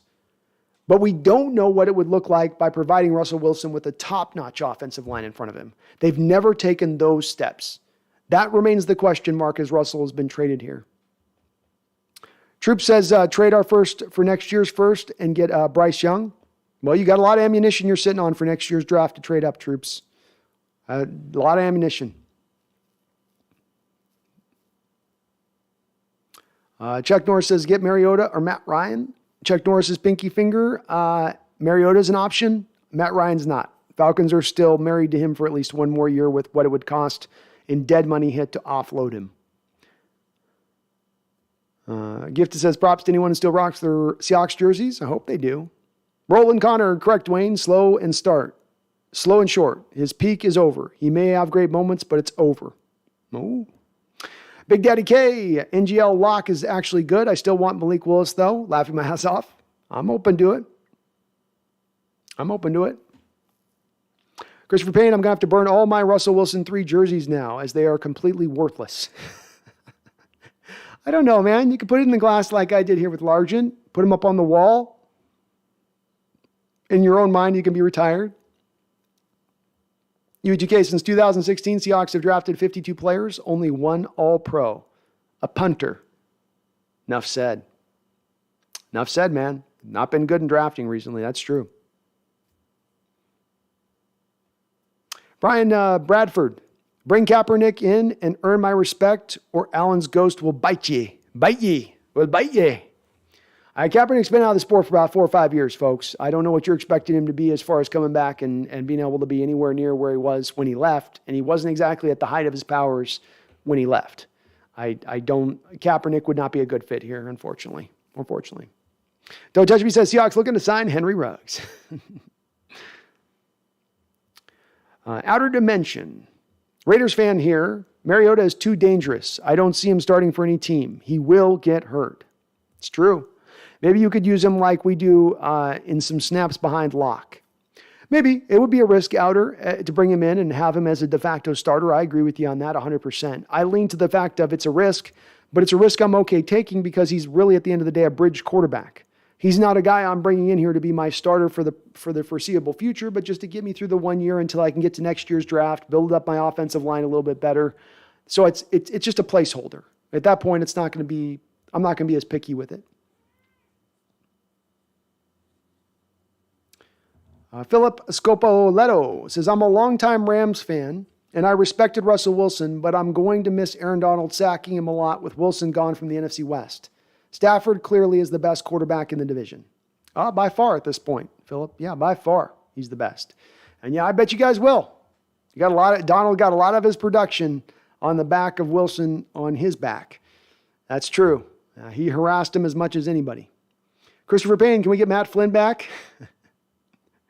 Feely, longtime Broncos fan. Noah fan has high ceiling, but has a case of butterfingers. Locke is not the answer. Shelby Harris is fantastic. I love it, Feely. Great scouting report on those guys. And that's been my basic measure of what I'm kind of feeling on hearing from other Bronco fans and what I was reading on all those guys. I don't think anybody here is getting over the moon on Locke necessarily.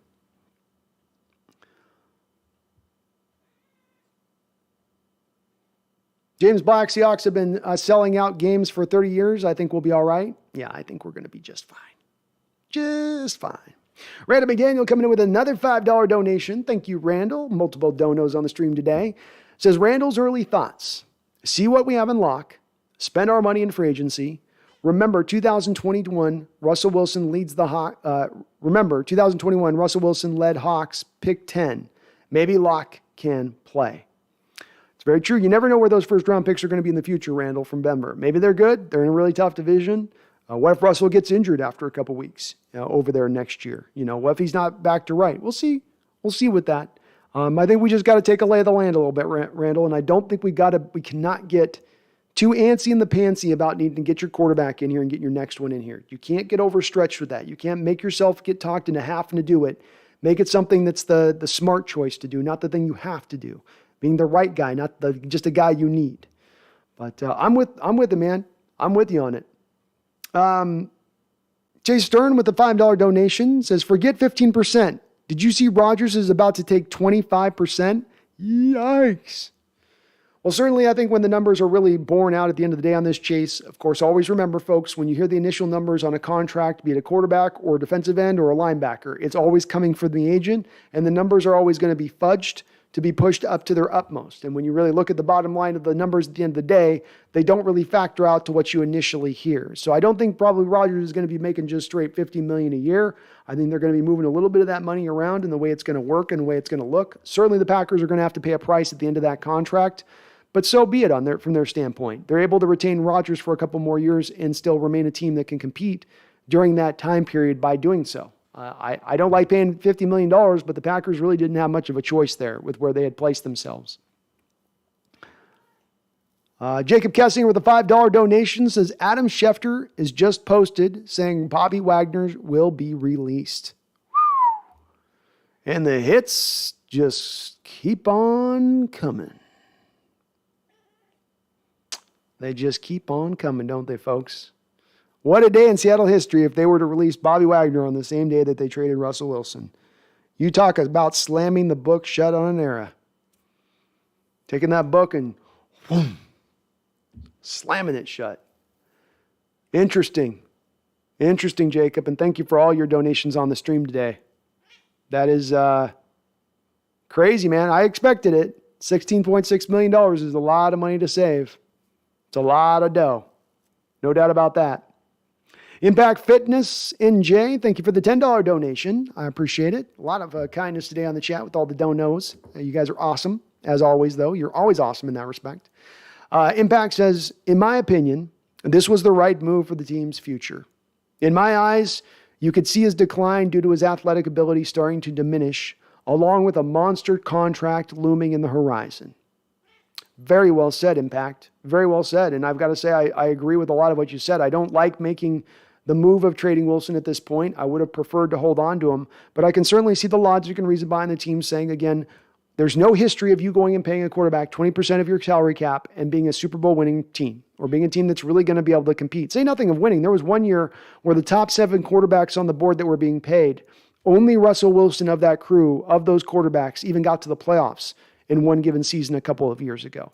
It really does hamstring your team when you're paying the quarterback that high of a percentage.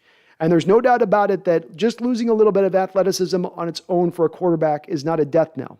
But the transition that didn't occur with Russell Wilson as he went into his early 30s, and I'm a pro-Wilson guy here, so I'm saying this is a pro-Wilson guy, but these are still facts.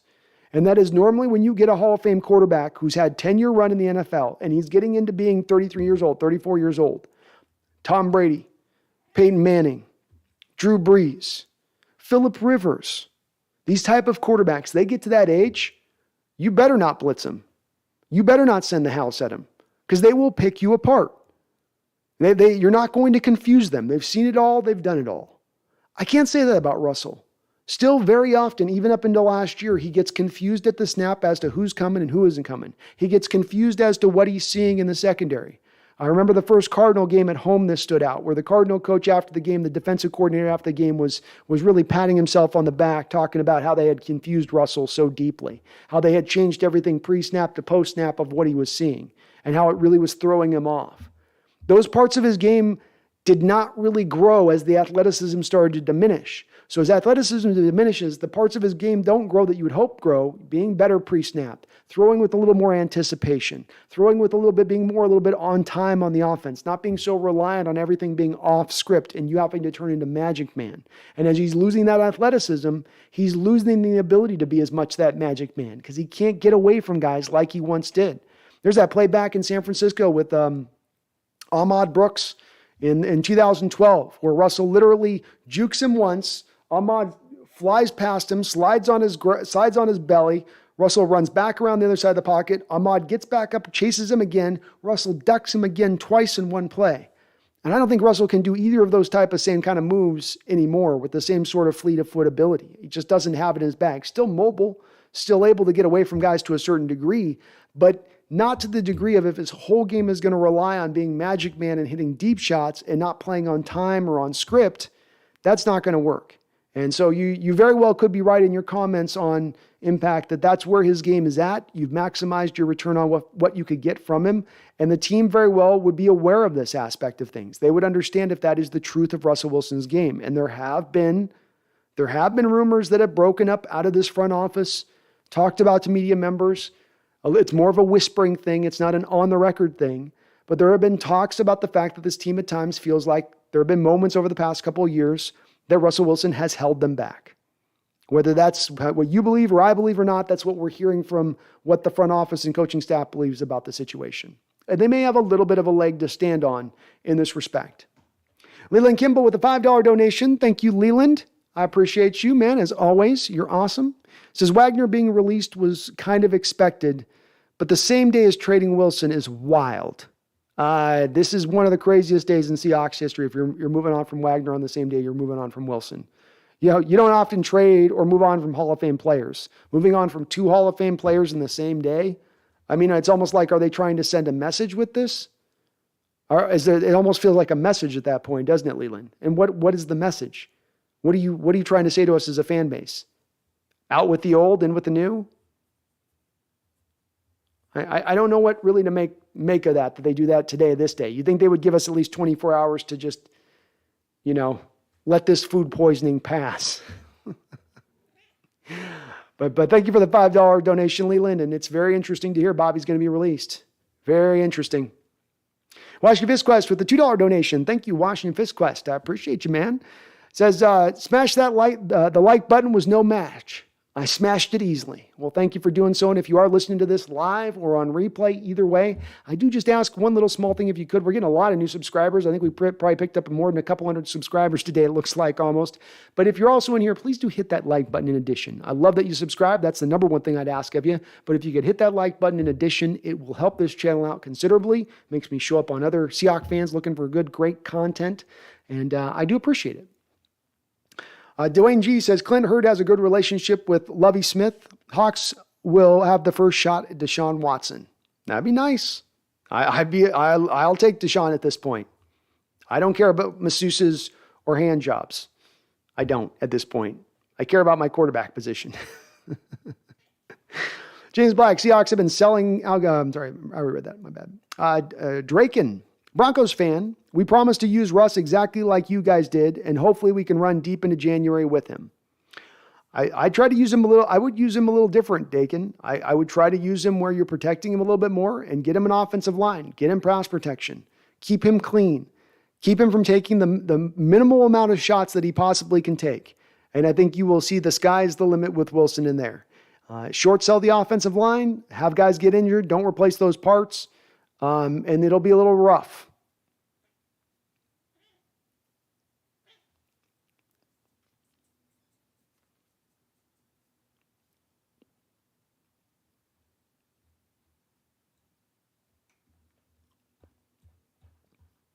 And sorry if I missed you on the chat today. I do feel bad about that. We had more people in by far than we've ever had. So bear with me on the chat if we're able to get to everybody on this. Philip, it's like with most trades, it's a gamble trading a franchise quarterback for picks in the draft. If their first and second round picks don't pan out, then the trade is a bust and the Seahawks will be mediocre for years. It's a gamble. You're right, Philip. A lot of this trade success is going to be based on who the players are that you pick, how you utilize that draft capital. A little bit like what we saw with the Raiders a couple of years ago, when everybody was lauding the hauls that they received for Khalil Mack and lauding the haul they were able to get for Amari Cooper. But then what did they do with those picks? What did they do with them? And that's going to basically draw this into whether or not this can be successful or not as a trade. Big Baller Brian says, imagine if we got Surtain in the trade. I don't think they were going to give him up on that baller. I think Denver had their share of players that they were holding on to that they weren't going to relinquish. Moo says, if we get Garoppolo, I'll be done with football. I might be with you on that, Moo. If Garoppolo is the answer to the Wilson departure, then I might very well be landing in the same spot as you on that one. Herbicide says, I'll S my pants if it's Wentz. Me too. Please not Wentz. Not Wentz, not Garoppolo. No. Yeah,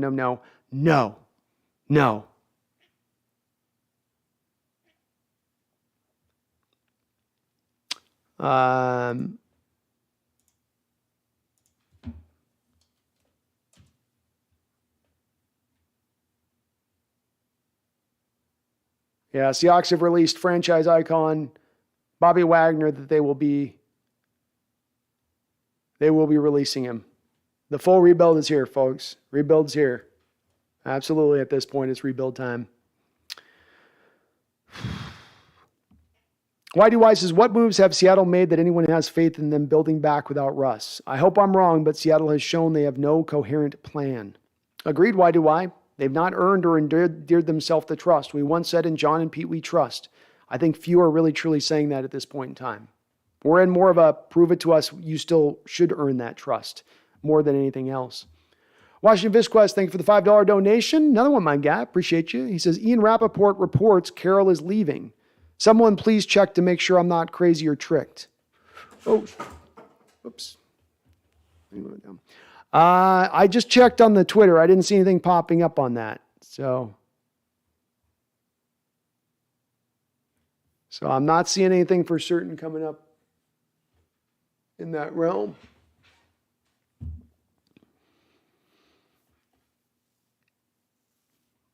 But I'll keep an eye on it, Washington Visquest. You know I will. Brotsman Sachs, thanks for subscribing. Sean Copeland, thank you as well for subscribing. You guys are awesome for doing so. LT says it would be atrocious if we get Jimmy G. Yes, it would. Jimmy G String. I like that. LT, that is an awesome nickname for Jimmy. Jimmy G String. The porn man himself. Yes. That's his new nickname, LT. You just patented it. And that's the new Garoppolo nickname. And no, we do not touch Garoppolo. Stay away from that. Stay away. Mohammed Al-Safari says, why the fans keep comparing betting on a player and a coach general manager? Did the Patriots bet on Bill Belichick, not Tampa Bay? At the end, Russell Wilson seems to want to change scenery, and he was looking for his legacy. Yeah, you're right, Mohammed, and that recent history has been that the franchise tends to lean towards the coach first before they're going to lean to the player, as in your example of Belichick. Certainly that does tend to be a little bit of probably where we would tend to see this going. And there's a lot of reasons, I think, for that. This could have been the one time, Mohammed, you could have made a pretty sterling argument to say this would be the time that you should go the other direction with that. That Carroll's not necessarily endeared as much trust as Belichick has. To be able to have you sit in the situation of saying we want Carroll over Wilson. So I think it's a little different. It's not exactly apples for apples in that I think Belichick is a little bit better, is a better coach than Carroll is.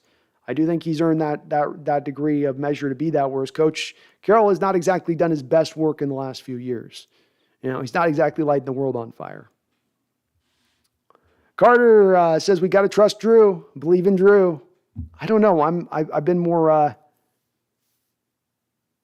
bust for Bryce. You know, I might more be in there. Hawks of the Ace. Hey, Brandon, do you think Deshaun Jackson could be a possibility? I don't know if this changes it one way or another, but it's possible. Maybe. Ethan says, I was mad about the compensation we received. Now I'm lukewarm about it.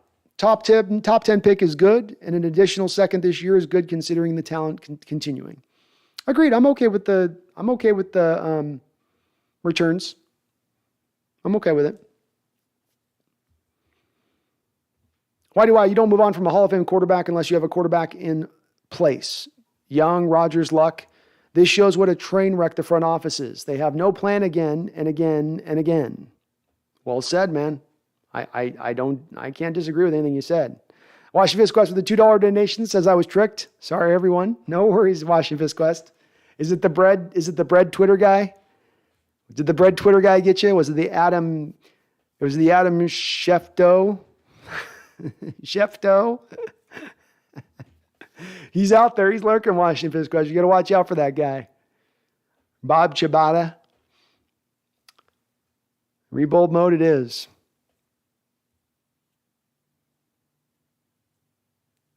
UGK, it's not the competition. It's not the compensation that matters to me. It's the people who will be making the selections are the same ones that have drafted the last 52 players that have produced only one All-Pro. Very well said. I can completely understand those folks that don't have a lot of confidence about where this team is right now, as far as their drafting and the way that they've handled their player decision making. I cannot argue with those folks at all who say I don't have a lot of faith or confidence in it. I share that. I land a little more in that realm of saying I'm not super confident in it either at this point. They've made some bad selections. They have. They need to change their ways with it, but we'll see. It has been a little bit better recently, Yui, in the last 2 drafts, where it's been god-awful the previous 3 or 4 before that, but it better get way better in a hurry here. Ethan says, no event can be valuable. I still would have preferred 3 firsts a minimum. My question was, in addition to the picks, where are the Broncos' star players in this trade?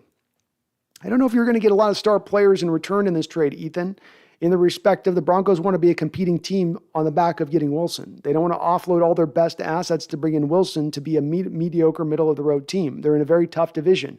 Offloading Surtains, Javonte Williams, these type of guys, I think that's not that would not have made it as advantageous for them to want to make this trade. They would offer up guys, but you're not going to get their top tier guys. You're going to have to go for second tier guys. Luckily, these 2 second tier guys you brought in are really good players. They're not just throw-ins. They're not just guys at the end of the road of their career. There is some value involved here with them. But yes, I would have been nice to get a couple of other players off this roster from the Broncos instead of these 2 guys if we could have. KG says, no one went to Drew's birthday party. Oh, on the Broncos? Oh, wait, never mind. That was a movie. Sorry. LT Wagner knows he's gone. Yeah, Wagner's gone. Tough. Emmett Brown, to your point, we'll need a new owner to get out of this downward spiral, unless Jody wants to move the team like Ken B did. I don't think Jody's going to move the team, but I do think she's probably going to sell it, Emmett. And yeah, we're going to probably have to wait to see a turnaround on this until we can get new ownership and get a strong ownership group in here who's truly committed to doing everything it takes to turn the team into an elite team. Green Kid, are we keeping Penny? I don't know. Still a question mark. We'll need to wait. If it gets to free agency, probably not. If you can sign him before free agency, then this is the time that it's going to have to happen if it's going to happen. Miz says, all of a sudden, Derek Carr's looking like a good person to try and pick up. And Josh McDaniels seems pretty committed to Derek Carr. So I don't think that they're in the mode of looking to move him at this point. Maybe they are, though. Maybe they look at that division as stacked as it is, and we got to bring this down a little bit, and we're going to have to wait some of these great quarterbacks out just a tiny bit. Maybe they are on that realm, too. Dwayne G says, new era. Sometimes you have to rebrand your business to take it to the next level. Sometimes you do, Dwayne. Sometimes you got to make change even when change is painful. Sometimes you can have a great asset on the team, a guy that's a great player, a guy that's a phenomenal player, and maybe it's just not quite a fit for what you're trying to do. That sometimes happens. It sometimes just goes that way. And sometimes relationships just kind of fall apart, whether it be romantically or professionally, as it seems to have been here between Coach Carroll and Russell Wilson. Ethan says, where are the Surtains, Javonte Williams, or Jerry Jeudy's in this trade? I think they would have made me feel better. I don't think that Denver was willing to offer those, Ethan. I think they're willing to give a lot of draft picks and even a couple of players, but they were not willing to give the top of the top, their top 5 or 6 guys on their team. Kyle Mulkey says apparently Cooper and Prescott got into an altercation during the playoffs, and Cooper called him the Black Kirk Cousins.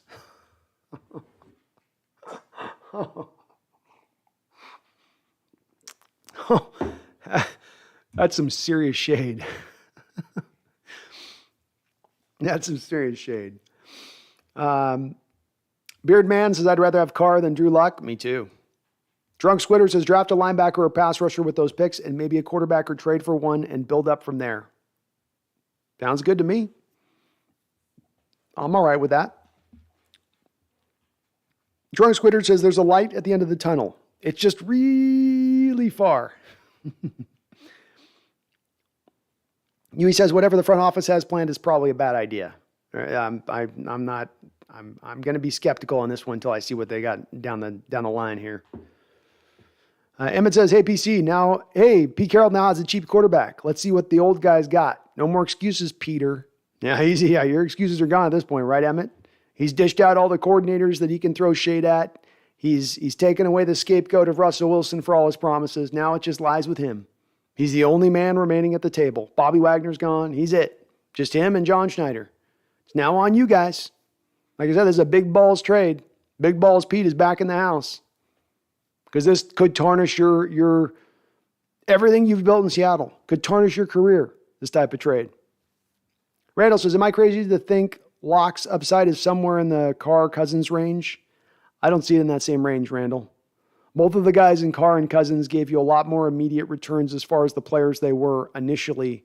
And it's not like Cousins was going on to some juggernaut of a team in Washington when he was going out there to play at the time.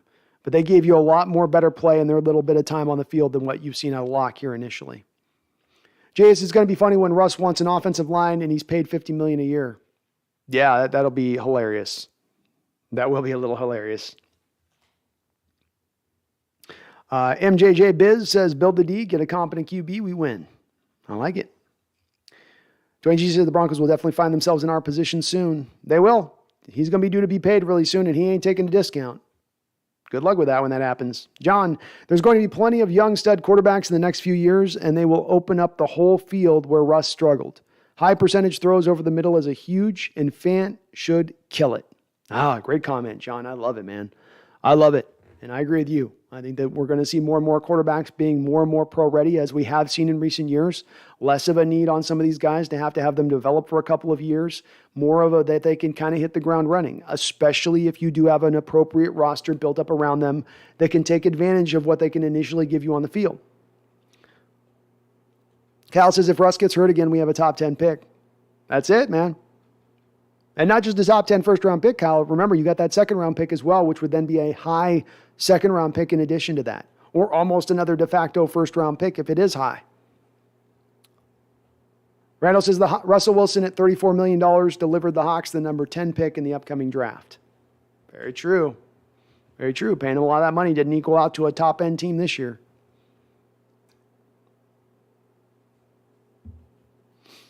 Ayan Ali says, I know it's unrelated, but I'm a Miami Heat fan, and we're the number 1 seed, and Pat Riley has built 3 dynasty-like teams in his time in Miami, while over in Seattle, it's tough with this management, man. It is.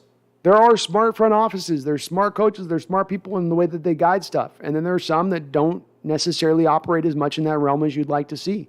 I think that Seattle and a little bit of their decision-making with players and decisions that they've gone in recent years has been a little bit emotionally driven in how they've gone about it, as opposed to being tactical, as opposed to having a coherent, cogent plan that is in place. I don't think that that's necessarily been there. And you do get to see a little bit of a difference in how other organizations operate versus how ours operate, in that we also seem very reactive as opposed to having that plan. And other teams seem to be a little bit more of, we've got a plan in place, we have a philosophy in place. It's a little more tangible in what they're doing. Devontae says, Seahawks trying to sign free agent Henry Ruggs? I don't think so on that one. Dr. XP, we just cut Wagner. Yep, $16.6 million saved, but you did cut him. Ethan says, Russ did have a bad year last year, and I still would have preferred to keep him one more year since Carroll is still here, but I get it. He's going to want 2 arms and 2 legs next year. A real ballsy move. This is very ballsy. Your boy Michael, I think Bobby's gone 100%. What do you think about Lockett? I still landed in the same place that I landed at with Lockett last year when he was up for a contract negotiation, and I thought Seattle should have traded him at that time. He's not a fit for this offense. Doesn't mean he's a bad player. It means that this offense requires a certain type of wide receiver, a certain type of bodied wide receiver, and Lockett is not it. So if he's not a fit here, even if you got to eat dead money, if we're in a rebuild point at this point, get what assets you can. And I think with Lockett, you could probably get a second-round pick in return for him. I think you could probably pull that in. And if that's the case, then yeah, absolutely make that deal. Marcio Ramos says, Wagner released? Yeah, Wagner is released, folks. Dark day in Seattle history here. Jeez. This one went sideways quick, didn't it? Drunk Squidward, would have Paul Allen approved of the trade? I don't know. There's some people that feel like Paul Allen would have last year have made the trade with Russell. The second that he realized from a high view standpoint as an owner that there was a rift that was growing between the front office, Carroll and Wilson, that he would have said, this isn't going to work going forward. We need to have a symbionce going on here. We need to have everybody at peace here moving forward. And so if that's the case with it, then he might have pushed that trade much earlier than this year. I think Carroll was the guy that put the kibosh last year on the trade. I think Schneider would have been willing to do it last year. Emmett says, if we start slow next year, say 1-5, get ready for a panic trade deadline move this coming year. Ugh, that would be scary, Emmett. I don't know. Part of me feels like they're starting to embrace a little bit of the rebuild to this next year as it stands right now. That's where it seems to look at the first blush. That seems to be where this is at. Ether Owl, Cap's better than Locke right now. I don't know that that's the truth, Ether. We don't have any baseline of a guy sitting out football for 4 years and then coming back in and being anywhere near decent, even league average. I don't know if I'm as sold as that he can just pull that off. I don't even know if Kaepernick really wants to play football. He's got quite a cottage industry right now with making money off the field and doing just fine for himself. So I don't know if he even wants to come back to football at this point. As well as, again, the folks that are on Kaepernick, this has nothing to do with the politics stuff. Kaepernick wasn't that good at the end in his San Francisco run. He had definitely been exposed in the limitations of his game. He does not throw with any kind of touch. His mobility is not going to be at where it was when he was 25. And he relied heavily on his mobility to be any kind of effective as a quarterback. He's got a long windup, a long delivery, which allows people to break on the ball, and Kaepernick's not the answer. Strawberry, unfortunately, I think Lockett needs to go. Yep, Strawberry, I agree. Keegan says we just got Wagner. Yep, Wagner's released. Tough day.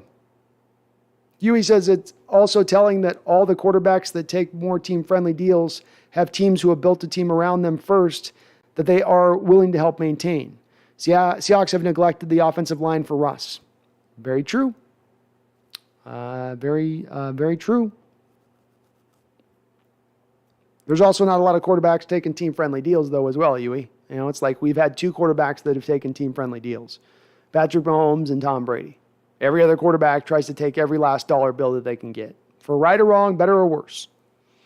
Linda Schuster, the offensive line was never good, but lately Wilson was holding the ball too long, looking for that deep ball. Linda, that's definitely one of the places that I've knocked in Wilson's game. Definitely knocked it last year when you were trying to acclimate to a new offense, the West Coast offense, and you're watching Wilson fall back into the same old habits of trying to look for the deep ball and holding the ball for a little too long. He got hit last year every bit at the same high rate that he's been hit in the past, which does show a little bit of an indication that he was not embracing this new offensive stylings as much as we'd like to see. But, yeah, I think both things are true here. Both things are true here. Sorry, one sec.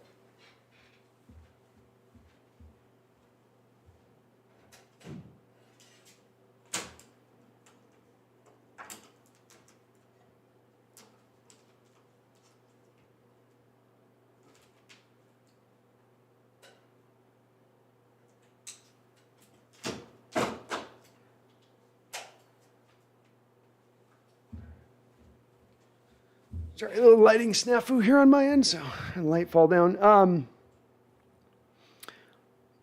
But yeah, it's a bit of both here, Linda. Russell definitely holding on the ball was a lot of what got him hit. Definitely got him hit a lot. But also on the other side of that, the offensive line wasn't great either on the other end. Both things I think are true here. What's more of the bigger problem on this? I would lean to say you probably built more of a run blocking first offensive line at every turn, never built towards a pass blocking offensive line first and foremost. And to me, that's the bigger problem than Russell Wilson holding on to the ball for too long. He certainly does that, Linda. Definitely he does that. But boy, you didn't do anything to give him much of an offensive line that could hold up in pass protection for very long.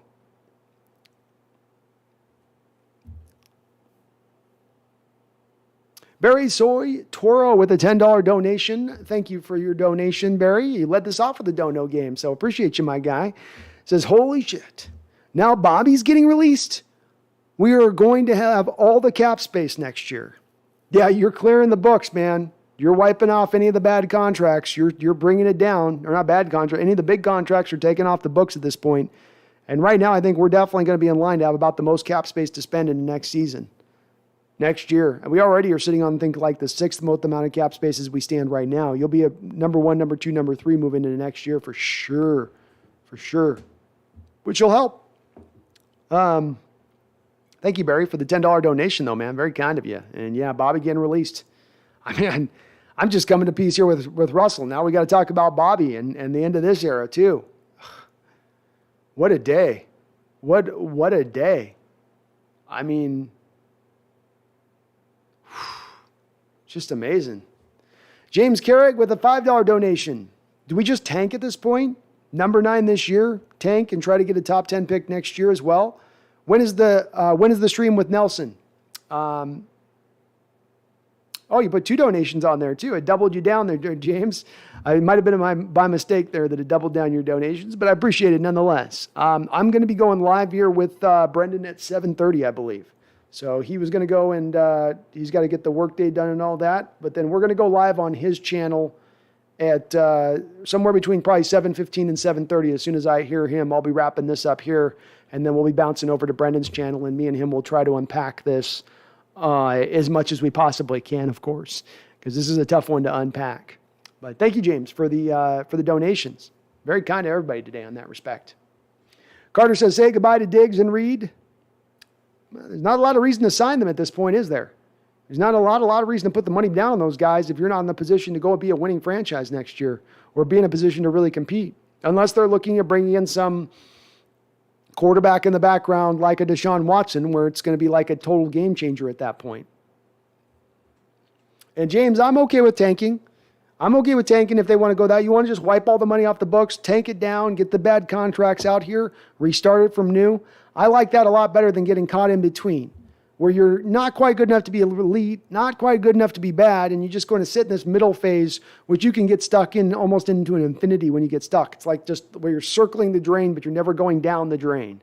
And so, yeah, if we wanted to go hard this next year and just say we're not really going to be in a competitive mindset, we're just going to be able to, like I said, take this building down to the studs, rebuild it back up anew, I'm okay with that, James. I'm okay with that. Paul Third with a $2 donation says Mitch Trubisky liked the Seattle Seahawks. Did he? I don't like Mitchell Trubisky. That's another one of those. That's another one of those additions where I just go, that's Matt Flynn. That's Matt Flynn right there. That's what that is to me. I got no faith in Mitch. None. Thank you for the donation though, Paul. You're awesome. Did he like the Seahawks like he liked the page or something? Well, I'm sure he's got us in his sights now.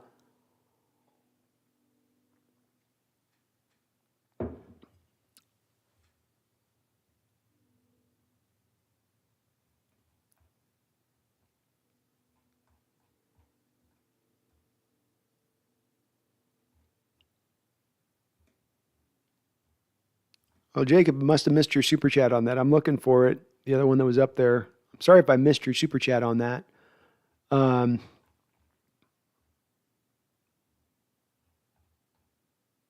Jacob Kessinger says, did you see my super chat about Desai as an associate head coach brought in to help Pete with a rebuild? Very well. I didn't see your donation on that. I'm sorry about it. Didn't come up on it. Let me see if it's in my...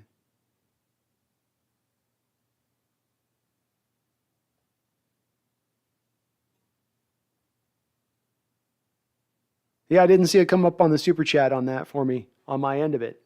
It makes sense. And Desai got a lot of autonomy, not just supposedly on the game plan week to week and helping out and having an active participating part of that, but also Desai reportedly also got some control in regards to the personnel department and being given a little bit of a bump in that aspect of things. So if that's the case, then I'm sure some of these conversations were being had between Desai and Carroll in the acknowledgement of this Russell Wilson trade was coming down this pike. I think this front office has known this for a while. This didn't just happen the first couple of weeks. They made this decision probably going back quite a bit of time if we really go back.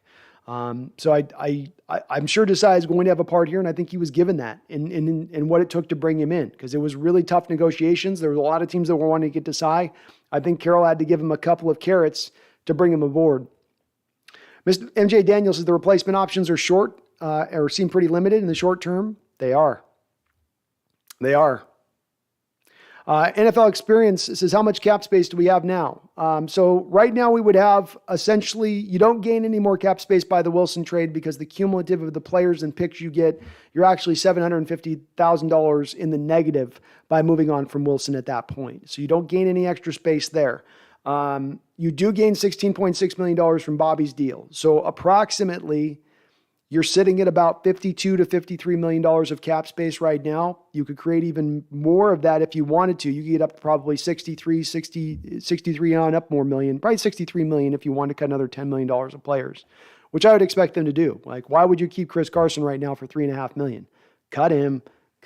Why would you keep Jason Myers for $4 million on the hook? Cut him. So I'd expect them to create even more space beyond this, but we're sitting with top 5 type cap space at the moment. We could basically buy whoever we wanted on the open market.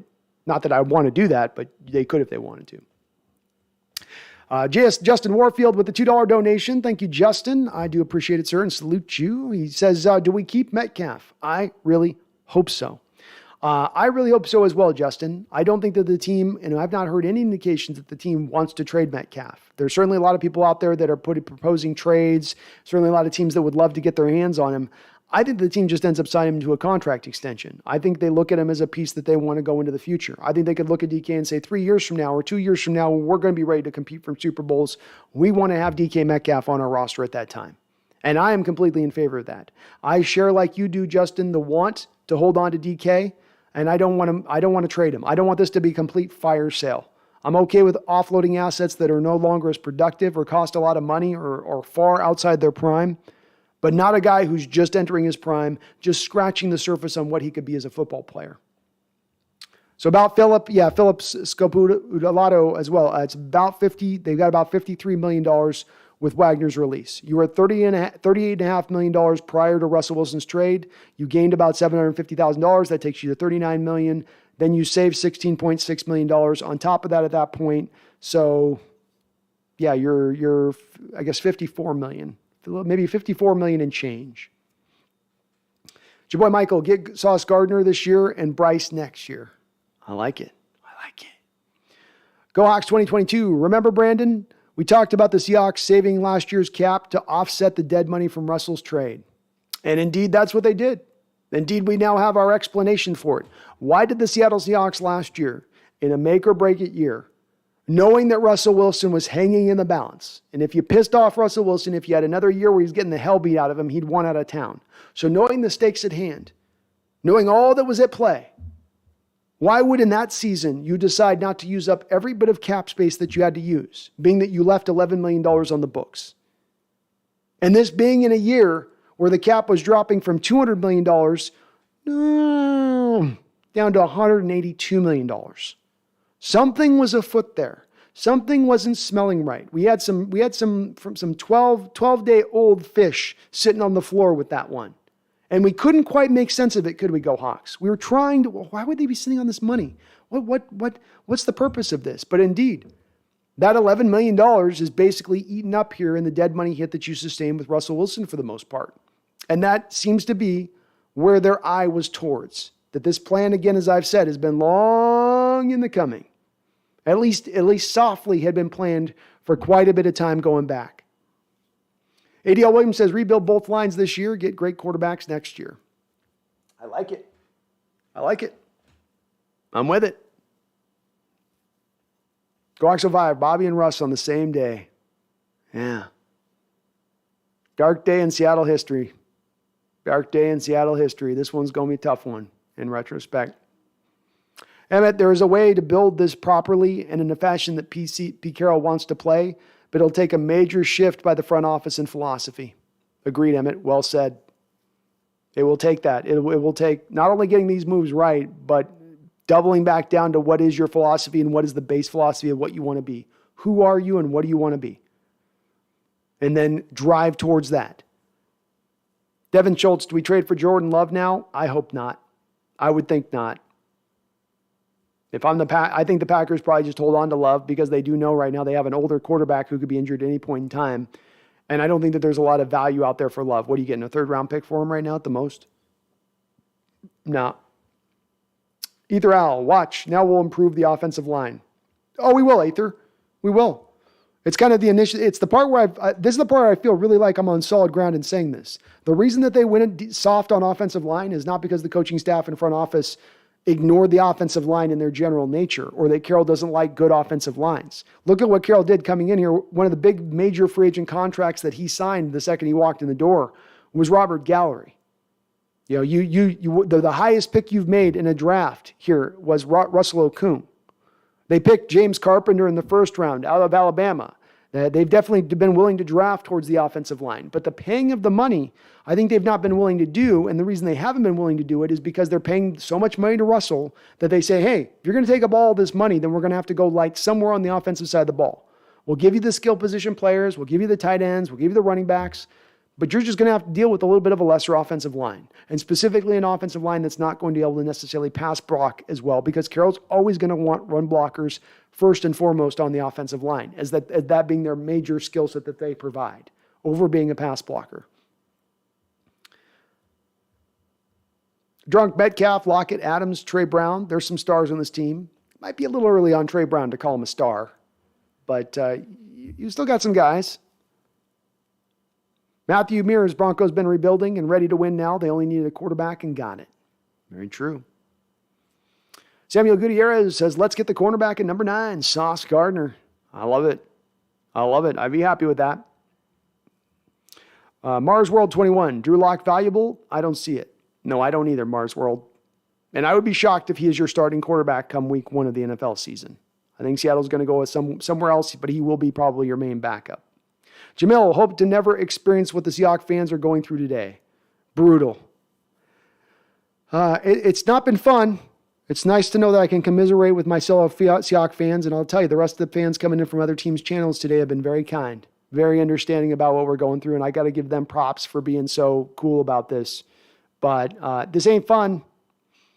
This ain't fun. This ain't a good time as a football fan. This stings. I'm not shocked on the Bobby situation. I thought it was coming down.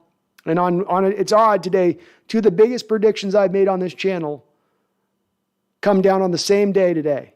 Two of the biggest predictions that I've made, saying that I think Russell Wilson was going to be traded if we didn't go all in last year, and we didn't. If we didn't drive to a better place, which we didn't. If we didn't get past the one and done state, which we didn't even get close to the one and done state.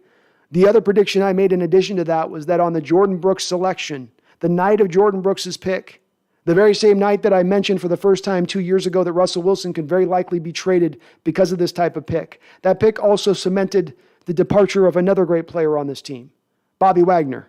Because that very same night he was picked, I said, this now means that Bobby Wagner will be moved within 2 years. And then just like with the Russell Wilson prediction I made, people scoffed at me and said I was being crazy. Bobby's not close to being done. Bobby's awesome. Bobby's amazing. Bobby's going to finish his career in a Seahawks jersey. And I said, they've told you what they think about Bobby with this Jordan Brooks pick. Because Jordan Brooks' best position is a middle linebacker. Yeah, I got a lot of tackles this year as an outside linebacker in the will defense. Guess what, though? He also gave up over 1,000 yards in coverage from the linebacker position. He got more yards in coverage than any cornerback in this sport this year. Because you're asking him to operate out of the will, which is not his natural position, it's the mic. Another prediction I landed on, 100%. I'm not happy by it, but again, I got called crazy for a couple of years, so you guys are going to have to let me, cuckoo a little bit about this one. 283128 with the $2 donation says Poona Ford at quarterback. Hey, he's hard to bring down in the open field. I'll give him that. You ain't bringing him down easy. E. Gibson says rebuild can work with a plan and good drafting, which Seattle does not have. Not a coincidence since Jody Allen took over both the Hawks and Blazers. They stink. I don't know how committed she is to it. She's kind of one of those owners that I don't think she's as much embedded on these teams or as much a sports fan or whatever. I just don't.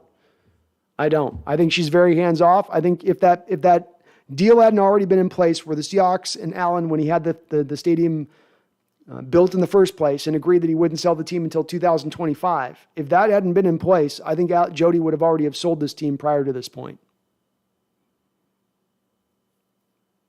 Matthew Mears Adams is way overrated. I don't know if he's overrated. I don't know, Matthew, on that. I think that we've not utilized him right since we brought him here the last couple of years. We've used him differently than the way the Jets used him, which is what made him an all-pro with the Jets.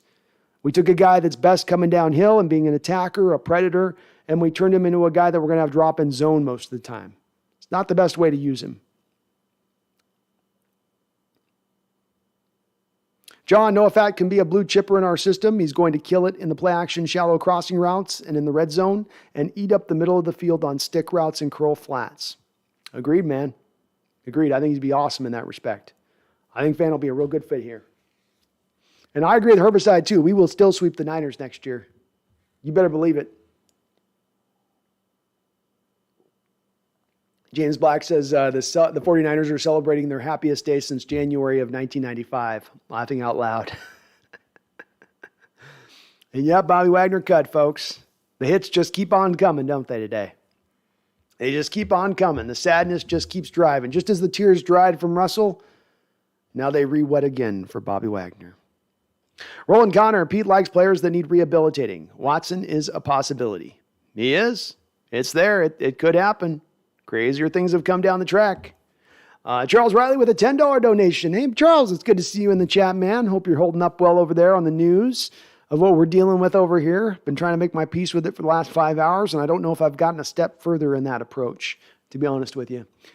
Charles says, Brando wanted to give you a few dollars in repentance for being a drunken a-hole on last night's stream. I apologize to all affected by my stupidity. Where does this day rank in Hawks Nest? Where does this day rank in? Oh man, let me give it. Sorry, Charles. Sometimes reading the chats are a little wonky. Kitty Wampus. Where does this day rank in the Hawk history? Top 10 for sure. Yeah, this is whether it's dark day of history or a noteworthy day of history. This goes right along. The day that Paul Allen bought the football team. Whatever you want to find as far as an equivalent here. The day Coach Carroll came aboard and was hired. Well, this will be a day that's definitely in the top 10 in Seahawks history, as far as for bad reasons, for dark reasons, for sad reasons, for the end of era reasons, Charles. And no reason to apologize, man. We all have our nights and stuff, and it was fine. Just you're being playful, and, stuff goes that way. It's all good, buddy. So no worries there, man. You know that. You know how it is with me. Stuff goes that way sometimes. So it's all good. But this will definitely be a dark day, Charles. It will be. There's no two ways about it. And not because you're just letting go of these two players, but this slams the book closed on what an era that had so much potential. On the sky was the limit. Anything was attainable. 4 Super Bowls, 5 Super Bowls, 6 Super Bowls. We got the youngest team to ever win a Super Bowl. There is no restrictions. There is no limitations. Let's not hold back our imagination. Let's constantly go for it every year. Let's be amazing for a decade. All that hope, all that wonder, all that daydreaming. And then after 10 years, it closes like this with 1 Super Bowl win, 2 Super Bowl appearances, a very great period of football, make no mistake about it. A lot of winning football, a lot of amazing games we got to watch over the last 10 years. Amazing play. But make no mistake about it, this now shuts that era down, closes it up, wraps it up, puts it in a box, sits it on the top shelf of the closet. And, that is sad for me to look at this and think about. Really is. Life is always moving, folks. Always going forward. Always continuing. Boy, it doesn't make it any easier to swallow, though. It still is rough. Paul Thurr, thank you for the $5 donation. Do you think there's a chance they are clearing space to go straight after another quarterback like Lamar Jackson? I wouldn't hold it out of the bone of contention here, Paul. You could certainly say that if I'm Coach Carroll and understanding that he's about to make this trade and understanding the kind of waves this is going to create within the fan base by making this kind of trade, and then to do that in the same day of releasing Bobby Wagner, another guy who is held in very high esteem out there in Seahawks land. I don't think that there's any way you slice or dice that other than to say they probably should have a secondary move to be made here to kind of take these kind of hits with the fan base, to have this kind of PR be thrown out there a little bit. And maybe that is the case. I'm hopeful that's the case, Paul. I'd love to see them have some kind of backup plan that makes this all make a lot more sense in retrospect. Because right now I can make some sense of it, but I'm also just supremely frustrated by looking at it as well and understanding of how we got here and all of the circumstances at play that brought us here. So it could be. I'm hopeful it is, Paul. That'd be great to see. That would be great to see. Lamar Jackson would be all right with me at this point. Lamar, Deshaun Watson, that'd be good. There is not a pathway right now to our next quarterback. We're talking about right now minimum here, having to wait out a year till 2023 to find that guy. Who would say, what if that guy's not there in 2023? What if you're waiting beyond that year? So if we can get something more certain now, a guy that is just good now you're bringing in, okay. I don't think Lamar would be the guy, though. I don't know if Lamar could execute Waldron's offense. To me, it's much more likely of a Deshaun Watson than a Lamar, who you'd have to cater a whole offense around and run a very specialized quarterback running-driven offense, I think, if you brought in Lamar. Tom Hines, Lamahello Green, thank you for subscribing, or La Mongello Green, whichever it may be. Appreciate both you guys for subscribing to the channel. Bunch of new subscribers today, man. Oh my goodness, we went up. That's at least a little bit of a silver lining, I guess, for today. Jamil says, Pete forgot to trade himself. Dang it. He was supposed to be the kicker, Jamil. Supposed to be the kicker in that trade. E. Wuzzle, getting rid of all the leaders on the team.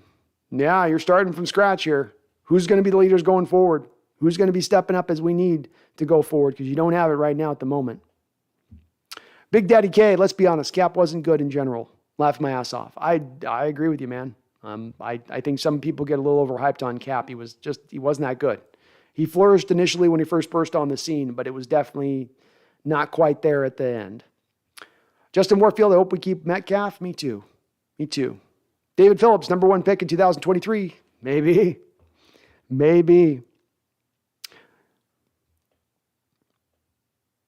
Seahawks Nation, DK Metcalf. No, it has not been traded to the Cardinals. Boy, could you imagine that? Wilson traded, Wagner released, and then DK traded the Cardinals in the same day. Paul Third, Kaepernick, before he hurt his shoulder and became a vegan, was decent. Yeah. He was all right, but it wasn't at its best at the end. And certainly 4 years removed of football, he's not going to be there. Nagasa and Wagner lasted 1 more year than should have, unfortunately. Yeah, you couldn't really afford to release him last year because it was going to be a negative dead money hit. But this year you were going to actually save money. French Toast, what will we do at DK? Probably time to a contract extension, I would imagine. Why do I? Free agency will tell us how much Seattle plans on taking this year. Don't accept any signing of older players over 27, 28 unless it's for a 1-year deal. I'm with that, why do I? I'm with that. And it will inform us quite a bit what they decide to do in free agency at this point. They're sitting on a lot of cap space, but are they going to be aggressive? Are they maybe going to earmark some of this cap space to be able to roll over into next year? I.e., they don't end up spending it all this year. Very much a possibility.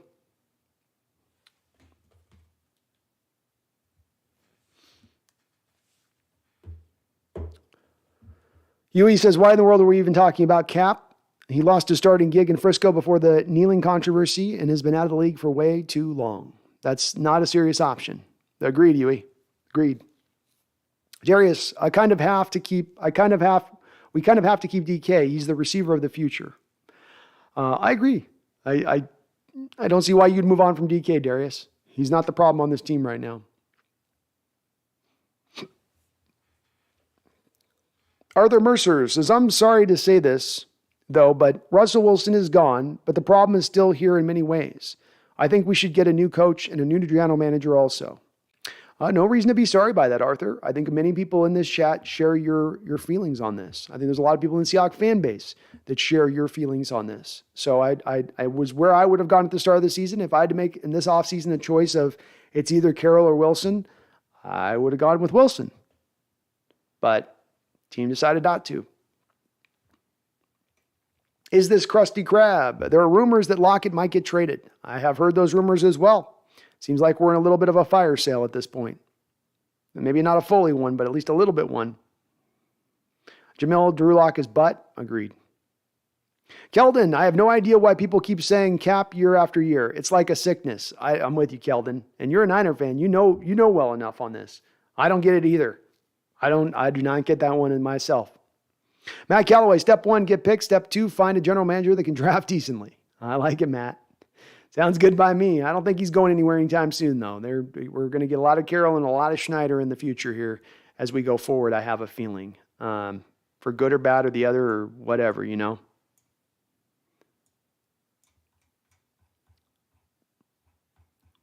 And again, if I miss your chat, sorry, folks. We got a lot of folks in the chat here today, so it's definitely going to be missing a few in here. I do get to all the super chats, but I'm going to try to get to all the chats as I can too, but it's definitely rough on this one. Man, we got a big $20 donation from Alex Silva. Thank you, Alex, man. Awesome donation, brother. Appreciate you. You're you're amazing. He says, I took a nap to get up to get over the fact that we traded Russ, woke up and saw that we released Wagner. This is a tough day, man. Brando, you think we're drafting a quarterback this draft?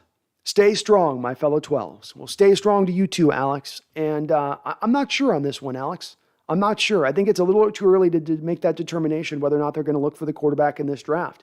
They could have a quarterback they're looking to make a trade for.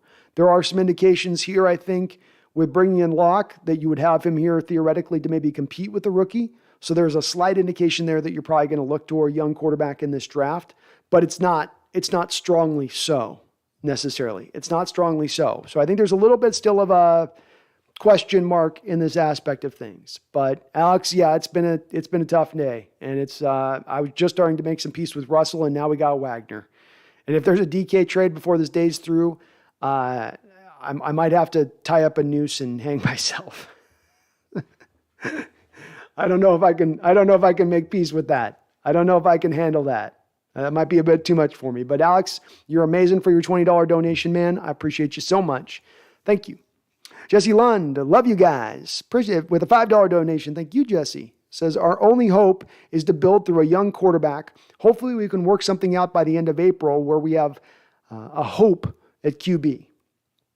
Yep, I think that's going to be the plan going forward, Jesse, is we'll try to build up a super team around a young quarterback. Essentially looked not to replicate in finding the Legion of Boom again, because you're not going to find the Legion of Boom again. But the theory being that you can build a super team or somewhat of a super team around that rookie quarterback.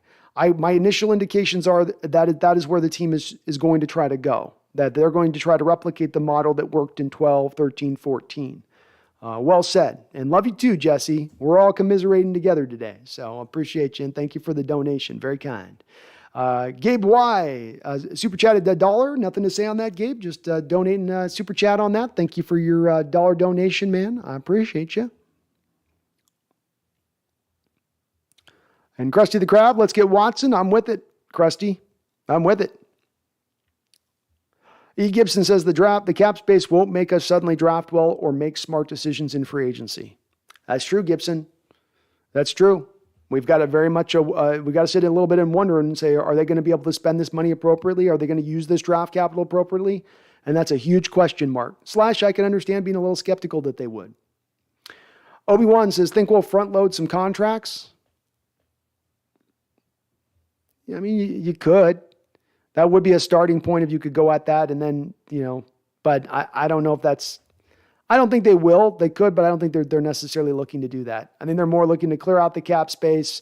I wouldn't be the least bit surprised if we end up trying to roll over $10 to $15 million of this cap space into next year when they really look to go for it at that point. I think they're clearing the space that they need to clear. Bobby clears. Justin Nampoli says, why Bobby? Justin, this is derived out of a couple of reasons. Number one, Bobby Wagner carries a huge cost right now.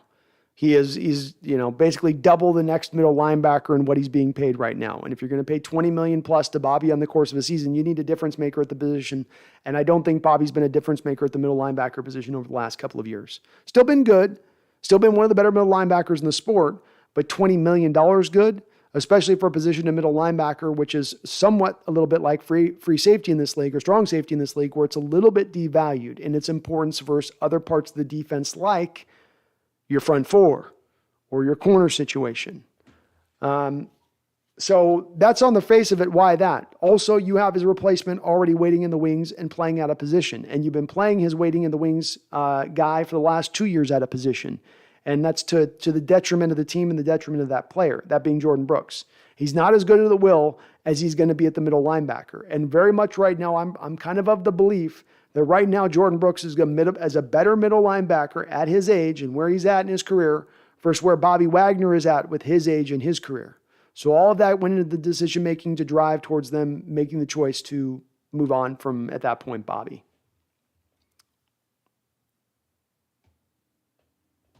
High Speed NFT says, wait, did Wagner get cut too? Yes, High Speed. He did indeed. He did indeed. Seahawks Nation says Deshaun Watson might go to jail. I don't think there's a good chance that happening. I don't know if they've got a lot of evidence for that to go down.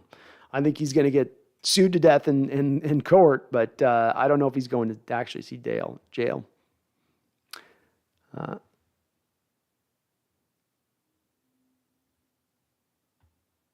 Faratovic, shout out from New York. Been a fan since 2013. Still am. Thanks for updating me while I'm at work. Well, thank you, Farrett. I appreciate it. And awesome always to hear we got some fans from different places in the world and country in New York. We got Clara out there in New York. She drops in from time to time. So we got a little bit of a TheSeahawksNest New York contingent over there, Farrett. Chandler says we cut Bobby. Yeah, we did. John Reynolds, they'll get rid of Adams too. Nope, you're not going to eat $16 million of dead money to get rid of from Adams this offseason. Maybe a year from now, but not this offseason. It would cost too much money. Matt Almond says, F you, Broncos. Yes, F them Broncos. Roland, Seahawks won't tank. Nothing on the draft worth that effort. Quarterback would be worth that effort. Herbicide says $0 million in dead money. Is that what I'm just read? There's still a little bit of dead money on Bobby's deal that you're eating. You're eating a couple million off of the leftover. He's got 1 year left of bonus money on his deal that you still swallow, but the cumulative savings is $16.6 million. But the second you're going to eat $26 million of dead money from Russell, you're probably going to want to try to free up that space in other places. Nick Breslin says we need a running game. We need a running game going. That's our strong point. Agreed. I would have guessed that they're going to double back down towards the running game going forward, Nick. Yui says the question is, why didn't you take the Bears deal that would have been better than the Broncos deal? And why would you extend Lockett if you're trading Russ? Absolutely illogical. The last part of it, I agree with you. The extension of Lockett didn't make any sense, even if you had a little bit of a sub feeling that you wanted to, kind of a sub feeling that you did indeed want to move on from Russ. You shouldn't have made that contract go down at that point. You should have just moved him at that point if that was your intention of things.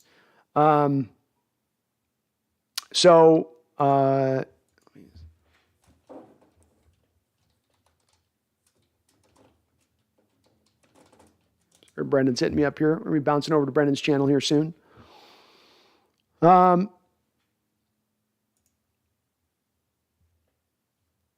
But I agree with you on that. I think this deal is better than the Bears deal, Yui. Remember the Bears deal, the centerpiece of that deal was the number 1 pick in last year's draft, which sat at number 20, which gave you no pathway to the top quarterbacks in the draft, and you didn't know if the picks would be better on that moving forward, especially in a division which outside the Packers isn't exactly the strongest of divisions in the NFL. I think you could say it's maybe the second most weakest division in the NFL, as opposed to you're taking Russell to maybe the second most strongest division in the NFL moving forward. So I think there's a little bit of a better deal from that standpoint, as well as, to me, 3 first-round picks, Akeem Hicks and Kyle Fuller, versus 2 first-round picks, 2 second-round picks. The 2 players you got in addition to that is a little bit marginally better assets than what Chicago is offering. Is it heads and tails far away above? No. Is it marginally, to me, a little bit better? Yeah, a little bit. Herbicide says $40 million on dead money. I don't know if we got that much dead money. You got 26 from Russ and like 4 or 5, I think, from Bobby.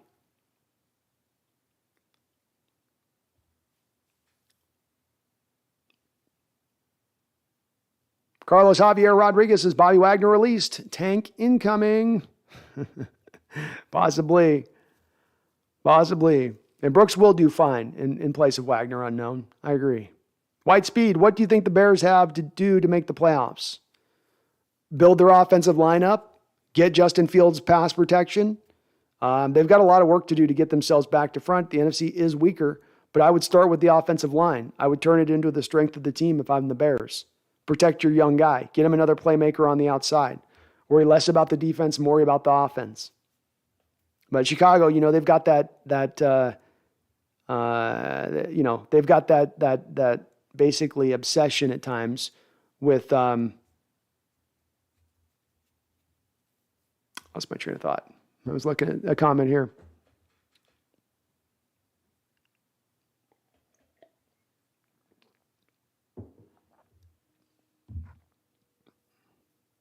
Gabe Y saying thank you for subscribing.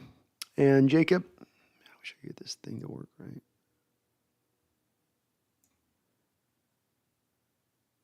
Jacob with a $25 donation. My God, Jacob, so many donos today from you, man. Thank you so much. I appreciate you, my guy.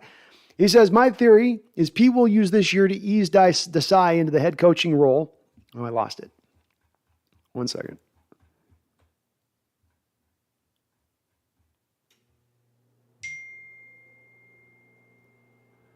Here we go. Jacob says, thank you for the $25 donation, Jacob. And he says, my theory, P will use this year to ease Desai into the head coaching role while he slides back into his role as VP.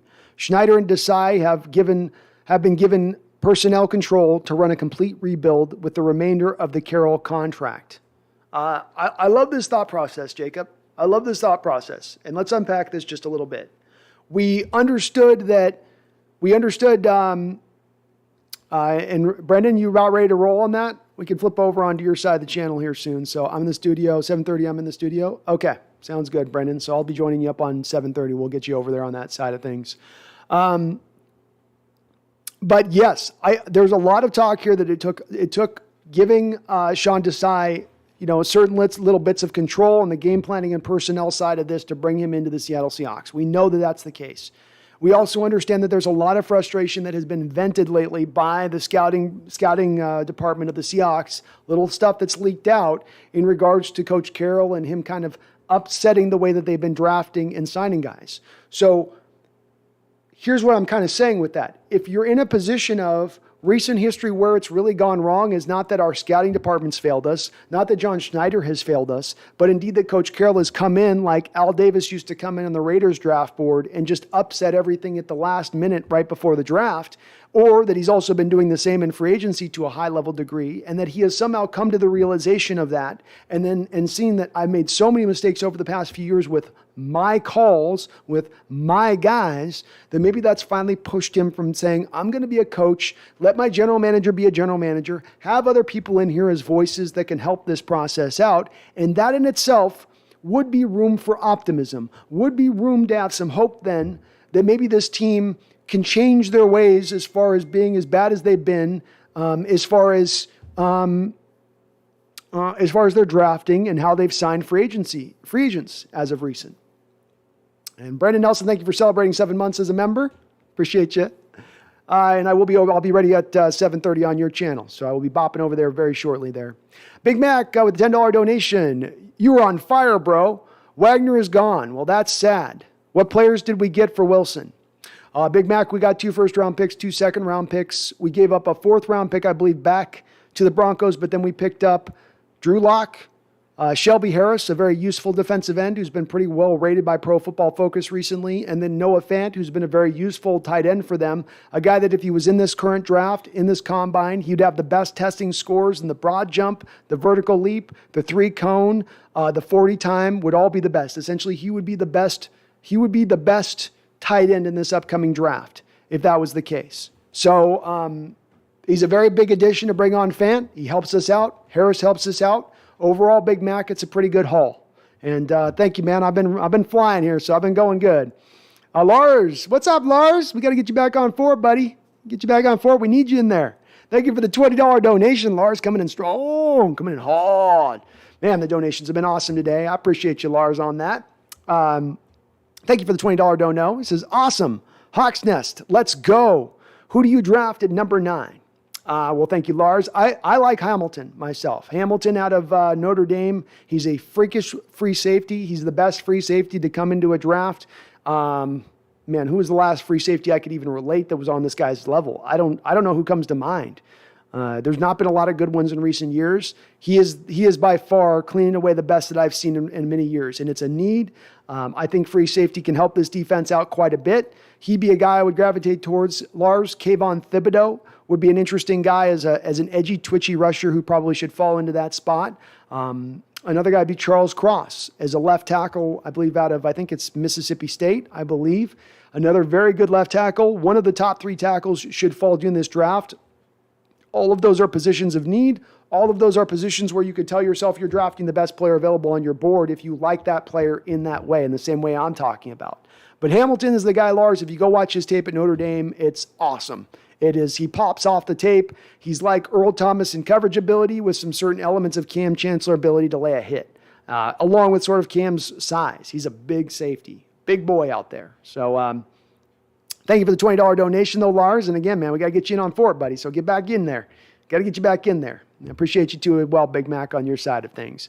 Well, we're going to wrap it up here shortly soon. I'm going to be going over here. We've gotten nearly 5.5 hours here on the stream, and we're going to bounce over to Brendan's channel here, and me and him are going to do our little emergency stream over on his channel in a second. So if you guys want to continue this discussion or hear what our thoughts are on it, me and Brendan are going to be going back for the next about hour or so when I get over to there on that side of things. So that will be coming down the track for sure here shortly. But if you have any last comments, go ahead and get it in. We set a record here today by far. I think we had 750 people in the chat at one time today, which it's a sad day, but it is an amazing experience to see all the people coming in today and the support we've had, not just from man, I get a lot of text all of a sudden. Not just from, of course, Seahawks fans today, but from what we're seeing from other fans coming in here and being very supportive of it. Bronco fans, enjoy your Russell Wilson. Enjoy what you've gotten on this. It's good for you. Good for you. But get the most out of it. It ain't going to last long on that one. You're going to have to pay him a lot of money very soon. So enjoy it while you can on that front of it, because you don't know what you're getting there. Emmett Brown says, wait for Arch Manning. Well, it doesn't have a phonetic ring to it, Emmett, but I'll do it. I'm with it. What do you got to go, like 2 or 3 years out on that one? And then you never know. The Mannings will sometimes say, no, we're not going there. Like Eli did with the San Diego Chargers. So you never know when they're going to pull that card. Jeff Lowe says, looking forward to the B&B show. We will be going live in about 2 minutes over there on that side of it. So I do appreciate you guys on this, and we will go live here again, probably in a couple of days as well on this. We're going to have Brendan on the channel here on Thursday, so me and him will be talking on our side then at that point. I am going over to Brendan's channel right now here in a second. We're going to kind of break this down. I'm going to love to hear what Brendan's thoughts are on this and where his head's at with all of the news that is broken down here today. I'm sorry we didn't get to all the chat. I normally respond if you're new or you're subscribed here. Normally I'm able to get to every comment in the chat here, but just today it just didn't break down to where I could make that happen. So I'm sorry about that. It's not normally how I do it. We will definitely be getting back to more of responding to the chat, I'm sure, when we kind of get probably the numbers dialed back a little bit. But still an amazing day today as far as the turnout here. It's good to hear you guys are as emotionally invested in this as I am, that it's driving you in different directions like it's driving me, that this is not as simple as, oh, I love this trade or hate this trade, that there's this sense of nostalgia that kicks in, sentimentality that kicks in, this sense of loss, right? Just a sense of loss and what could have been. You look back in this era, and it's the greatest era of Seahawks history, but you can't help but just also look, as you appreciate the greatest era of Seahawks football that you've been able to experience, also wonder, could it have been more? Could we have gotten more? And on that part, I don't know. I don't have a good answer for that. Maybe not. Maybe this is just the way this goes when you have young guys that have the level of success that these guys were able to attain instantaneously, that eventually the ego will grow out of control in every way, shape, and form. Not just the players, but the general managers and the coaches, and the heads will just swell right up. That seems to be a little bit of the case here. Maybe that's a story or a conversation for another day. Maybe just today we were just in the initial stages of mourning, where we can eventually get to the stage of acceptance. I'm not anywhere near there yet, but maybe we can get there at some point here soon. Orlando Armstrong says, whoa, it's going to be a rough 2 seasons. It might be rough. Yeah, Orlando, it might be rough. Orlando, who's going to take his place? I don't know. So I'm I'm not sure. Huey Jube says, heard about the Giants offer was going to be.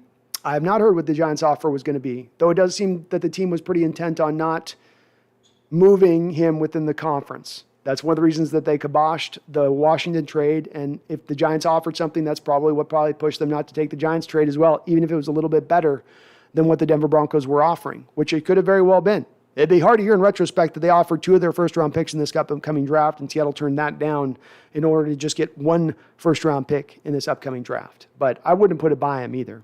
Charles Riley with a $5 donation. Thank you, Charles. I appreciate you, my guy. He says we got to get a little more for our Hall of Fame quarterback than we gave the Jets for Adams. I'm in pain realizing that. We just got a little more for our Hall of Fame quarterback than we gave for Jets for the Adams. I'm in pain realizing this. Yeah, it is painful. It is hard. That's a tough pill to swallow. It's not right. It sucks. But yeah, that is the case. You're getting just a little bit more than what you got essentially for the Adams trade. It's not, that doesn't make this an easy pill to swallow. Though you're in a different situation too, Charles, because of the fact that